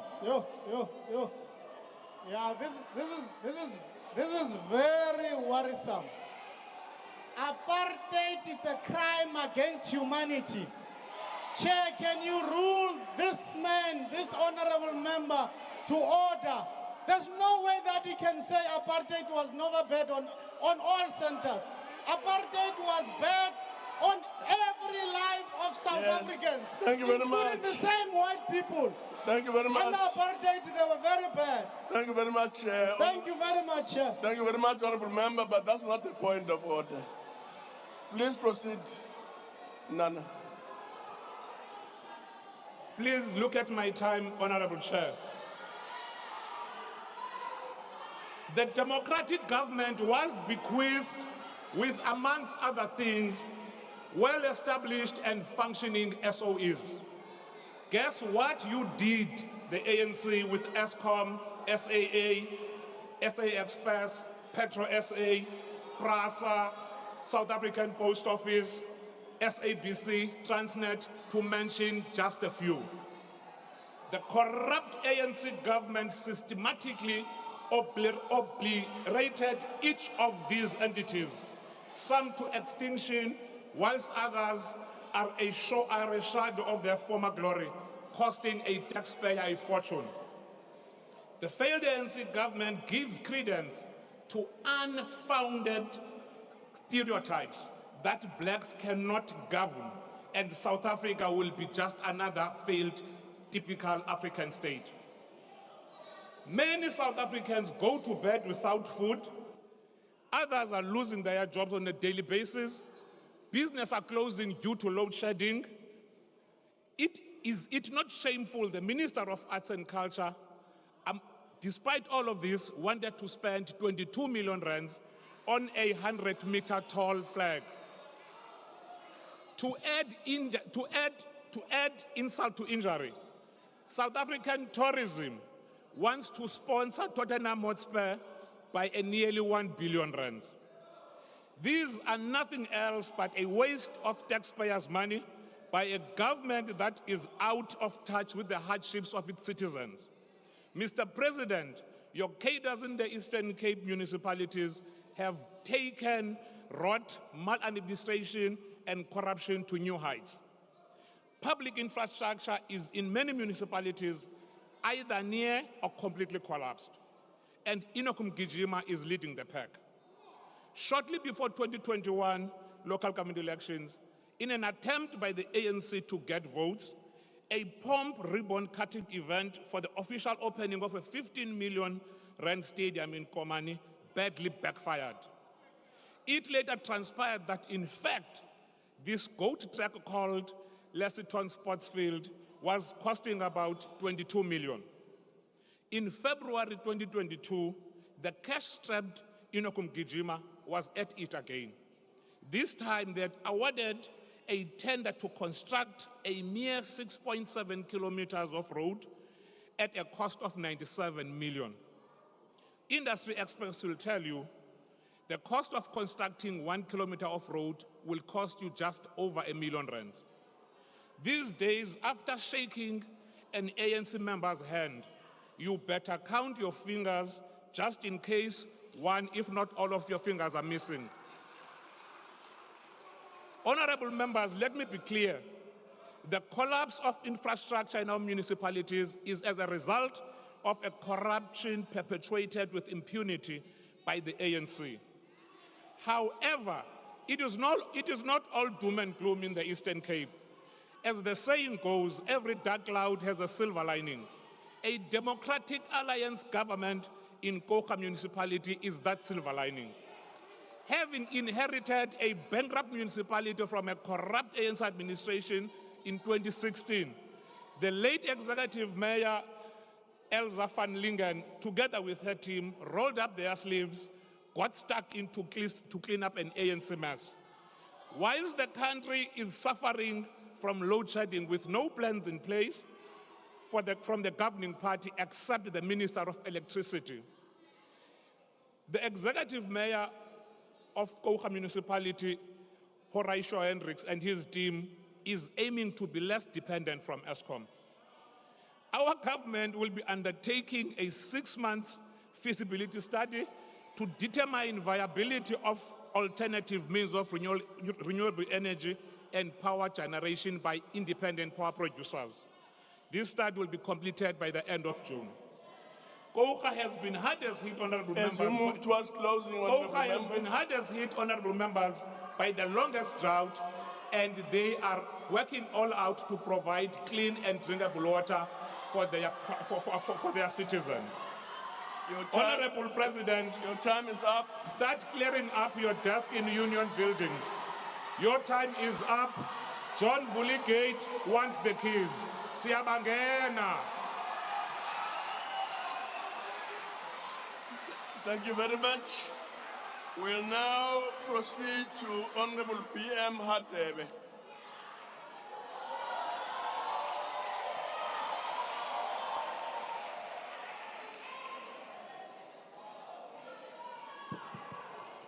I think it was Steve Biko who once said the most important weapon in the hands of the oppressor is the mind of the oppressed. Honorable Nana is the living example of that. Thank you, Honorable Chairperson, Mr. President, all protocol observed. It is one of those greatest fantastic moments in life for me to be standing parallel to you, perpendicular to the ground and vertical opposite to the force of gravity. Mr. President, one of our outstanding freedom fighter, Walter Sisulu, famously said, "It is the law of life that problems arise when conditions are there for their solutions." Mr. President, last week when you delivered the State of the Nation address, you highlighted monumental achievement of this government in meeting the needs of our people. Your address, Mr. President, was an appeal for us to remain hopeful as we navigate difficult challenges we face as a nation. You called on us to reignite the resilient spirit of our forefathers, our fallen martyrs who against all odds fought fearlessly and defeated apartheid in order for us to attain freedom in our lifetime. You gave us hope against despair, Mr. President, a sense of purpose against disillusionment, and courage in the face of adversity. Indeed, Mr. President, it was a sounding call to come together, stand united as we build our country in the hope for a better tomorrow. Mr. President, you demonstrated acute awareness of challenges we face. You inspired the nation when you said, and I quote, "Whatever difficulties of the moment, whatever crises we face, we will rise to meet them together, and together we will overcome them," close quote. Yes, Mr. President, united we stand and divided we shall fall, like the red overalls and Teletubbies on Thursday when they tried to climb the stage, they fell because they were divided.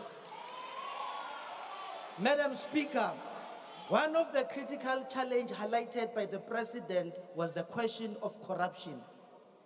On this note, President, you presented concrete steps, progress, and gains that have been made in reinvigorating our law enforcement agencies to intensify criminal prosecution on state capture networks, recovery of stolen funds, and the seizure of ill-gotten assets.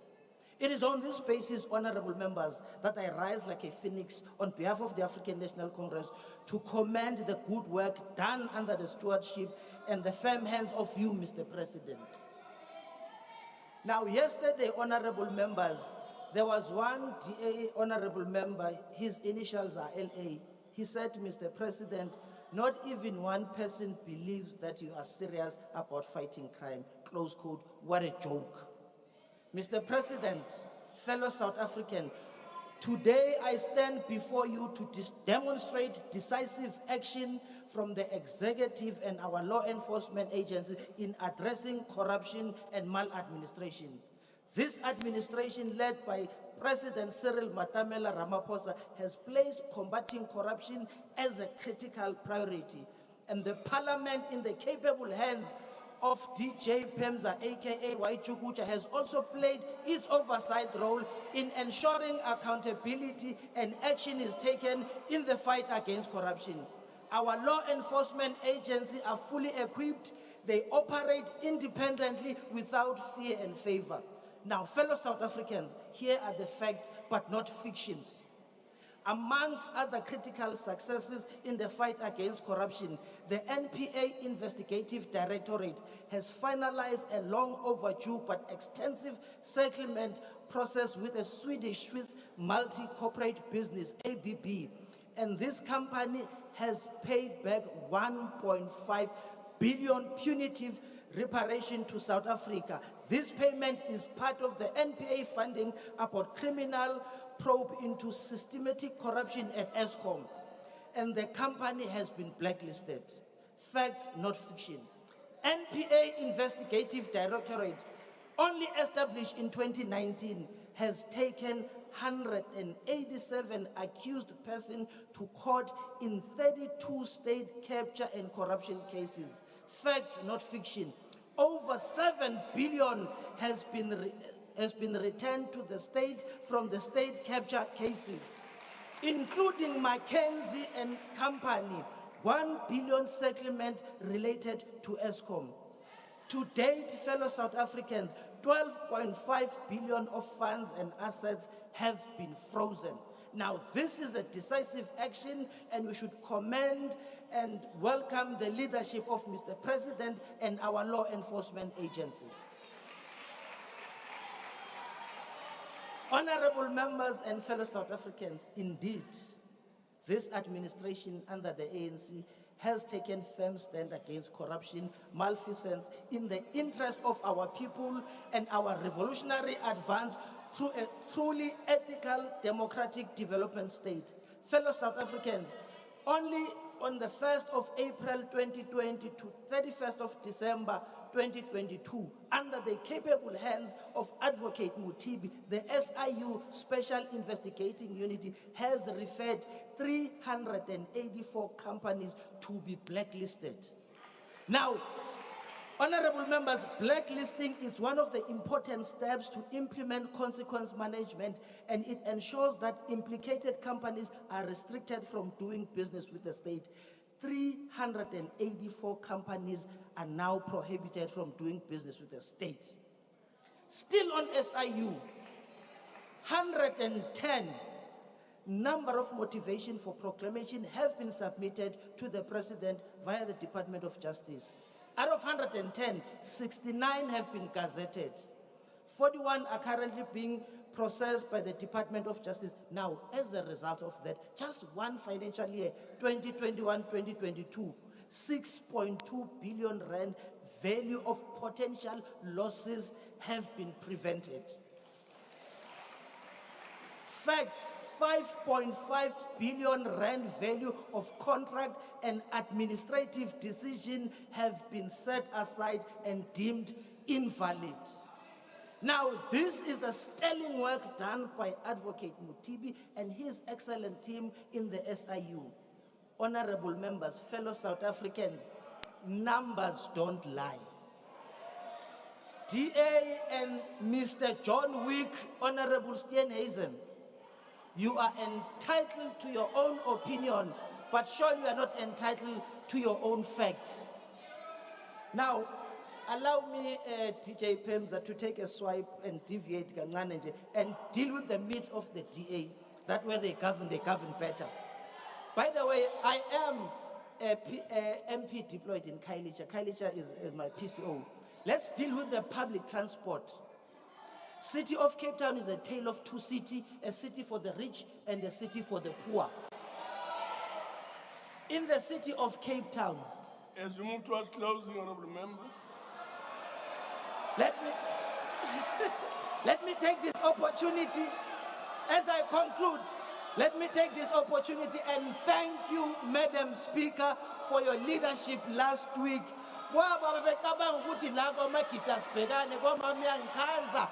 Bahlangane nembila ijuda ihola emhlophe phambili ama-overall agcwala umoya bezwa ngathi bayasha kanti vele sebashile. Thank you. Thank you very much. We'll now proceed to Honorable N. Hadebe.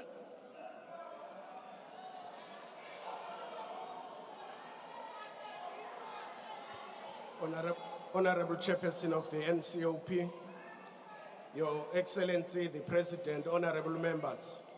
Mr. President, considering that you engaged with us on the state of our nation, let us respond with a discussion on the experiences of the people of our nation. In your address, you communicated that the Department of Water truly has deep knowledge of what is needed. However, the lived experiences of South Africans highlight the department's shallow understanding of the water crisis. During the 2022 NCOP taking Parliament to the people in KwaZulu-Natal, where you were also present, Mr. President, members of the public reported that in the Ugu district, it can take 6 weeks between water deliveries. They claimed that Izingolweni Ward 33 has been without water for 10 years. However, the day before the last municipal elections, water came gushing out of the community tap in this community. This lasted until 10 a.m. the following day and then ran dry, which raises the question if there really is no water or just indifferences from the ANC-led government to provide the services to the people. The Minister of Water and Sanitation visited Ugu in both July and November, yet nothing has changed. Water is already a crisis in South Africa, and we cannot ignore the warning signs following the same route as the energy crisis. Immediate intervention is needed if we want to avoid another declaration of disaster in years to come. At municipal level, we are given the perfect example of the government's lacking ability to deliver services even under conditions favorable for rectification. When municipalities are placed under administration under Section 139, it means that they are desperately in need of help from those who have the skills to execute an emergency plan so that service delivery becomes the main focus. Unfortunately, we are seeing ineffective administrators merely shift from one failing municipality to another. These administrators have little oversight, and there is lack of clarity on the requirements for consideration of the administrator role and the performance tools used to monitor them. A few years ago, you signed performance agreement with your cabinet in what seemed like a promise to afford South Africa the accountability and service delivery that we deserve. Regrettably, the terms of the agreement you have entered into have found to have no bite when it comes to ensuring that our cabinet is free from corruption and is orientated towards service delivery objectives. As the respective ministers at the 2022 NCOP week stood up to the podium to address the plight of the people, which highlighted the true state of the nation, they were unable to empathize and engage beyond their prepared notes. This emphasizes the disconnect between our country's people and her government. Mr. President, last week in an IFP statement, we mentioned that in your SONA 2022, you highlighted the role of entrepreneurs and small businesses and praised Mr. Thabo Makhubu, Mr. Thando Makhubu, the founder of an ice cream shop, the Soweto Creamery, whose business provides employment to 4 people. Fast forward to SONA 2023. Your time is up. Thank you, Chair. Thank you very much. Next to speak is Honorable the Minister of Basic Education.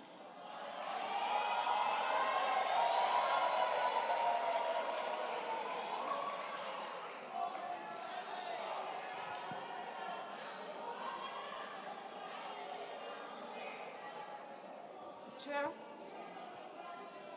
The Excellency, the President of the Republic of South Africa, President Cyril Ramaphosa, the Honorable Speaker and Deputy Speaker. Oh,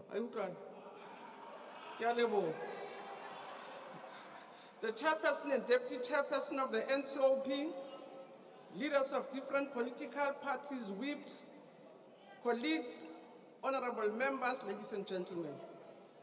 Chair, I stand here to address you in full support of the State of the Nation address, which was delivered by our President. But allow me, Speaker, to quote from the February 2021 publication of the Development Bank of South Africa, which succinctly summarizes the role of education in economic development. And he says, and I quote, "Education in every sense is one of the fundamental factors of development. No country can achieve sustainable economic development without substantial investment in human capital. Education enriches people's understanding of themselves and the world. It improves the quality of their lives. It leads to broad social benefits to individuals and society, and it raises people's productivity and creativity, promoting entrepreneurship, technological advances, and plays a crucial role in securing economic and social progress in improving incomes. Therefore, Chair, access to retention as well as inputs in the quality of equitable education are very critical determinants of strategic and structural development of the social, political, economic of every country. We are, Chair, as the ruling party, very proud and encouraged of the improvements we have made in schools. We, on the other hand, also concede that more needs to be done to contribute to skills, knowledge, competencies, and innovations. The ruling party, indeed, being great as it is, was correct in declaring education a societal matter, laying a solid foundation for an equitable, quality, and efficient education system. It is thus very important to acknowledge the work that has been done by the business or partnerships that we have struck with business, with different provincial departments, with civil society, statutory bodies, learners, teachers, and parents. Speaker, I can say we can report that our basic education system is indeed a system on the rise, a fact that was recently recognized by the World Economic Forum in its expose of countries with the best education system in Africa. From amongst the all African countries, South Africa was rated the 4th top country with the best education in the continent. South Africa followed at number 4, it followed Mauritania, which has a population of 4.6 million. It was the 3rd best system. Tunisia, a population of 12.3 million. It was the 2nd best system. And Seychelles was the leading African country with a population of less than 100,000 people. So indeed, in terms of our size, we remain the best system in the continent. And Achomna. So President, as you were congratulating the class of 2022 with a remarkable pass of over 80%, we really have to congratulate them and say, and other points I've raised before about the class of 2022. But I think we'll be making a mistake if I'm not that I'm uyazithethela umntana womntu uthetha into angayaziyo uza ngamahemhem apha engathi ukuthi uwathathephi. And I will respond to some of the things that Notata has said. Amongst others, before this I want to remind the group here, or the house there, that this cohort that gave us 80 plus a pass rate, it's a group that was registered for grade 1 in 2011 out of 1.8 million, 1.1 million, 775,000 of them assessed education, which equates to about 65.7% of the pass rate. bearing in mind that currently we even have 500,000 learners in TVET colleges, and 400,000 of them went straight to TVET colleges coming from schools. And again, Chair, want to say also that this cohort is the second highest pass rate which was achieved since the introduction of the National Senior Certificate exams. ANC, you wonderful Cape Town, and I really don't want to compete with Cape Town because Cape Town kids also are our kids, and we're a national structure. We really appreciate all of them, but can say this very cohort has seen one of the biggest provinces in KZN, even Ibabuselemva or Skun Khesek, Yababega Papu for Beshege Pagu. So some of the facts that we want to raise will be contained in the report. The other point I also want to raise is this myth about 30%. And I want to say it slowly, Chair. I think I should briefly speak to the notion of the pass rate of 30%, which has been a subject of discussion for some time now. Let me start off by saying that the notion that you can pass your matric by just obtaining 30% is not true. Actually, the current system does not work on averages. If any candidate gets 30% aggregate, that candidate will have failed. I just want to remind members of the public about what are the requirements. For instance, to get a bachelor study, which is the majority of learners that passed in this 81%, you have to pass at least one subject at 40%, which is your home language, and doesn't mean that you have to get a 40%. 4 of your subject must be at 50%. To get a diploma, you have to get minimum of 40%, and 3 of your subjects must be at 40%. And the requirements are saying that you must at least pass 6, or average, 6 out of 7 subjects for you to pass. So as historian said 30%, I think it's been raised. And I really want to also report, Chair, that the concerns that were raised on this matter, as early as 2014, President, I did establish a ministerial task team to evaluate the National Senior Certificate and address some of the concerns raised. And the team was led by Professor Brian Cornell, comprising distinguished and experienced educationists. Professor Harvey was there, Elspeth Campbell was there, Godwin Kosa was there, Professor Sharon Mutala was in that committee, and Professor Ranuku Vital was there. And they made a number of recommendations, amongst others saying we have to reduce the number of examinable subjects from 6 to 7. And we decided to keep it at 7 because we really felt that we still want very high quality passes. But the long and short of the report was saying, and I want to comment, to quote, it says,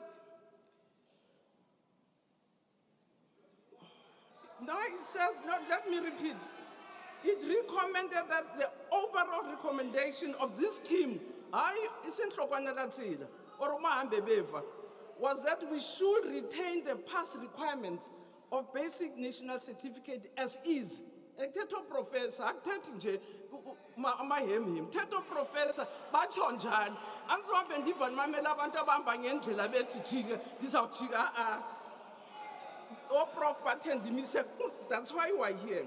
So, Speaker, I also wish to inform the South African Council that as the South African Council of Educators, we have also agreed on a comparative analysis of provincial performance using a basket of indicators, compromising the overall pass rate so that we not only rely on percentages, but look at a basket of indicators. And they really give us very interesting results, which show that there's no province in essence outside the percentages, which is better than any other. Those basket of indicators will indicate that KZN has the highest uptake of maths. It will indicate that Limpopo and Eastern Cape has the highest retention so that kids don't drop out earlier. And it will also show quite a number of indicators that are not found even in what you call your top provinces, and we'll be using that in the future. But we also wish to inform the public on the latest innovations we are currently piloting to better understand the learning trajectory from primary to secondary schools a systemic evaluation study which is currently underway. As you but move also towards want to closing, Which one? I'm saying time, Minister. Which what happened? Thank you very much, Minister. We now proceed to Honorable Jafta. Honorable SM Jafta. Thank you, Honorable Chairperson. President Ramaphosa delivered his 7th State of the Nation address last week, Thursday. Let's do the count properly. In his first address in 2018, the President extensively recited Hugh Masekela's composition, Tumamina. In retrospect, we know that the meaning of the song has been distorted throughout the President's term. There is no hand shown to lend. There is, in fact, a regression of the past years and a complete lack of vision. In our view, it was ironic that the President left out Letambulu's iconic song that says, "Not yet Uhuru," back in 2018. The song depicts the real state of our nation. Mbulu reminds us in the song that, I quote, "Umhlaba wakithi usemi ndawonye, akukho mehluko kulelizwe." She goes on to say, "Ilifa lezithutha lidliwa ngabahlakaniphileyo," close quote. And as expected, she urges South Africans to break the shackles. This sentiment is unusually shared across the spectrum and among retired judges, academics, professionals, capital, trade unions, the working class, and the poor. They all insist that the crippling electricity supply, state corruption, and the dire living condition of our people must rally everyone into action to end the reign of this poor administration. This cohort believes that the current crisis constitutes a failed revolution. Honorable members, the President is fond of hope. The following timeline reflects this obsession. From 2019, the word hope appears not less than 15 times in his multiple SONA addresses to the nation. The President is perpetually hopeful. It is not hope, regrettably, that will address the widening Gini coefficient and income per capita divide in the country. Hope will not get us secure electricity. Hope will not reverse the impacts of load shedding on businesses and farmers who continue to be the hardest hit by this calamity. We need decisive leadership, not hope. We know under President Mbeki that the interest of the country took precedence over those of ANC membership. President Mbeki would not have created an electricity department for fear of firing a dismal energy minister. Where is the Mbeki courage, the Mbeki foresight? Honorable members, it is this courage and foresight which saw a budget surplus of 0.6% of GDP back in 2007. Honorable Chair, the President must lead with a firm hand. The President has to realize that given that the South African coal is competitive on the world market, ESCOM will be affected by increases in coal exports. To deal with this, the President must urgently proclaim coal as a strategic resource in order to disconnect the domestic market price from the export price. This will be a temporal measure pending the maintenance of ESCOM's power plants. We are also of the view that demanding ministers to meet their KPIs instead of burdening the fiscus with continuous duplicate written appointments conjures up bold leadership. In closing, we wish to offer the following solutions to the President. To end unemployment among unemployed graduates, a graduate supply development fund must be created to provide seed funding for graduates who want to be entrepreneurs. So the President must be decisive, and we also want to advise him to bolster the capacity of the state to industrialize, and import substitution strategy must be established immediately. To end load shedding, electricity generation must be left to the private players, at least in the interim, while ESCOM continues to maintain its old plans. I thank you. The next speaker is going to be the Premier of Mpumalanga province.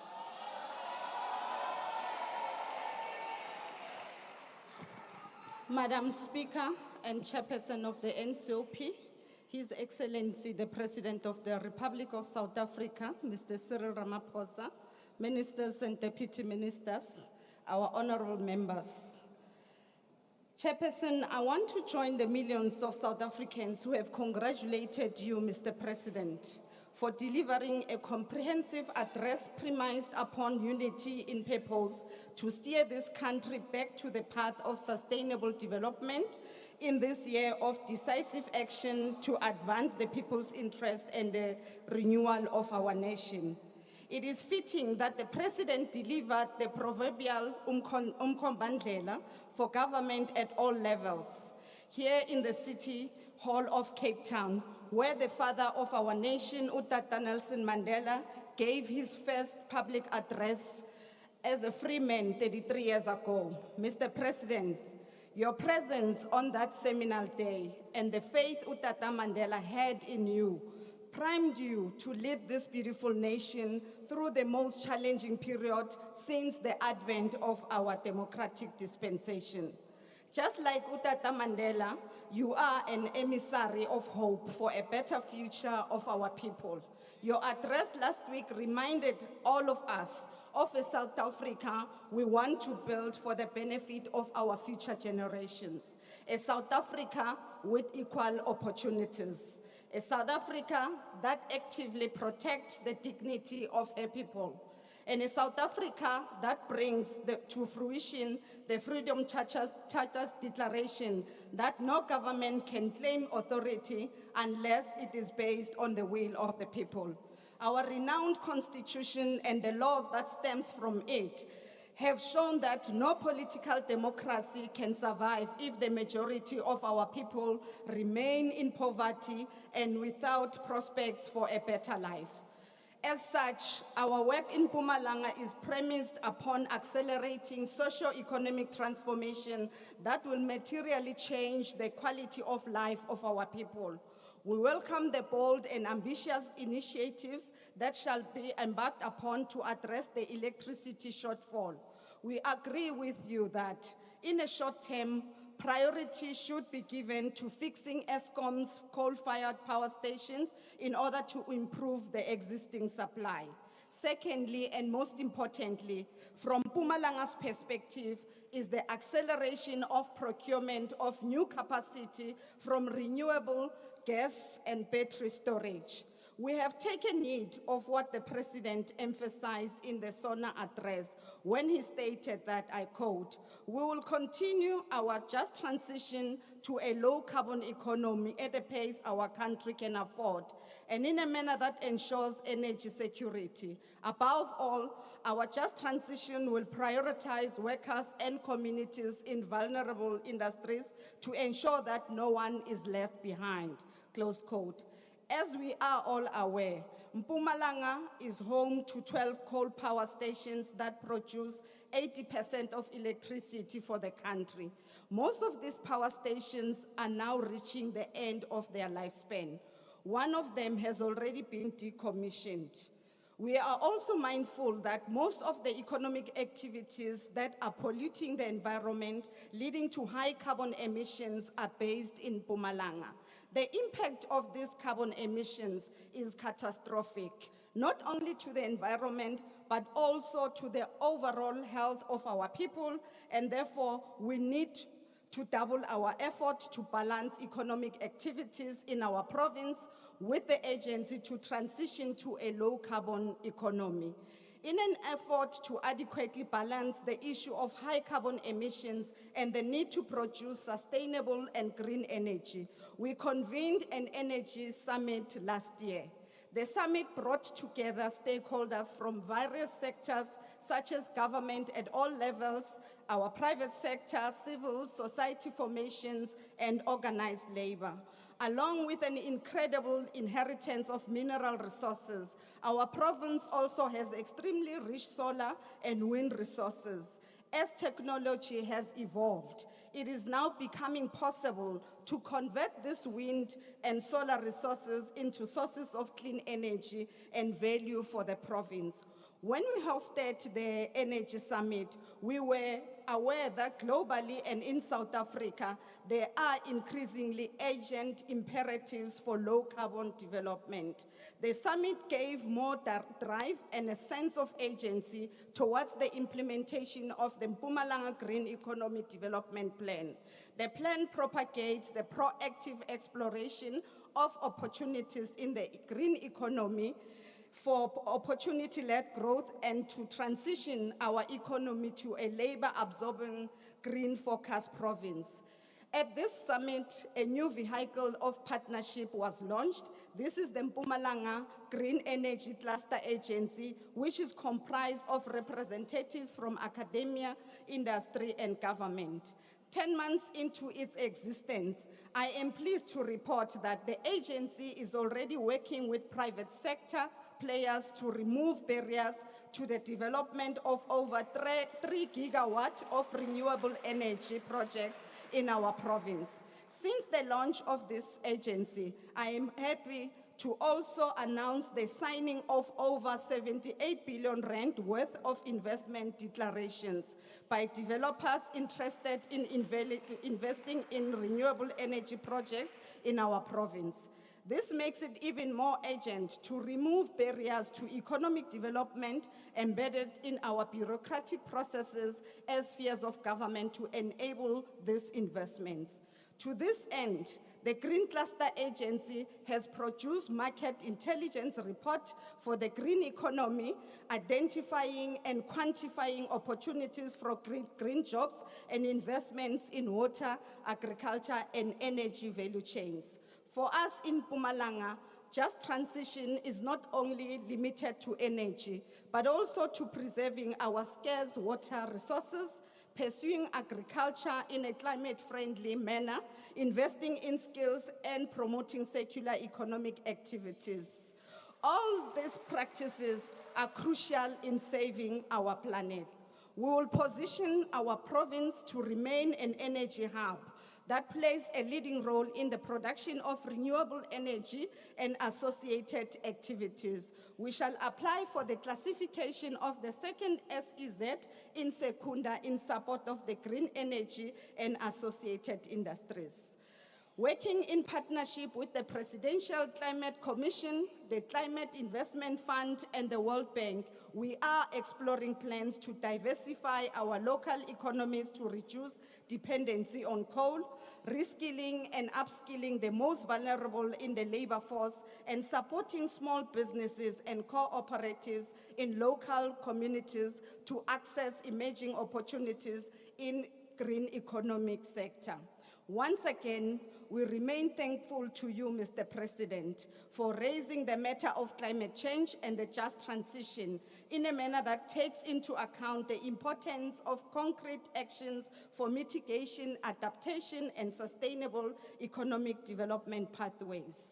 Chairperson, the hard lockdown has had an adverse impact on employment in our province, especially amongst women, young people, and people with disabilities. To contextualize and put this into perspective, Our unemployment rate was at around 35.1%. Worryingly, the unemployment rate amongst young people between the age of 15 and 34 years is around 46.5%. In order to decisively address this problem, we have developed the Mpumalanga Economic Recovery and Reconstruction Plan. This plan is an important vehicle to accelerate the implementation of key catalytic projects, which will not only stimulate growth, but shall also be highly labor-intensive, with a key focus on young people, women, and people with disabilities. Through this plan, we will be rolling out high-impact green economy initiatives and industrialization through localization, employment stimulus initiative, tourism, agriculture programs. An important pillar of the MERRP is the strategic positioning of our province as a tourism destination of choice. Our province is endowed with tourist attractions that encompass scenic beauty, wildlife, and diverse heritage. We're in a process of augmenting our natural attractions with artificial and adventurous sites. One of the key sites whose construction will commence in March this year is the God's Window Skywalk, which is a PPP project aimed at attracting between 45 to 60,000 tourists along the Panorama Tourism Road. The project is planned to be complete and operation in March 2025. Another PPP project is the development of a cable car linking Three Rondavels View Site and Swatini Dam. In the Barberton Makonjwa Mountain Heritage Site, we will be building an education center, geosites, and geotrails in order to make the site appealing to academic tourists interested in anthropology. All these developments are aimed at increasing tourist arrivals, both domestically and internationally.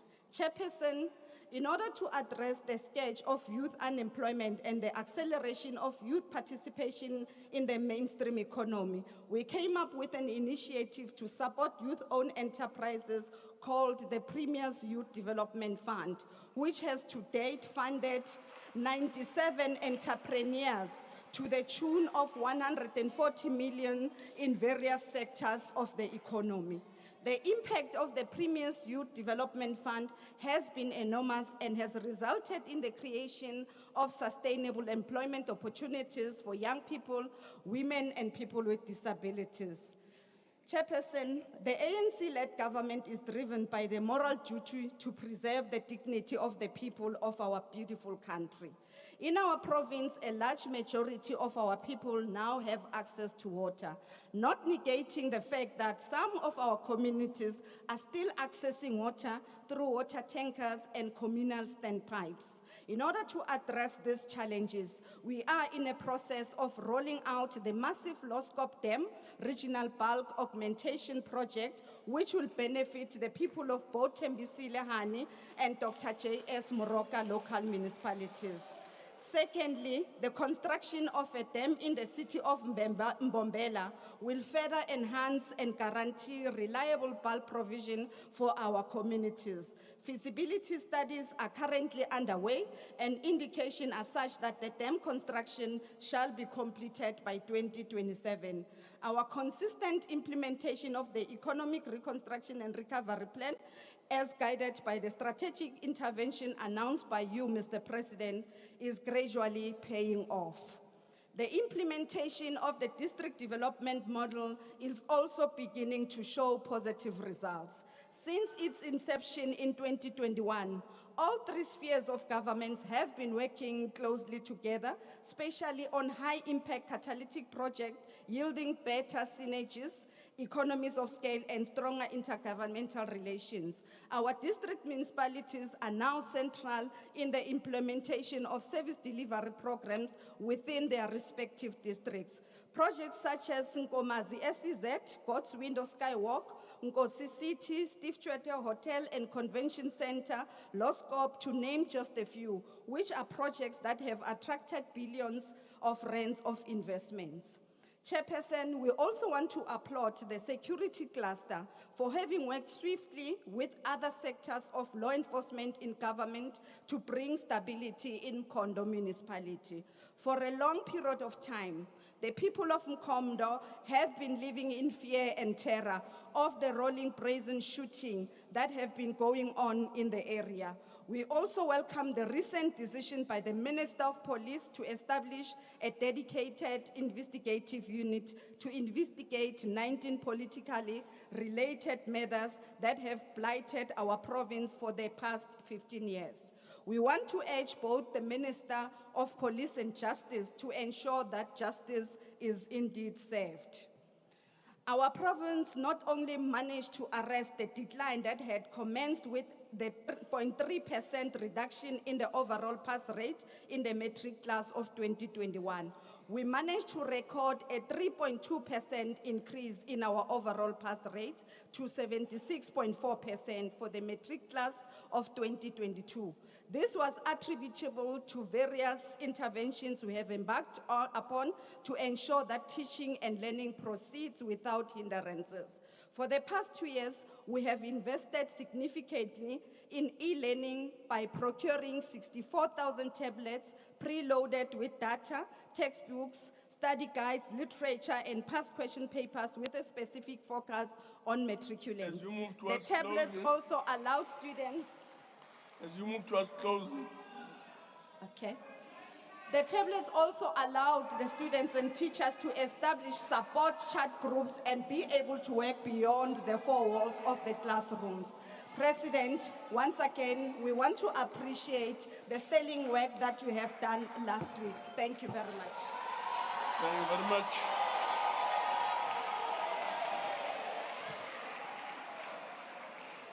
Honorable Madisha is not here. Oh, he's here. Okay. Thank you. Please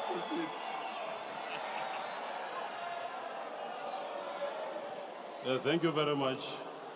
Mr. President, when you became president of our country, I became very happy. That because you acknowledged the terrible mistakes made by your organization and those who came before you. You promised South Africans a new dawn. You said with your new dawn, you would address problems of poverty, unemployment, corruption, state capture, inequality, absence of skills development, and many more that South Africans faced. But after having listened to you for 2 hours a few days ago, as you delivered your SONA, I ashamedly accepted that your new dawn is in fact a new darkness, permanent darkness for South Africans. South Africans received nothing from your new dawn. They are hungry and unsafe. We are at the moment in the top 5 positions when you look at the countries of the world who are extremely poor. Now, on the state of disaster, you have declared it is a very serious decision. We are not faced with an earthquake. If that was the case, a state of disaster would be the first compulsion. You know, Mr. President, the first why we are faced with this problem. The present situation is the continuation, President, of what happened in 2008 and 2014. The presidency, I'm referring to yourself and Mr. Zuma, was informed about the causes of load shedding by the SIU, which had been instructed to investigate. SIU reports indicated that key causes were: 1, corruption. ESCOM employees made deals with coal suppliers and got kickbacks. So the problems were self-created. Number 2, deals with coal suppliers were made without any proper tender processes. Some tenders were given to coal companies Those tenders lasted for more than 10 years. As you know, sir, those tenders raised Eskom's debt to more than 1.4 trillion rand. Even Deloitte and Touche auditors and another international company called Denters gave you, Mr. President, reports that proved dirty tenders given by Eskom employees to diesel companies which were not even known in the diesel industry. Brokers were used and they gave employees kickbacks, and I'm talking here about millions of rands. South Africa has coal, but quality coal is exported to Germany, China, and other countries. We need that quality coal for electricity. We do not need a minister for all this. We are saying that you must employ engineers so that they can deal with this thing. What must be done to solve these problems? Number one, you must revisit fuel, including diesel duty levies. You must deal with corruption in Eskom itself. You must assess wind and solar systems so that help can emerge. Improve age average of assets, given that most of them are very old. Just forget about saying you increase and increase and increase your cabinet. Some of them, like I said on very many occasions, we do not even know them. They are there just to take money and do whatever they want to do, and not to take that to the people of South Africa. I therefore want to say that Cyril Ramaphosa, you have failed again. Thank you very much. We'll now proceed to the Minister of Health.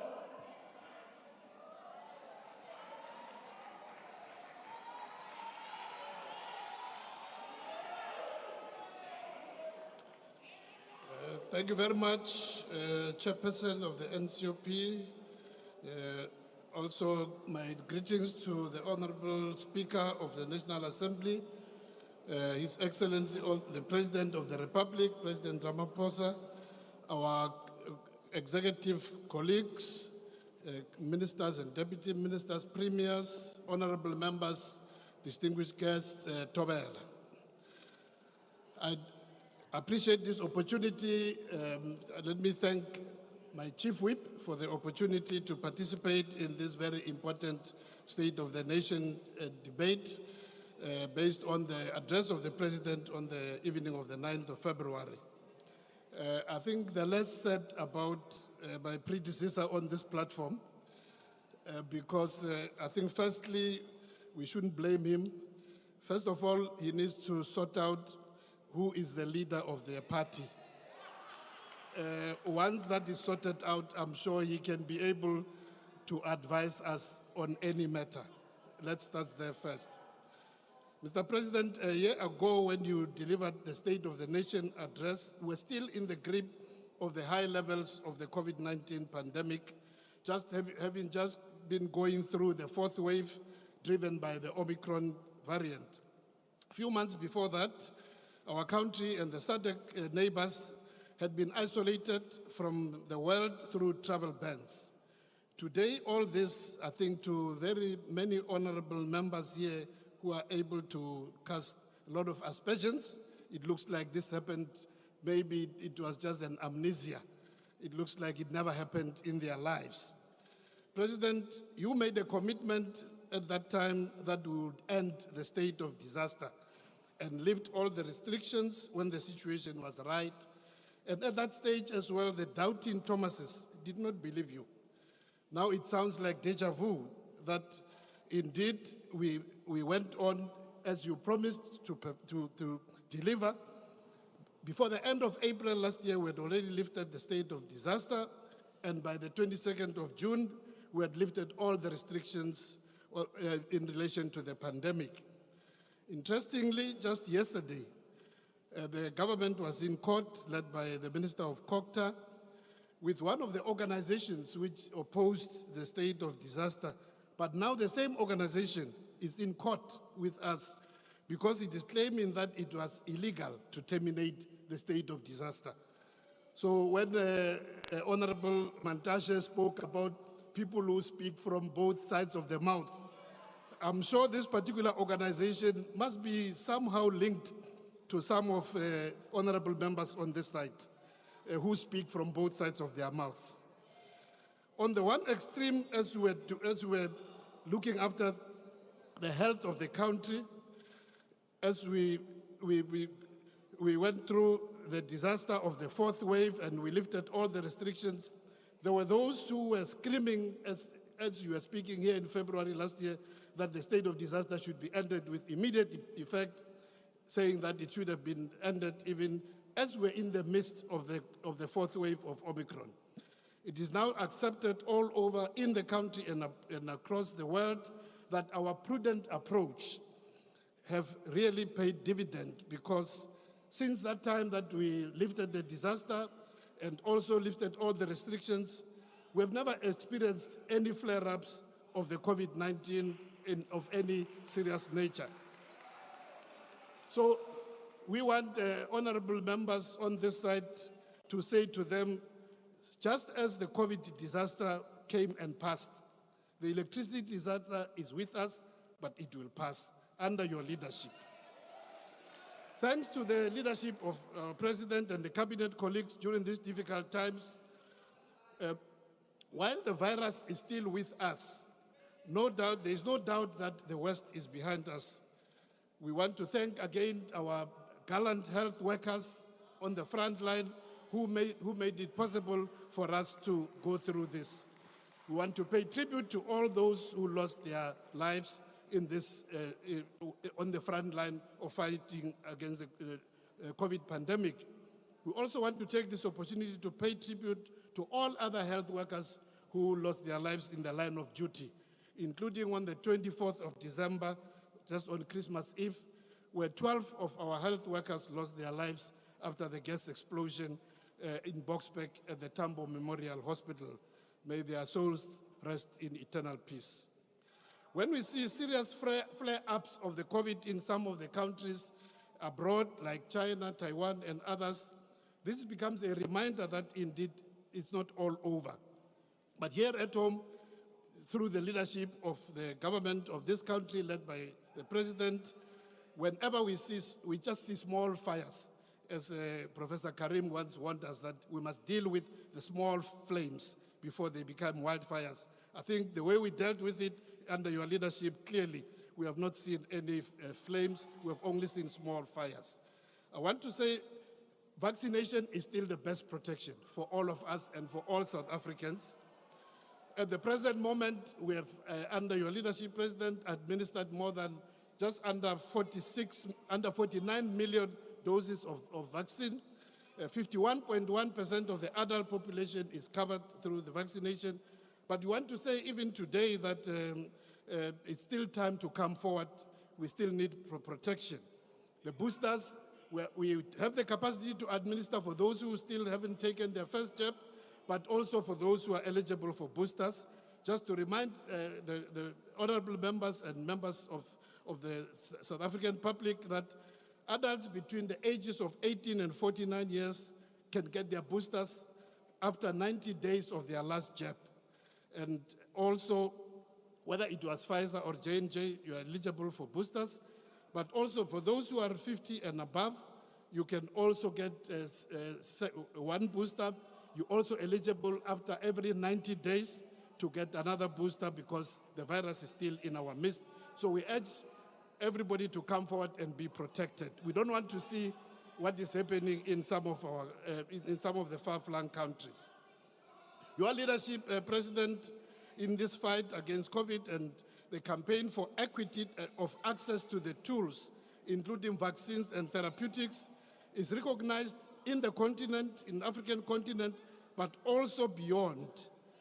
As a result of this, over the last year of 2022, we have received various invitations, either directed to the President or to the Ministry of Health, to take part in various discussions about pandemic preparedness and prevention, including at the United Nations, where the President was invited, and we had the honor of representing him there. But I can say to the members of this House and to the nation that indeed South Africa is held in high esteem in terms of how we managed to deal with the pandemic and how we're still protecting our population.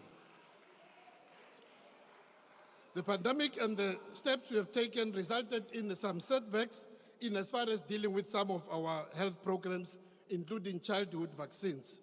One of the results of such has been the recent outbreak of measles, starting in the Limpopo province in October, and then spread into Mpumalanga, Northwest, Free State, and Gauteng province.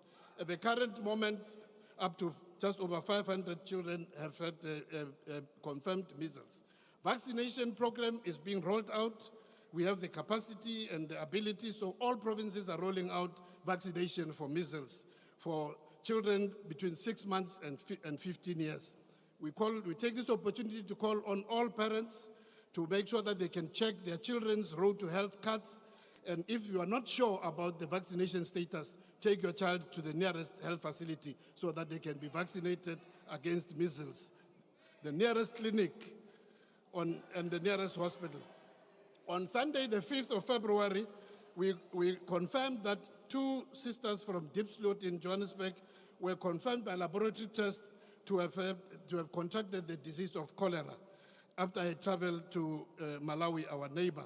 In Malawi, the cholera has really taken a very high toll, with more than 1,200 people already passed away from this.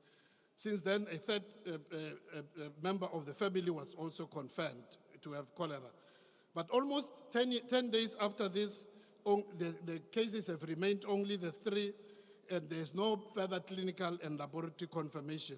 And we are confident that because the incubation period for cholera is 2 to 5 days, we are confident that this is now being contained. But we nevertheless still call upon all South Africans to take the necessary precautions, because cholera can be prevented with using clean water, but also making sure that we keep hand hygiene whenever we use the bathroom. Another area where we're busy with the catch-up is in the area of combating HIV and TB and sexually transmitted diseases. During the high levels of COVID and various restrictions, a number of people testing for HIV had reduced, and also those who initiated on treatment had been going down. But under the SONA, South African National AIDS Council, we have developed a catch-up plan and a welcome back for those who have stopped taking their treatment. Similarly, with the tuberculosis, there was a reduction in terms of people who have been tested and those who are starting on treatment. And similarly, we have started our catch-up in terms of this. With the situation being stabilized, I can say to you, Excellency President and members, that we are also catching up in terms of improving the quality of services, including infrastructure, which we are rolling out all over the country. One of the flagships which we'll be launching in the next few weeks is the Limpopo Academic Hospital, which will change the state of health services in that province and reduce the need for people to travel from Limpopo to Gauteng for specialized treatment. So, siyaquba. Thank you very much, Minister. We'll now move on to Honorable N.K. Sharif.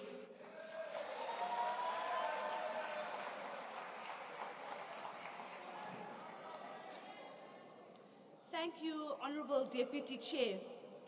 Today, I stand here to echo the voices of women who have been lost, women whose innocence has been stolen, young girls who will be murdered today, tomorrow, and next week. These voices cannot go unheard. With all due disrespect, Mr. President, declaring gender-based violence and femicide a pandemic without proper ring-fenced budgets, prioritizing implementation, proper resourcing of GBVF frontline workers, and without any political will is misleading and frankly patronizing. Now is the time for the debates to stop, GBVF is not a tool to be used for politics. Minister Tele, this is our lives. The crime stats paint a shocking picture of your impotence to protect women. You have the nerve to shamefully weaponize the experience of women on this stage and use it as a cheap gimmick. The crime stats are staggering. In the last 5 years, there have been 281,806 sexual offenses, 223,554 rapes, 40,909 sexual assaults. These are not just stats or numbers. These are real people's lives. I want you to think long and hard about this, Minister, lucky to be raped once. It's estimated that only 4% of rapes are reported. So the number of people raped since 2017 up until 2022 could be as high as 5.5 million. Take a moment, Mr. President, let that sink in. The National Strategic Plan is meant to combat this. We must interrogate the progress of the NSP and ensure its implementation before it becomes a dusty file on a shelf in an office. The work civil society has put into the NSP cannot be wasted. There is still no National Council of GBVF. Let's start there. What is your intervention, Mr. President? Why didn't you tell us what is happening there? Instead, we have a secretariat that is getting paid cash money but is not meeting targets. Is that what you call the fight against GBVF? Because to me, it's pretty weak. Let's talk facts.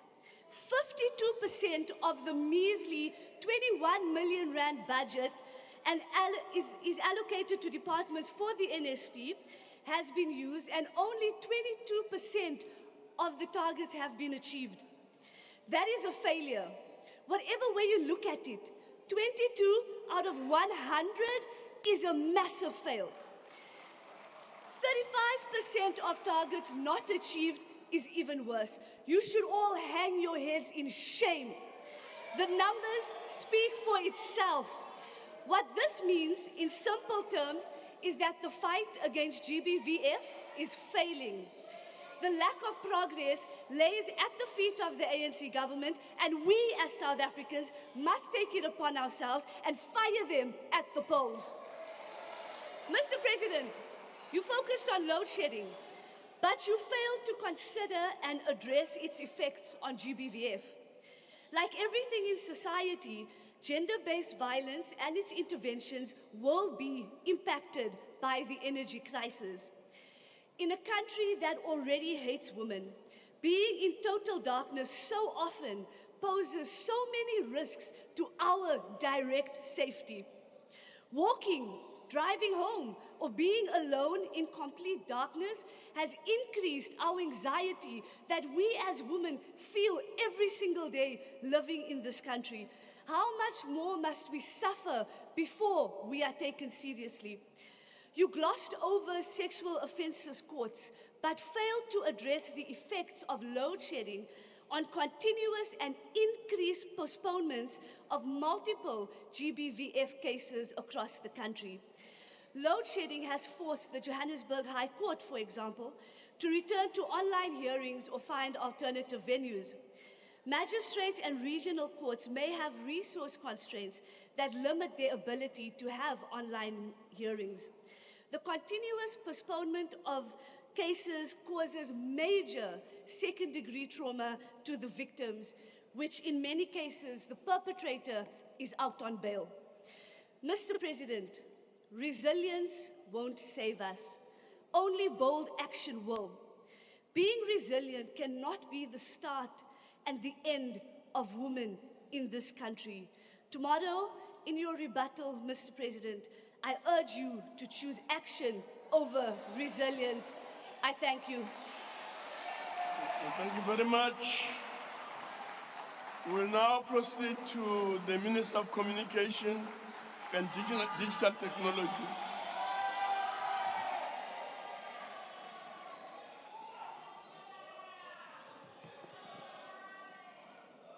His Excellency, the President of the Republic, the Honorable Speaker of the National Assembly, the Chairperson of the NCOP, the Deputy President of the governing party, the African National Congress, honorable members, fellow South Africans. Dimasiar. In the not so distant future, we should be able to use predictive technology of artificial intelligence to, amongst others, detect undue conduct in this House to strengthen the work of the Speaker in upholding decorum of the House and maintaining order. In this regard, we have established the Artificial Intelligence Institute of South Africa, which was launched on the 30th of November 2022 in partnership with the University of Johannesburg and the SONA University of Technology. In part, as an acknowledgement that AI technology holds the greatest potential of resuscitating socio-economic recovery and development of the country, and secondly, in line with the recommendations of the Presidential Commission on the Fourth Industrial Revolution. Homegrown AI solutions are being developed within the AI Institute of South Africa to support the application of AI across sectors and harness innovation-based production for commercialization. The immediate beneficiaries of the work of the AI Institute, and in support of the great strides underway to improve the quality of basic education, of course, the masters of contradictions would want South Africans to believe otherwise, and supported by the Chemicals Industry Education and Training Authority, CHETA, youth linked to the AISA JBS Hub have developed a virtual science laboratory that will be rolled out to STEM schools without science laboratories, and this will enable learners to perform science experiments virtually instead of the current situation where we only read science experiments in their textbooks using technology, and thus we are using technology to bridge societal gap. The TUT Hub will be launched in March 2023, and 4 new AI Institute SA Centers of Excellence will be established in the 2023-2024 financial year.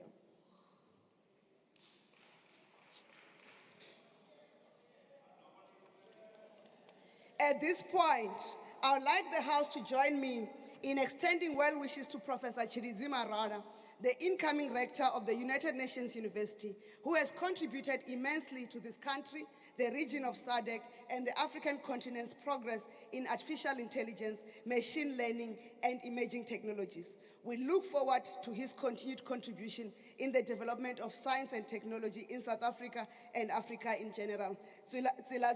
Prof.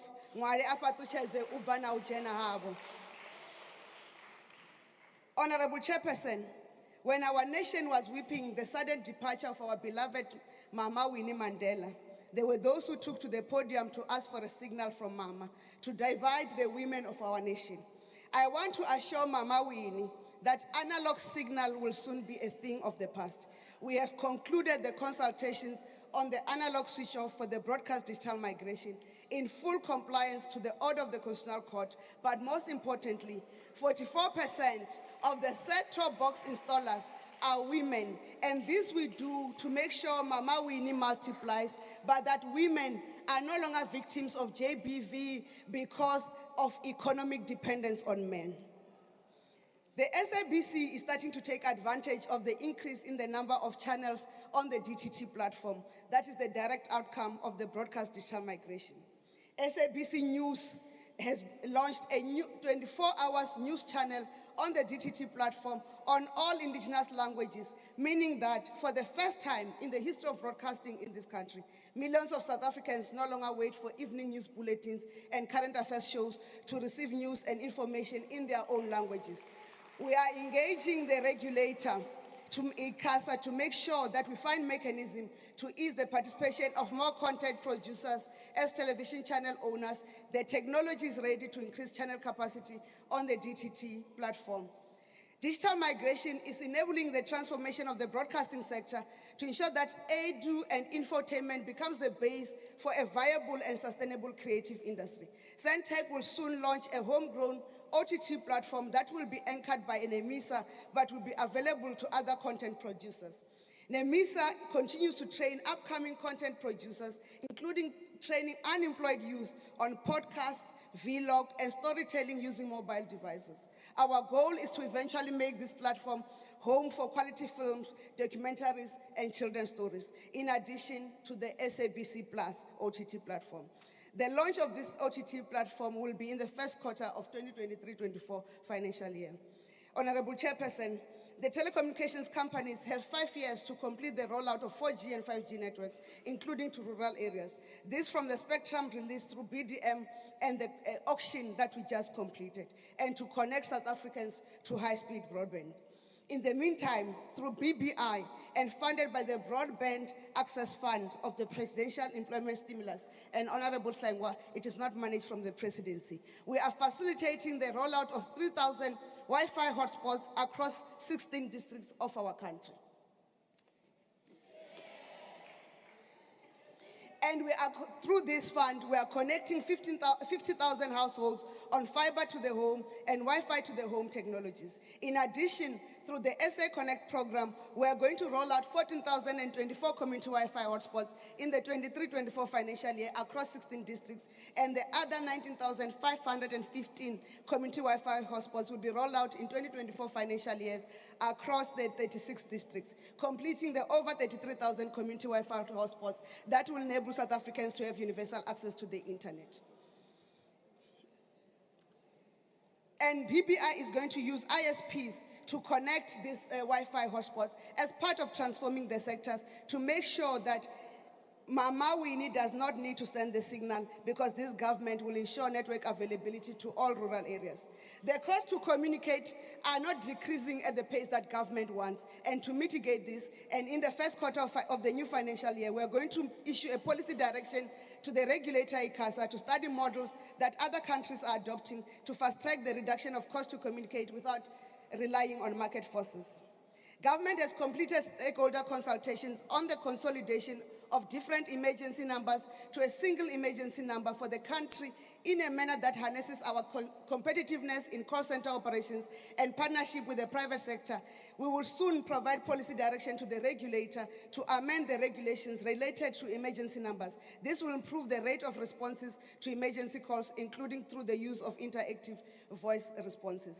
We appreciate that the post office is a critical service channel for our people, in particular for those in rural and remote areas. For the post office to achieve this, we need to operate as a viable business, and all efforts are being made to rebuild this important service agency to a sustainable business. At present, personnel expenditure constitutes 68% of total company expenditure. Obviously, this situation is untenable and requires open and frank engagement between the leadership of the post office, workers and workers' representatives to consider all options for purposes of returning SAPO into a viable entity that will increase more jobs in the future and provide for e-commerce logistics backbone for the country. At the moment, the options are: do we save some jobs or lose all jobs? Do we close some post office branches or close all post office? Our commitment to the viability of the post office is because its branch network provides the base network infrastructure for the post bank. As we await National Assembly to finalize the post bank amendment bill, we continue to work with the Reserve Bank to finalize the corporatization, licensing and repurposing of the post bank as a fully fledged bank, but as a state bank. The post bank will commence the revamping of 100 post offices branches to ready itself for its new role.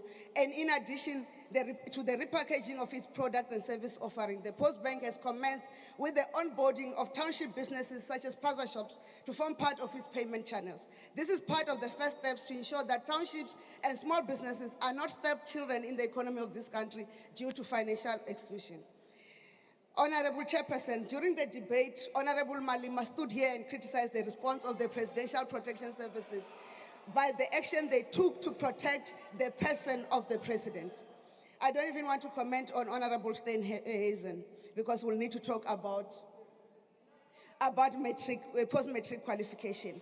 As Mama Winnie Mandela told us, any acceptance of humiliation, indignity, or insult is acceptance of inferiority. We are not inferior. We won't accept attempts to make this president inferior. We are descendants of great and resilient leaders. and a self-respecting member of this House and addressing a joint sitting, come here and justify apartheid, which is declared a crime against humanity. It's a pity that in his house, some members are brainwashed to behave like puppets after their puppet master. But if I did not know better, I would say, emancipate yourself from mental slavery. Thank you very much. Our next speaker is going to be Honorable N.F. Shibambu.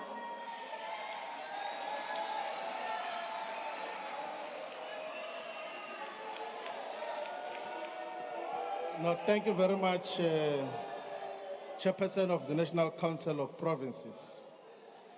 I had not anticipated that the speaker who spoke here is going to sing as well, because we're going to deal with the others who came here to sing for supper. Allow me, Commander-in-Chief, to once again avoid responding to the childish and mostly paltry, trivial and insignificant inputs that came from members of the ruling party. We are going to utilize this opportunity to take a nuanced approach and speak much more decisively to what is to be done in relation to the electricity crisis confronting society. Many of the speakers that came here never presented anything much more tangible and believable as to what is to be done. One of the careerist members of parliament who spoke yesterday even sang a children's kindergarten song, seeking for a job from his president. What is that lyrics again, Kumsambu, saying, here, who? Mr. Ramadola, give us a job, here, who? I think that as part of the whippery, we must also hire a jumping castle, so that after singing that song, they must go and jump there. They will be joined by this one who just sang again here.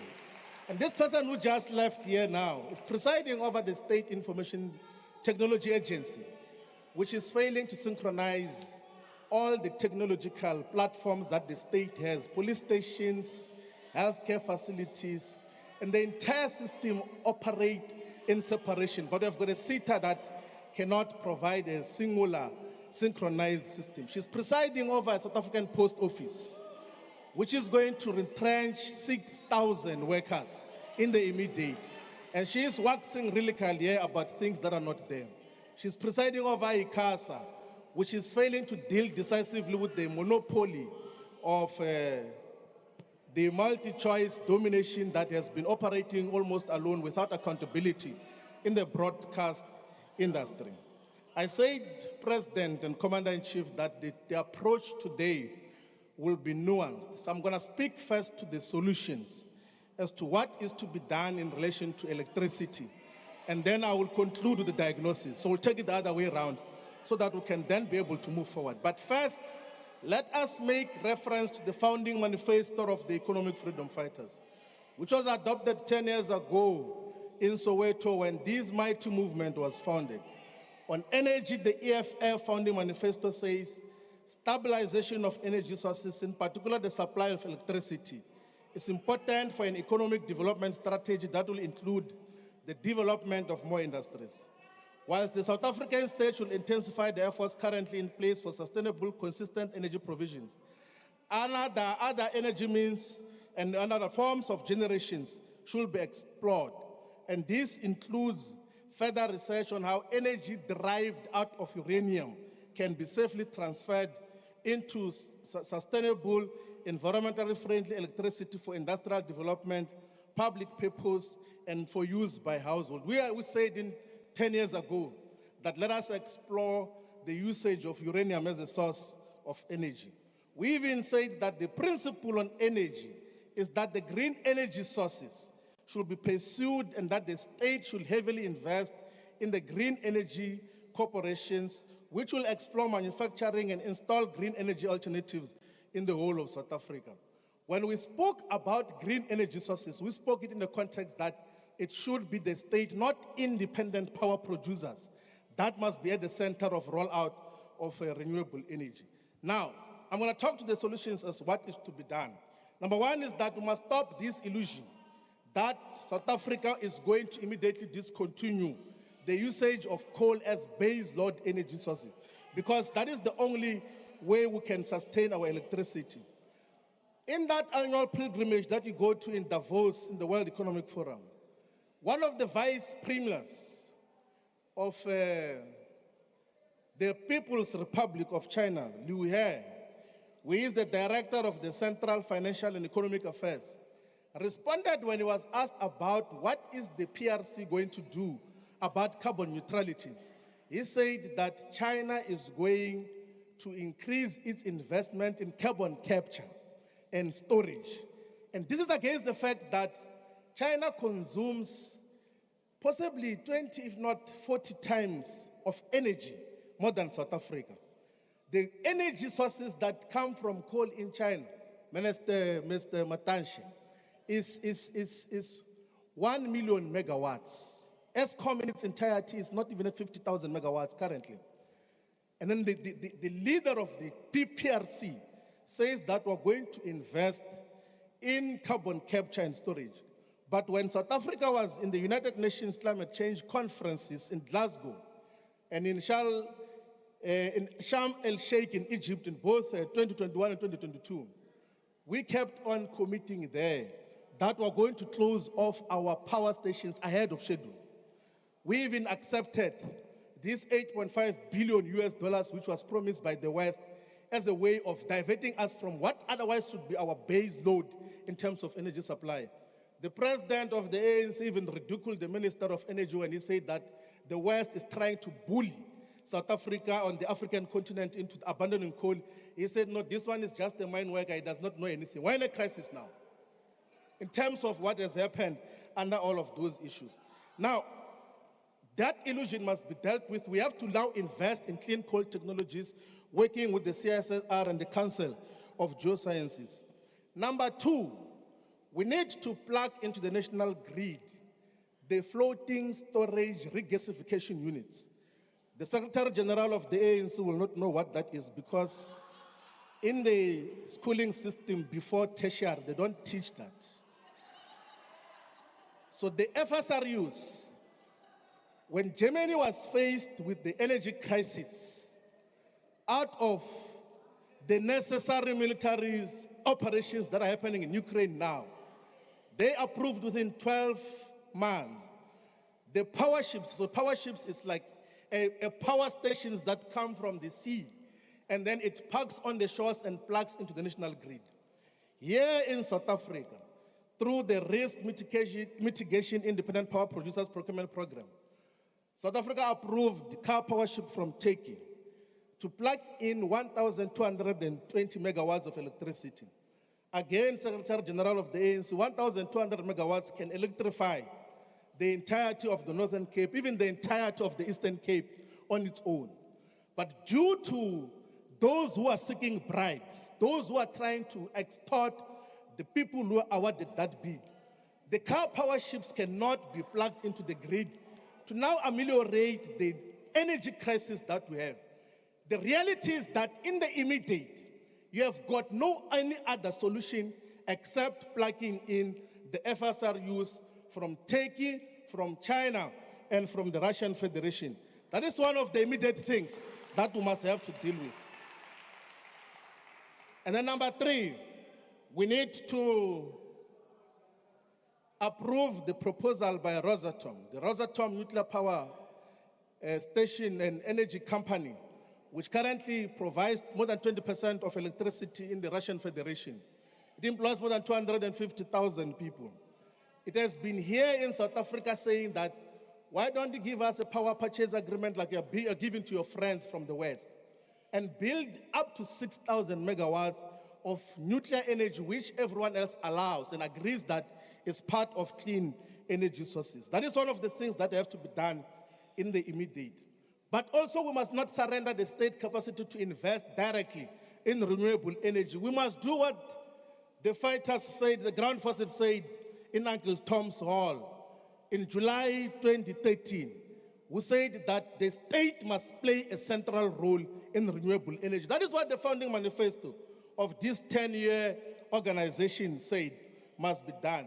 Part of the immediate things that you have to deal with is to cut off the aluminum smelters because they consume upward of 800 megawatts, which can then lessen the pressure on the grid in terms of what should happen.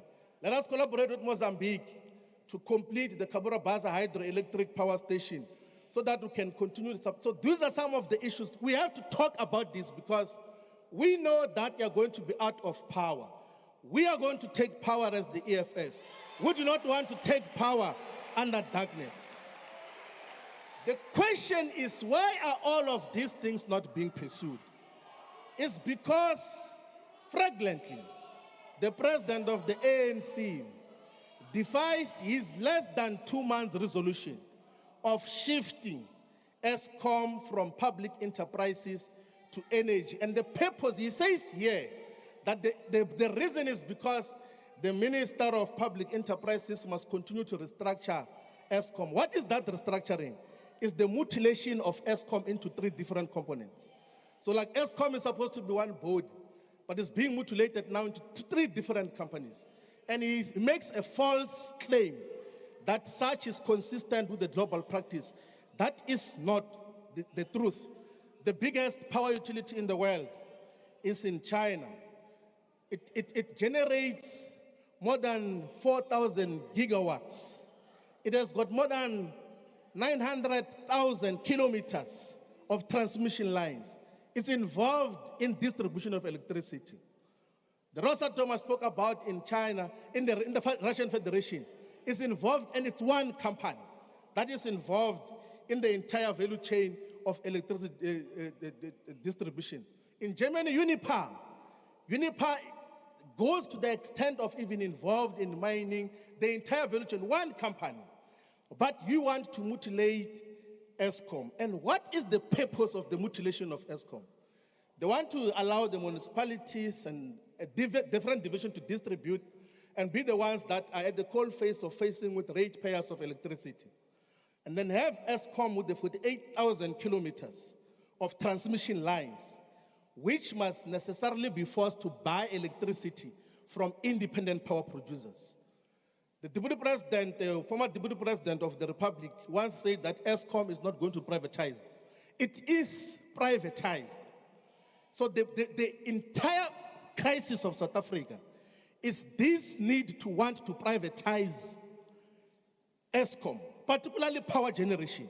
That let us have transmission there, and then we call our friends to come and be the ones that plug energy into the transmission line. That is at the center of South Africa's problem. A capitalist-driven, greedy project that seeks to undermine everything else there. If you want to attach the profit motive into the energy provision, public good provision, you are definitely never going to have a solution. Electricity is a public good.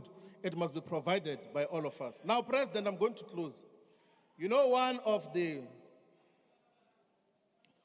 the biographers of Mr. Cyril Ramaphosa, Anthony Butler, says that when he bought his first car, he was known for driving that particular car, a BMW, in reserve gear for hundreds of meters.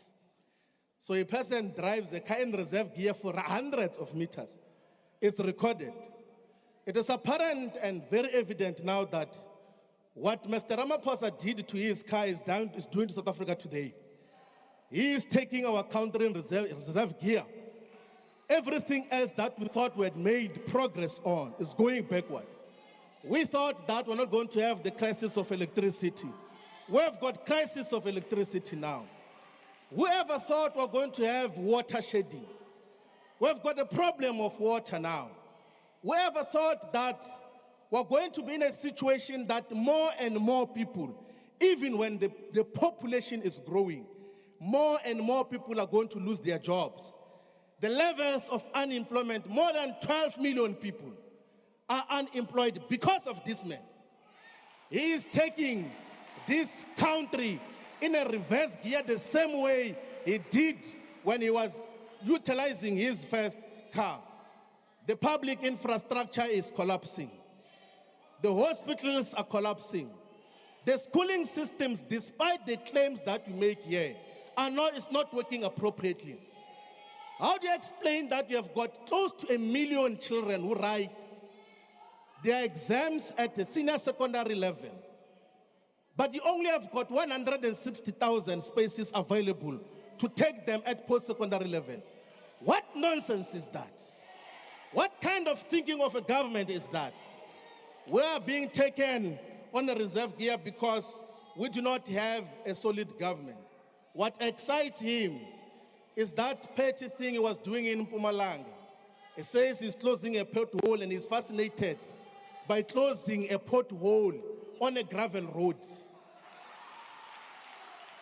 What logic is that? That is what we are dealing with. We have to save ourselves, South Africa, from this nonsense. We have to save ourselves. We have to save ourselves from this rubbish. What is happening in this country is a man-made crisis. That is why when we go on the 20th of March 2023, we must be saying, Puma Ramaphosa, Puma! Puma Ramaphosa, Puma!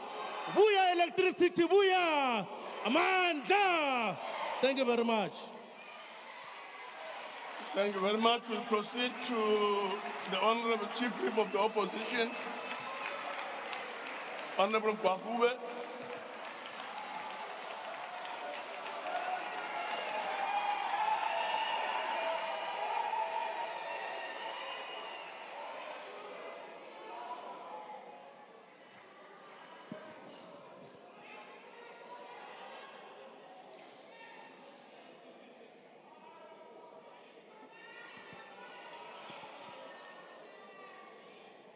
Speaker and the chairperson of the NCOP, it would be amiss of me to not express deep disappointment following the events of Thursday night in this chamber. We could never justify the disruption of the business of Parliament to the point where the Sergeant at Arms is called to wrestle MPs off the stage.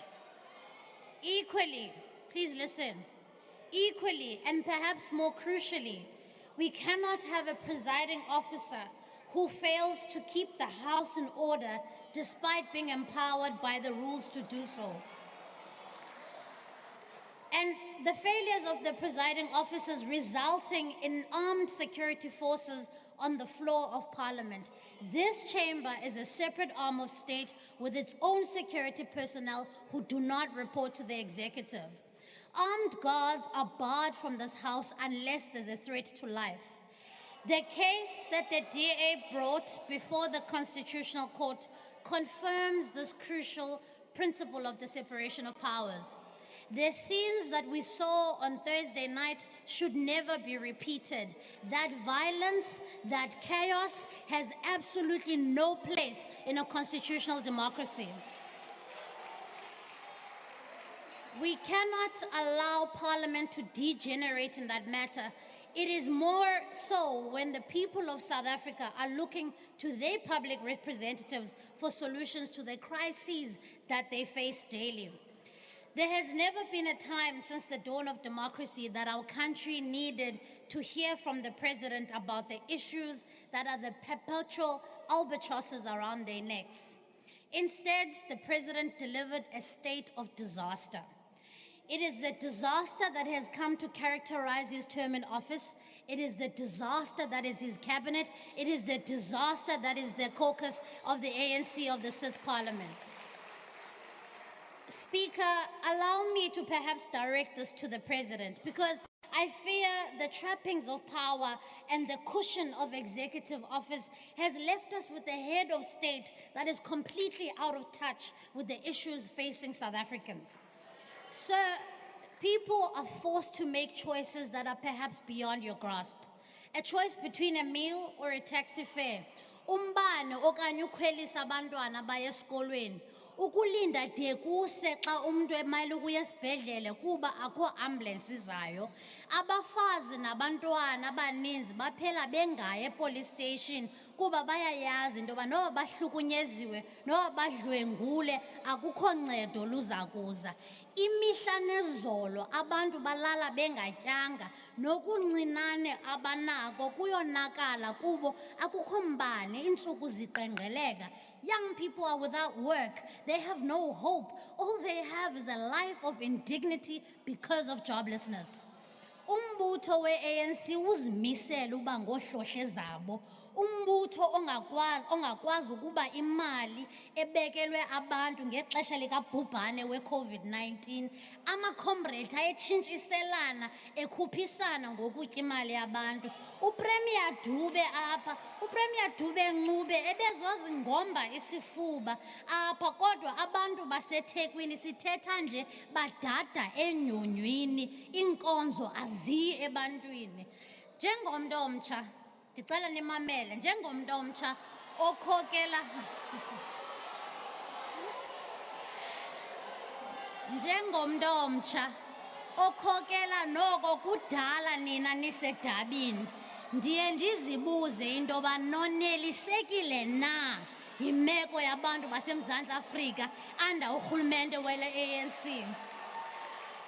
Nitsho qho ukuba nanilwele inkululeko yesi sizwe kodwa ngokuqinisekileyo ngoku seningabacinezeli babantu abamnyama abangathathi ntweni.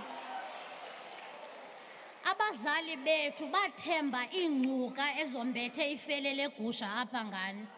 I have no doubt in my mind that the founders of your organization, who are towering figures in our history books, can no longer recognize their party under this current crop of leaders. You have brought this country to its knees, you have nailed the coffin and created a nation in disaster. I want to agree with Minister Zulu when she congratulates the SA women's cricket team for their victory. But Minister, I want to take it a step further.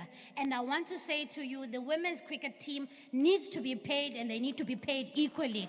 The platitudes are not going to work. They need to get what's worth to them.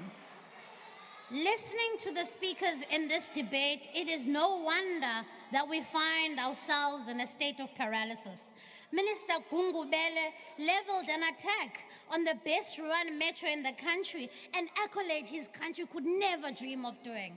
Perhaps I should give you insight as to why the city of Cape Town is the golden goose, as Honorable Manamela says. The Honorable Manamela, who is the perpetual deputy minister, I really hope during your reshuffle this time, President, you're going to finally appoint him because he's been pretzeling, auditioning for that job for decades now. Let me educate you about how we did this. The DA wrestled the city from the ANC, ran a multi-party coalition government, subsequently won a majority, cleaned out the corruption, and began the long, hard process of building a world-class city. As we speak, this metro is the only one that spends its largest portion of its budget on the poor. It is the only city that has the lowest unemployment rate against the national one. It is now one of the few DA governments that is seeking to free itself and its citizens from ESCOM. Akutsho mna, sanoatheka mna, kutsho every single independent service delivery barometer in this country. Where we have governed with a majority, we are doing the same. We attempted the same model in the city of Johannesburg before the checkbook politics of the ANC kicked into full swing. In Tshwane, we inherited a 16-year legacy of disastrous ANC governance where the likes of Sputla were using the city as their ATM. The process of uncovering and cleaning out the rot meant that service delivery suffered and that the true state of the city's finances finally came to bear. However, we don't hold ourselves to the same standard as the ANC. Where we were voted out in Johannesburg because we refused to hand over the safe keys to criminals, we took to the opposition benches to hold the government to account. Where service delivery where service delivery and financial management was not at the standard that we expect in Tshwane, we held our own to account. I can understand that the concept of accountability and transparency is foreign to the ANC. President Ramaphosa would rather add another minister to deal with the energy crisis than fire ministers Gwede Mantashe and Pravin Gordhan, who have dragged us into a state of disaster. But Mr. President, I must say, it is cruel, even for Ringala Nzinzi, efana no Minister Mantashe, for him to hear about his demotion during SONA like the rest of us. A quick WhatsApp message could have done, Mr. President. To add insult to injury, it is reported that the former mayor of Tshwane, who presented over the decay and destruction of that city, Cyril Ramaphosa, is now likely going to be this minister of electricity. In the ANC, ineptitude and corruption is rewarded with executive office. Colleagues, if we are to start rescuing South Africa from the ANC's disastrous years, then we must start ensuring that Parliament works. When Parliament works, South Africa will work. A Parliament that works would have never nominated and elected a Speaker who has a questionable record in government and who views Parliament as an extension of the executive. A working Parliament would have grabbed the opportunity with both hands following the Zondo Commission report into state capture. Under this Speaker, there's a deliberate reluctance to deal with the findings of the report. A working Parliament would not have shamelessly shielded a sitting president from accountability from multiple crimes that took place on his farm. It would have voted to investigate the president. Indeed, ours is not a functioning Parliament, because otherwise we would have established a portfolio committee for the presidency. And now to the most important people, the people at home, whose lives have been plunged into darkness. I urge you to be angry. I urge you to be angrier than usual. Our resilience as a nation should not be taken as license to be abused. We do not have to tolerate this corruption, the poor service delivery, and the state of disaster. Let us take our anger to the polls. Let's vote out the ANC. Let's vote them out. Madiniwe kwanele. Thank you very much. Now the Minister of Justice and Correctional Services.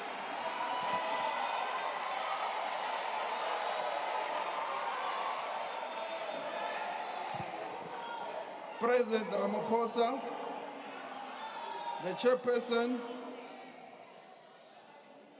my colleagues in the executive, all honorable members, the President has presented a pragmatic and decisive speech to resolve the challenges of the people of this country. And I expected a debate from the opposition parties. But what did they come and do here? All of them, without exception, the EFF, the DA, the Freedom Front Plus, they came here to present their election manifesto. They were not here to present solutions to the people of this country. In fact, the Commander-in-Chief or the Supreme Leader of the EFF even presented the state of the city of Johannesburg. Honorable Shivambu has just left here, attempted to present some ideas. But unlike, and I'm very disappointed with Honorable Shivambu, because almost like Honorable Steenhuisen quoted his hero, P.W. Botha, without acknowledging him on the Rubicon speech. Honorable Shivambu has just dusted off all ANC documents and presented them here as his. Let me show you how. Honorable Shivambu speaks about the state-owned bank. The ANC has resolved on the state-owned bank, and the Minister of Telecommunications has already put a bill in this house. The state-owned bank is already in the process of being constituted. On the issue of ESCOM playing a role on renewable, ESCOM is already repurposing Komati to play a role in renewables. There is nothing new. As we speak now, ESCOM Komati is being renewed. We are working to ensure that ESCOM plays a role on renewables. He also came in here and speak about China, that China only deals with one company in terms of unbundling. China has got various state-owned companies in various provinces and regions dealing with energy generation, dealing with distribution, dealing with the supply of electricity. It does not have only one company like ourselves. It is therefore dishonest and intellectual misrepresentation by Honorable Shivambu. We have got a unique challenge and a unique situation which we have to respond to as the governing party. And the president has never said that the state must never play a role in renewables or in the energy mix. It is an energy mix that has been presented over years through the ERP. It's not something that has been brought by President Ramaphosa. And the ISMO bill that once proposed the unbundling and the divisions in ESCOM does not come from President Ramaphosa. We have just dusted off the idea and rebuild on it because of the current challenges that the country is facing. So Honorable Shivambu has said nothing new here. He has just brought what the ANC is currently doing. Honorable Warubo has just left here. She argues that we have not done anything on COVID-19 theft. It is public knowledge that people have been arrested, monies have been recovered for the theft on COVID-19. The ANC government has held people to account. Through the SIU, money have been recovered that was stolen during the COVID-19. And this ANC government is continuing to work on building and strengthening the NPA. She also says we are not doing anything with Palapala. This parliament debated, considered, and thoroughly looked at the report on Palapala. And this parliament decided in terms of its rules to reject the report of the panel. So this parliament has considered and engaged on the Palapala report. Honorable members and the leader of the opposition, Honorable Steenhuisen, fresh from being labeled a Mampara of the Week by the Sunday Times, has unconsciously exposed the true intentions of the Democratic Alliance. Honorable Steenhuisen, who quoted the Rubicon speech without acknowledging, because you are ashamed to acknowledge the source, the leader of the apartheid regime, P.W. Botha. But in reality, the people of South Africa know that you are cut from the same cloth, both in words and in deeds. Even if you choose not to acknowledge your hero, the Deputy Minister of Higher Education, Honorable Manamela, has unmasked you. The skewed racial service delivery in the city of Cape Town, in the Western Cape, Tshwane, the city of Johannesburg, and everywhere. Minister, just a second. Oh, okay. Honorable Nkosi, on what point are you rising? Thanks, Chairperson. It's a point of order.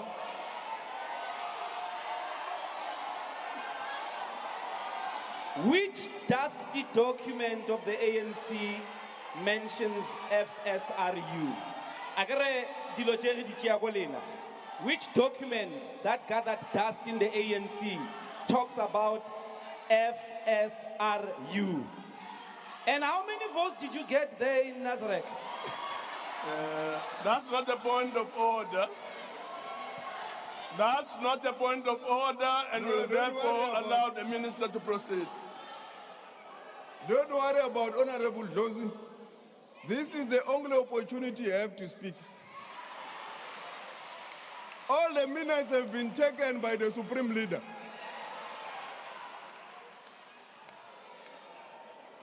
The position of the DA to attack cadre deployment is also consistent with the P.W. Botha vision. It is a sophisticated racist trope that black people should not hold strategic and leadership positions in the country. As Honorable Nkondlo yesterday correctly demonstrated, there are countless incidents of the DA deploying their own people here in the Western Cape, in other places where they govern at the expense of the fiscus and rationality. Let me remind the DA, when ESCOM was named as the Global Power Company of the Year, it was not under apartheid. It was led by the ANC in 2002.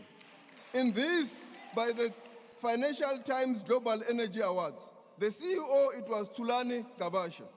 The South African Revenue Services, not long ago, was one of the best tax revenue collection agencies in the world.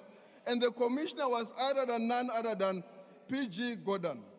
This shows that cadre deployment works. And we have done it before, and we will do it again. In terms of rebuilding the state-owned entities, we will continue to ensure that people of unbreakable record, ethical leaders, lead state-owned entities, they lead in government, and they revive state-owned entities, including government departments. The two institutions that I just referred to, ESCOM, they were not broken down by cadre deployment. They were broken down by systematic corruption and not just by being led by black people, as the DA strongly says. It was corrupt individuals. And it is for that reason that last week in court here in the Western Cape, when officials appeared of the city of Cape Town for the corruption here, it was not said it's the DA. It was those officials who appeared in court. And those officials, they are continuing the trial. We will allow the processes of the law to take its place. Same as we'll allow the processes of the law to take its place with all people that have been arrested for the corruption at ESCOM. Those individuals will be held to account. A free and a fair trial will ensue. Honorable Speaker, here sits leaders of the opposition parties who meet regularly with one sole purpose: to remove the ANC from power. It has got nothing to do with service delivery or about the people of this country. Their agenda has got nothing to do with water, has got nothing to do with provision of electricity. It is only and nothing else. And the people of South Africa must know them, because this country is not only run for elections, but we are running South Africa to provide services. It's about the people. We do not just exist for our own sake, but to deliver services to the people of this country. And we will continue through the guiding SONA that the President has delivered, to continue to resolve the challenges of electricity, to continue to resolve the challenges of water provision, to continue to resolve the challenges of unemployment, to continue to resolve the challenges that of GBV that were said here. I'm going to give stats. But honorable members, the President has led by sharing his power, even accepting some of the inputs from various political parties in this country. It is what we expect, that the opposition parties must come into the party. The crisis we are in, it is not as a making, and it is not a crisis for political opportunism to campaign. We all have an opportunity. When next year comes, we are going to campaign. But now let's resolve the energy crisis, which is ESCOM. And the President has said everyone must bring their ideas. Well, Honorable Schreiber, yesterday, he made us to play a guessing game of who said what. Well, let's see if you could guess this, Honorable Steenhuisen. If the government declared a state of disaster, it will unlock the emergency reprioritization of resources. Guess who said this, Honorable Steenhuisen? It's not Fikile Mbalula, the Secretary General of the ANC. No, it's not. It's Honorable Kalcharia, the DA spokesperson on public enterprises. But what does the DA do? They have now flip-flopped. They've changed. They are saying a state of disaster will lead to unemployment. I must tell you, Honorable Kwarube, it is not the state of disaster that led to unemployment. It was the pandemic of COVID-19. It was the pandemic that affected a number of jobs, a number of challenges, unemployment, and all the issues that today led to this country struggling economically. We are now working to rebuild the economy. and we are back to the pre-COVID-19 economic growth statistics. What we need is to build from there as a society, and we can do so if we resolve the energy crisis. We will be able to resolve the economic challenges of our country, the unemployment challenges of our country, and the high crime rate that honorable members are bemoaning. And Honorable Kwaribe says there is no conviction on GBV. I must state that that is totally incorrect. It is wrong. On GBV, 74% conviction rates across the country, which is happening every day. Our courts are convicting someone, giving them harsh sentences on a daily basis. And this, I'm sucking, is reality. Katlego Mabote was convicted by the Johannesburg High Court. 396 convictions from 420 verdict cases. 5 additional TCC sites were established from the 2020-21-2022 financial year, bringing the total to 60. During the reporting period, 34,456 matters were reported to the Tutuzela care centers, a conviction rate of 76%. So it is not true that there is no work that is being done. Indeed, gender-based violence continues to be a challenge, but here, Honorable Sheriff, come and says we must not politic and use gender-based violence, but she does the opposite. She does exactly what she wants us not to do. This is a matter that all of us must work together to resolve as a society. It is a challenge that is facing this country, and we must work to ensure that we eradicate all forms of gender-based violence. And as you speak here, Honorable Steenhuisen, Honorable Karibe, and Honorable Shibambo, you want to continue to play the divide and rule with the ANC. Believing that you are going to divide the deputy president with the president, you will divide the president and the deputy president of the republic and the newly elected deputy president of the ANC. You also believe you can divide Honorable Mantashe and with PG.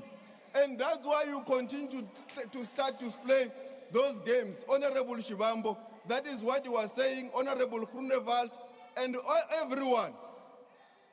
You will not divide the ANC. We have emerged from a conference. We are united in unison, marching together to address the challenges the people of South Africa are facing. We are out of Nazareth. We are done. I hear Honorable Dozie. He thinks that he's mocking me with the numbers. As a true Democrat, I have accepted the outcome. We are continuing, all of us here in the ANC, and we know that we can only resolve the challenges of our country if we work together as a unit and united. And we call the people of South Africa to march with the ANC through the call that the president has made, that all of us, let's make our contribution to resolve our social challenges. I want to conclude, Honorable Chairperson, by paying tribute to the fallen heroes of our struggle.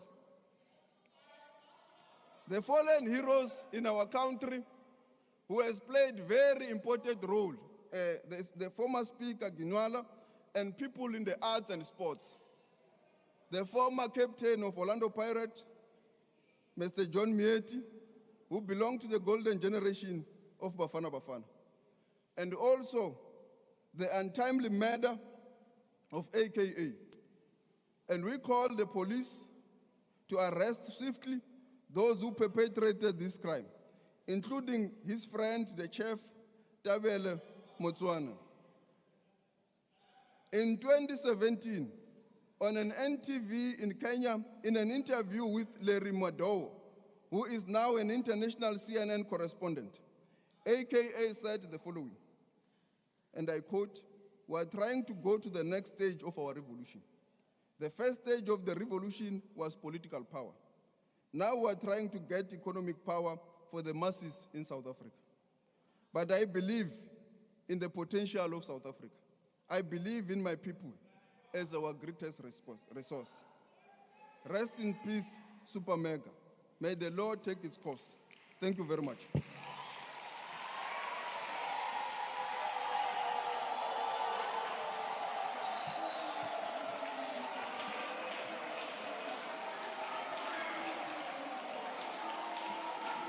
Thank you very much, honorable members.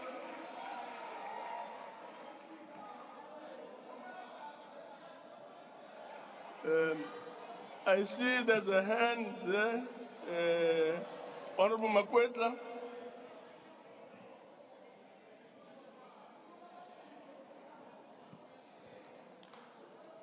Honorable Chairperson, thank you very much for the privilege.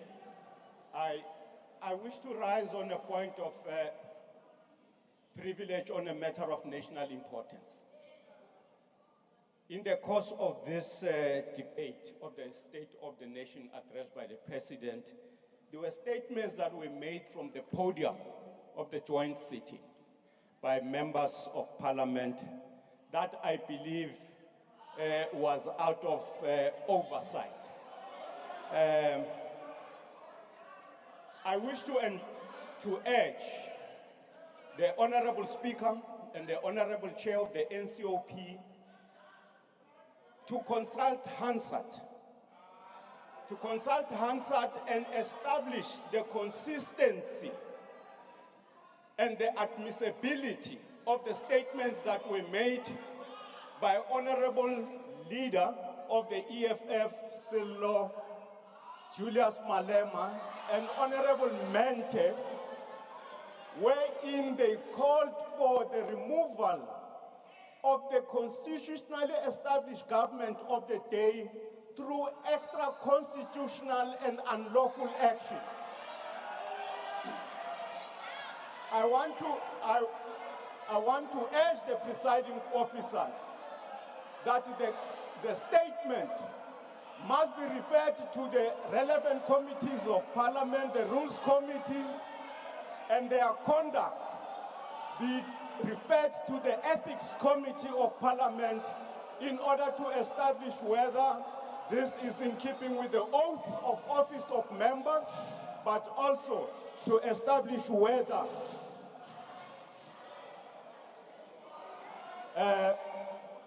that is my submission, Chair and Honorable Speaker. Lastly, the seriousness of these statements must also be verified. In the event there is seriousness of intent on the part of those who made the statements, Parliament must urge and enjoin government to take the necessary lawful steps to make sure that anarchy is not let loose on the land. Thank you. No, thank you very much. Thank you very much. I'm sure the point is noted. It should be looked at. But Honorable Peggy, I saw your hand was up. Peggy got them.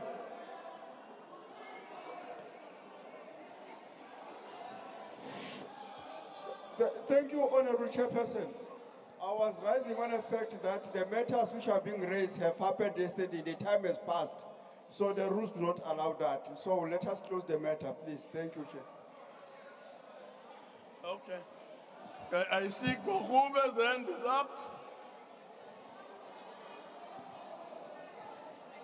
House Chair, I think it's quite important before people make lengthy speeches that you educate them on the rules. If the matter has passed, a member can't simply have drivel for 5 minutes and you don't stop them. That is against the rules, Speaker. That's against the rules. You should have ruled them out of order. Because unless there's somebody on the podium saying something problematic, the rules don't allow them to make their input now outside of the debate. Honorable members, I do think that we need to be a bit more measured, a bit more tolerant. The matter raised by Honorable Makwetla was a point of privilege. And all I did was to listen to that, and I've already made a ruling that the matter will be looked at. Honorable members, the speaker's list has been exhausted, and the president will provide a reply to the debate tomorrow. The joint sitting is now adjourned.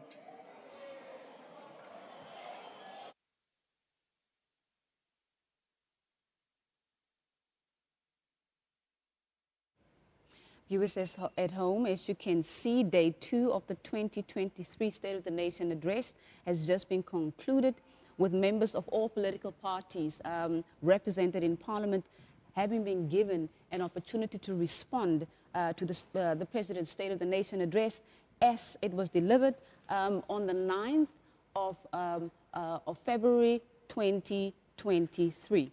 Now, just to bring into focus the thematic areas for the joint debate that we've witnessed over the last 2 days, the State President delivered his annual State of the Nation address last week, and usually after the President has delivered his address, members of Parliament are given an opportunity, of course all parties that are represented in Parliament are given an opportunity to respond to the commitments that were made by the President, and also to reflect on the merits of what has been proposed or what is planned ahead for the year ahead. And of course, that platform is the joint debate that we've seen over the last 2 days. And it is also important for us to just reflect that the thematic areas that were discussed was not only the 2023 State of the Nation address. The President, of course, also made it clear in his address last week, over and above just recapping on the 4 critical areas of focus for the year ahead: load shedding, unemployment,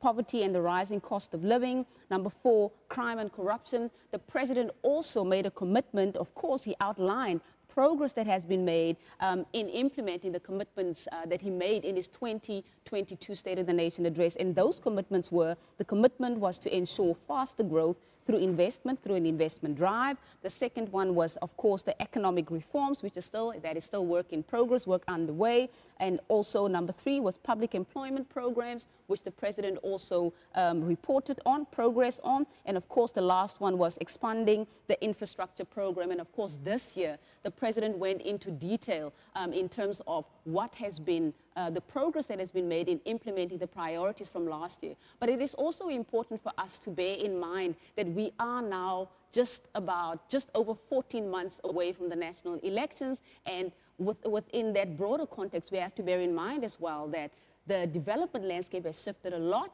Of course, we know that in 2018 rather, we found ourselves in a technical recession, and by the time the COVID pandemic hit in 2020, South Africa was quite hardest hit as a developing country as well. So we have to bear that in mind when we look at the progress that has been made or the progress that has been reported, and the challenges that we know are still part and parcel of the country's development landscape. So importantly, it is important to also just indicate that all of the discussions that took place over the last 2 days are taking place within the context of the medium-term strategic framework, as was announced by the President in his 2019 speech, which was his first speech of the 6th dispensation, but it was, of course, his 3rd State of the Nation address at the time. But of course, these priorities, those 7 priorities of the MTSF, the medium-term strategic framework, which is, of course, government's 5-year plan, the plans that government was committing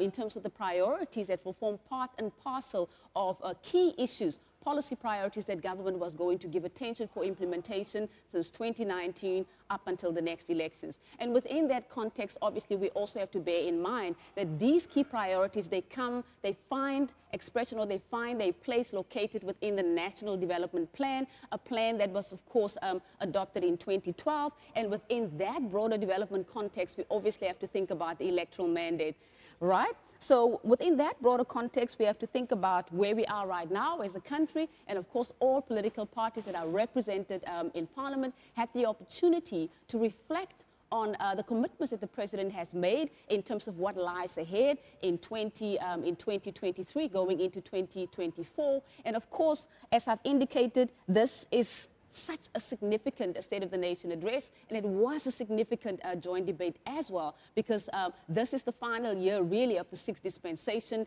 giving an opportunity not only to government, but to all of the state entities, to begin to consolidate the work that has been done, or the work that was started as per the 7 priorities of the MTSF, and of course to consolidate in relation to ensuring that there is an acceleration when it comes to policy implementation, and in wrapping up quite a number of key deliverables before we get into the 2024 national elections. With that said, the President will now have an opportunity, after having listened to the debates, the comments, the proposals or the counter proposals or the suggestions, or even the critique that came from all our political parties. And of course, we know there's other platforms as well, the social media platforms, where ordinary South Africans obviously made their voices heard as well by speaking to the President and indicating what are the key issues that they believe the President should actually be responding to. So tomorrow at 1400 hours, the State President will, of course, address the nation again, obviously within the context of all of the comments that have now been made, all the critique, all the counter-proposals, rather, also, that have been made by all political parties represented in Parliament. So we do look forward to the President's reply, and the President's reply is, of course, scheduled for tomorrow. It is taking place tomorrow at 1400 hours. And of course, the Cape Town City Hall still is the designated venue, the precinct, of course, for as part of the parliamentary precinct, from where the President will be delivering his reply. So we will have more for you tomorrow. We will, of course, unpack. We'll take an hour as part and parcel of our build-up show to unpack some of the key comments that came through from political parties as per what was delivered, all of the speeches that were delivered yesterday and today. And of course, that build-up show will take us into 1400 hours, when the President will then take to the podium and address the country. And of course, we will then as a country be able to hear from the President what is the way forward, and whether some of those counter proposals or suggestions and inputs will be integrated into the plan for the year ahead. With that said, thank you very much for staying with us throughout this day. We do look forward to having you with us again as we unpack critical issues of national importance, issues that affect not only us here, but they affect every South African. With that said, have a good evening.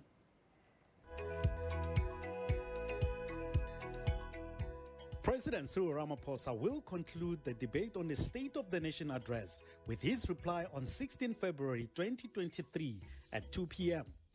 Watch the reply by the President to the State of the Nation address debate live across Parliament's platforms. For more information on the State of the Nation address, visit our website at www.parliament.gov.za or follow us on our social media accounts at Parliament of RSA.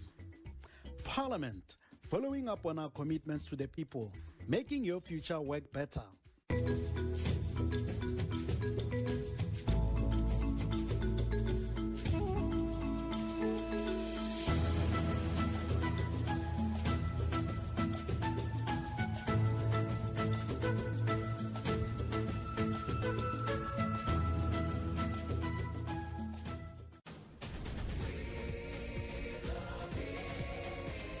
This book, our Constitution, protects our society and empowers us to govern. The protea leaves are us, the people, who freely elect our voices in Parliament. The drum calls the people of Parliament, through whom we govern together. And the sun is our country, healing our past, improving our lives, and energizing our potential. Together, our Constitution, our people, our Parliament, and our country are building our great South African nation. Parliament TV, Channel 408 on DSTV.